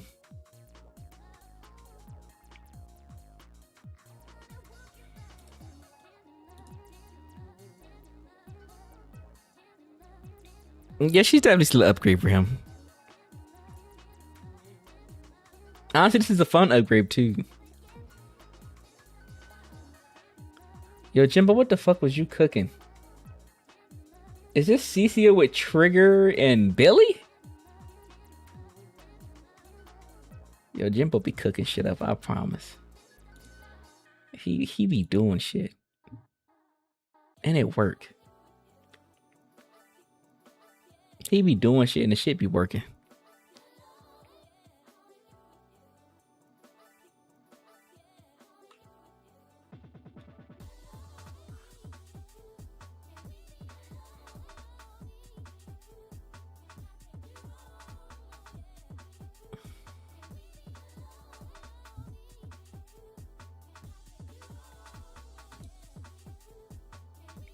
Hold up.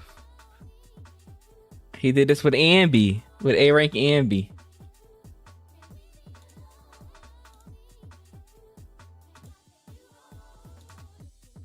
Does this clear?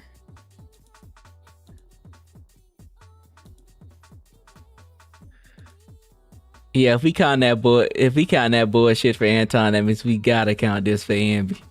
What the fuck is this? What the fuck is this? She got 22K. She got 22K. Wait. What the fuck?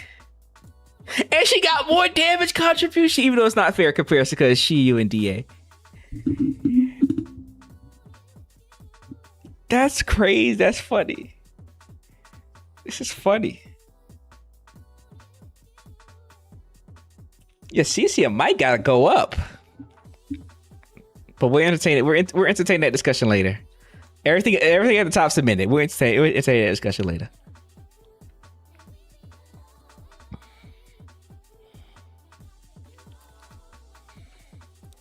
I think overall we're done.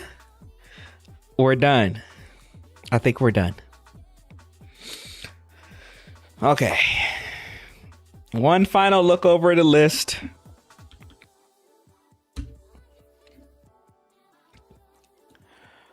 So, if you guys made it to the end of the video, this is a long one. I know it's a long one. I'm sorry, Yoon. You don't have to go crazy edit with this. Just do whatever you can. For our final list, and I'll hide my camera. We are saying,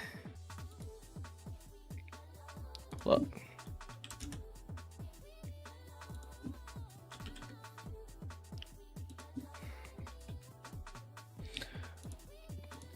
we have made adjustments to the final parts of the list, and that these adjustments are that we have renamed the top of the list to be called Broken and Shield. What's good, Robo?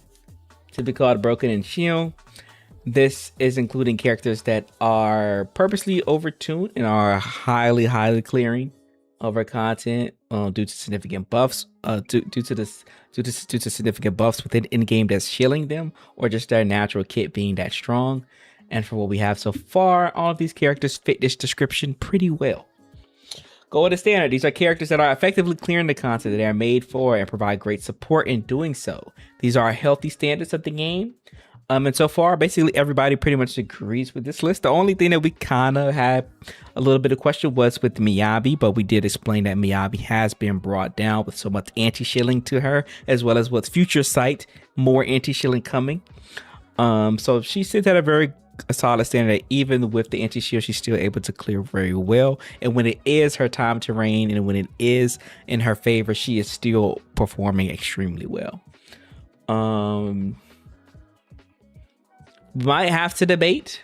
CC and Seed actually been stronger than we think, but maybe not broken shield level. But they might, if we would order this, they probably are the leading DPS within the Golden Standard right now for crit DPS. Then Golden Standard Plus. This was called Heavy Investors before, but Heavy Investors kind of made it sound like we was alluding to Mindscapes. So that's not necessarily the case.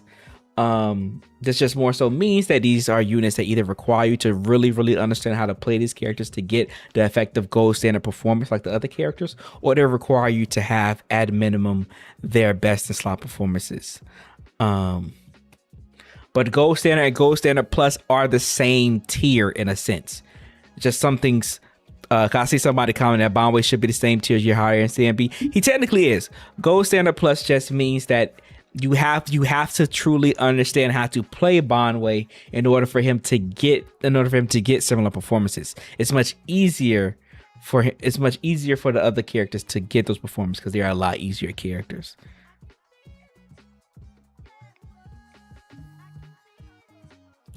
Yeah, the naming is to suggest that Bondway is in the same tier still. And that's how we feel with all the characters across the board. Haru is another character that requires a lot of skill in order to receive the gold standard level performance. Similar to Evelyn, as well as the way Evelyn, you need the higher investments of her teams to still remain at the higher level. Jane, Bernice, and Yanagi need very high investments in their teams in order to remain at this level. And Nicole, you have to be really good at keeping up her uptime in order for her to be an A rank that is able to maintain a gold standard value. Silver standard characters. These are characters that are able to clear with little to no issue, but do rely on higher team investments, much higher team investments, and skill investments, depending on matchups. This means that you need to not only have very good, highly invested teams with them to perform at a good standard. You also need their best in slot options so that you won't see a drastic dip off.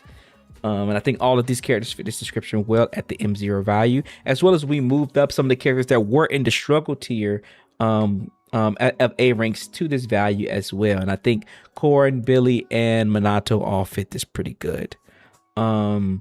There is a little bit of contention with our Grace and Piper placement, with maybe needing to be into Gold Standard Plus, but there wasn't enough resources to reflect at their M0 value, especially for Grace, to kind of engage with that argument more. Similar to, we did have a point where Jué and Hugo was discussed as being lower.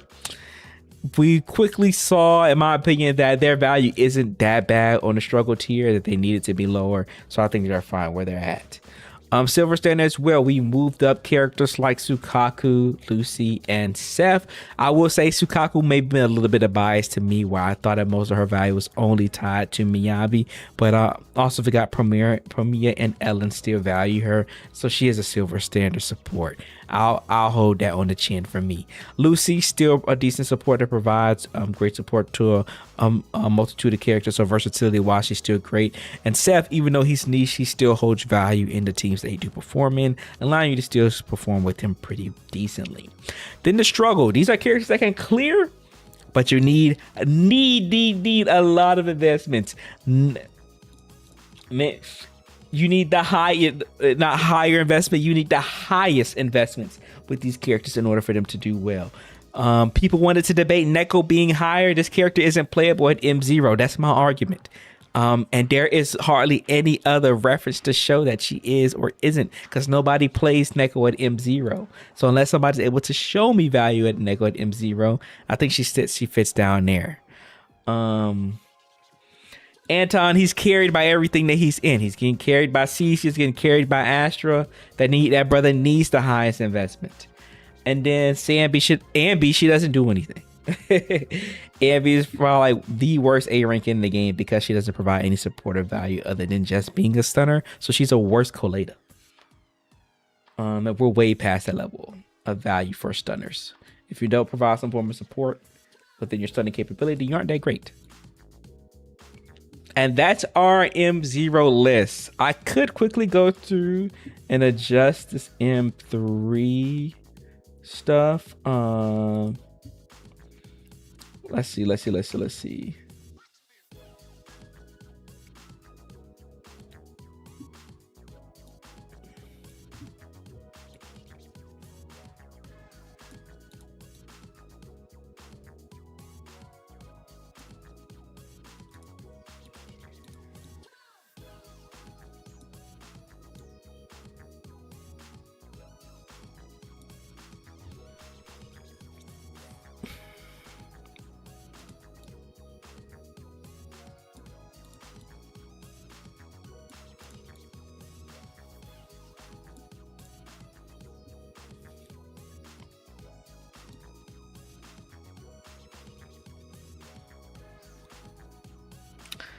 And I think that's it for the most of the M3 adjustments.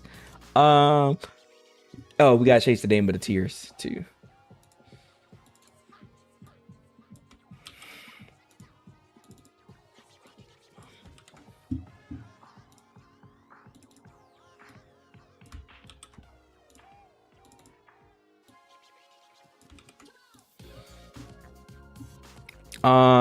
I guess the only thing I would say, do you guys have arguments for the M3 adjustments?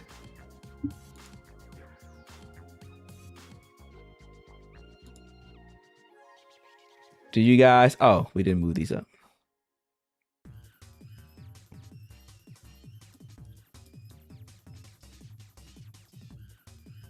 I think the only arguments really would be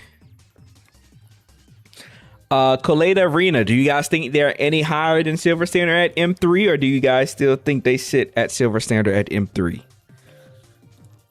I don't know enough about them to know for sure.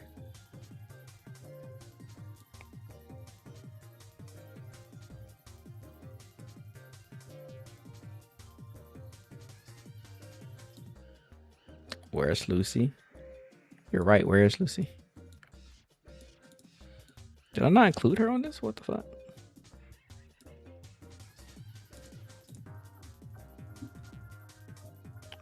Did Lucy fucking vanish?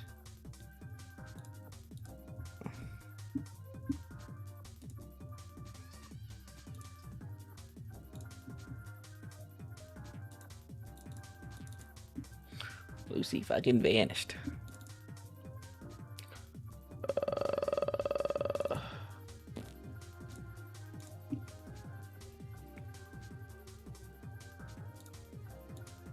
Oh shit, I fucked up.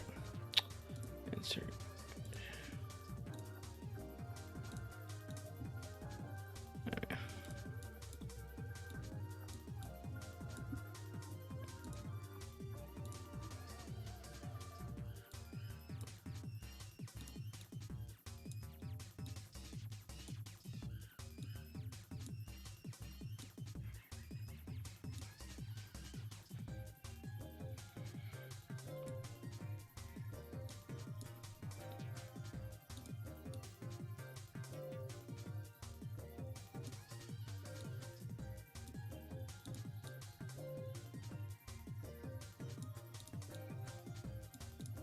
Okay.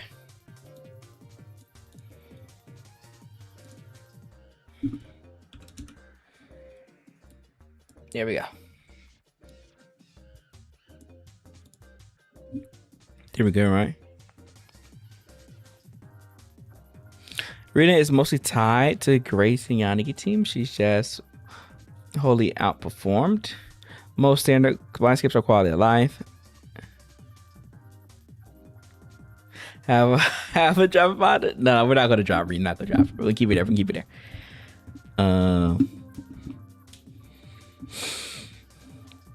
So yeah, I think that's it. If you guys don't notice the difference, with the M3 list, I think Soldier goes to a gold standard plus character at M3. She competes with Evelyn. I think we have a much fairer case of Grace being at a gold standard plus character once at M3. She performs a lot better. I think those are the only two that really change. Yeah. Again, nothing is ordered. Oh, and Neko becomes playable at M1. So M3, so up to M3, she's at least silver standard.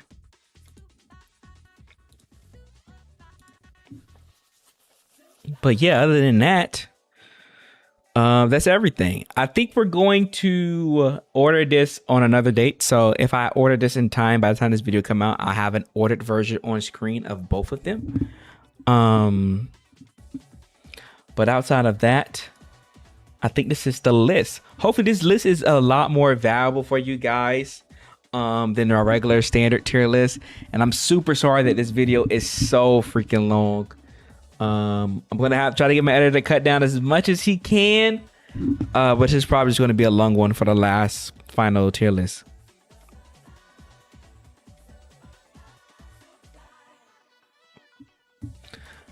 But yeah. Happy there's a tier list EO made 2 weeks ago. There is an Ellen part where I would like to hear your opinion on the Ellen takes.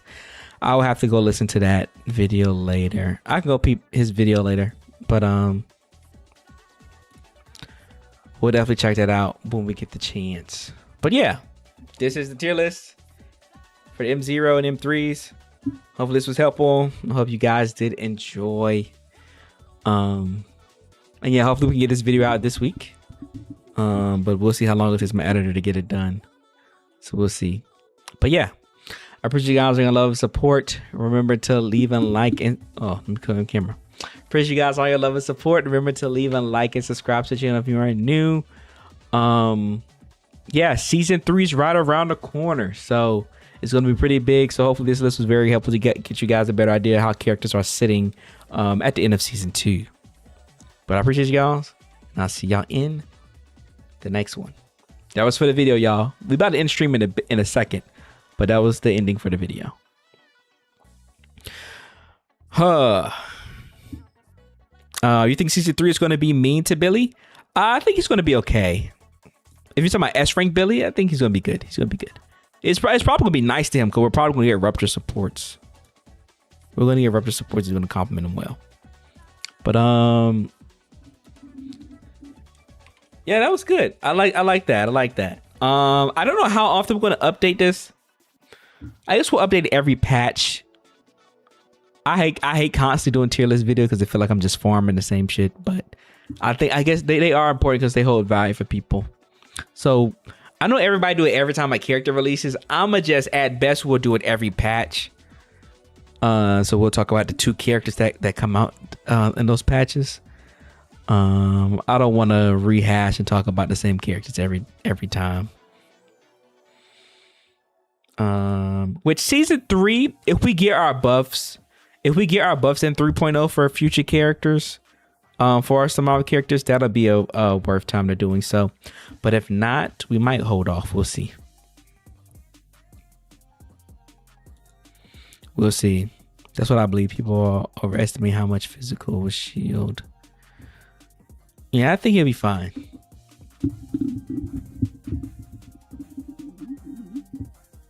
I think he'll be fine.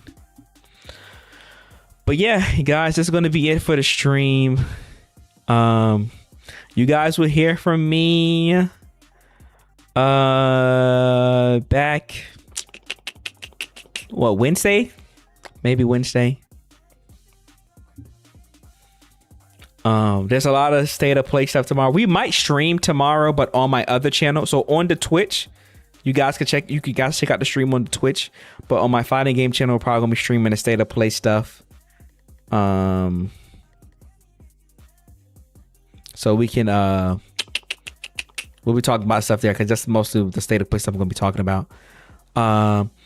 But yeah, this tier list video should be out hopefully towards the end of the week, and then we'll have 3.0 stuff Saturday. So we'll talk about that. We might stream the 3.0 stuff Saturday, since I'll be off work and chilling. Yeah, more Tokon. But yeah, if you guys haven't yet, leave a like, subscribe to the channel.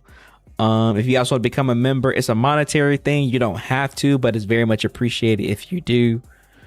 As well as you can donate to the Ko-fi if you want. But yeah, I appreciate you guys, like, our love and support. Let's do that. Let's do exclamation point Discord, just so y'all can join up if you haven't. Exclamation point socials. Check out all the socials.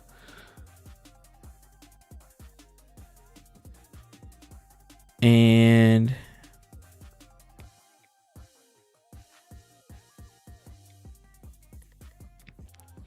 where that the Ko-fi isn't required, but you know, if anybody want to show love, it's very much appreciated. But your boy needs to, crazy enough, get ready for work. I'm gonna have to do some power napping in the car or something, because I know if I sleep here, I'm going to miss getting up for work today. We streamed a lot longer than I expected. It was only supposed to be a 2-hour stream. Play that double set when we get a chance. We definitely will. But we'll probably stream DMC4 first. DMC4 hopefully this week, but it's a busy week, so we'll see. We'll see. But yeah. Yeah, I go to work in like 4 hours. So I think I'll be up in 3. So yeah, I'm probably about to shower, get dressed, and just sleep until then. So yeah, pray for me. But yeah, I appreciate you guys. And I will see y'all in the next one. There's nobody to send y'all over to, right? There's nobody else doing late night owling. Is there a link to the final tier list? Let's see. Can I make it a way that you guys can only view it? Actually, join the Discord. Join the Discord. I already did the exclamation point Discord. Scroll up. If you join the Discord, I will be posting the tier list in the channel, so you guys can see the final version there, because I don't have a way for you guys to not edit it right now. I'll post the final versions there. So join the Discord and you'll be able to see.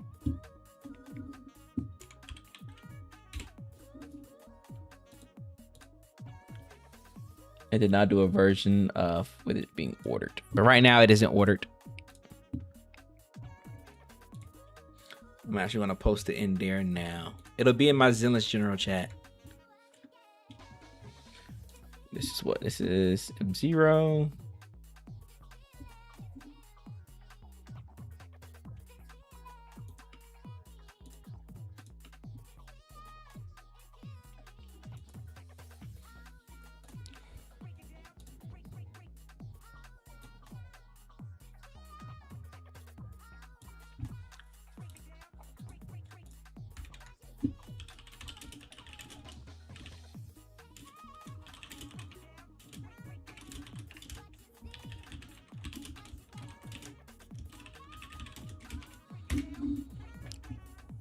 Bam. All right. Appreciate y'all. And I will see y'all in the next one. Thank y'all for coming through the stream. It was fun. It was fun. It was a good one.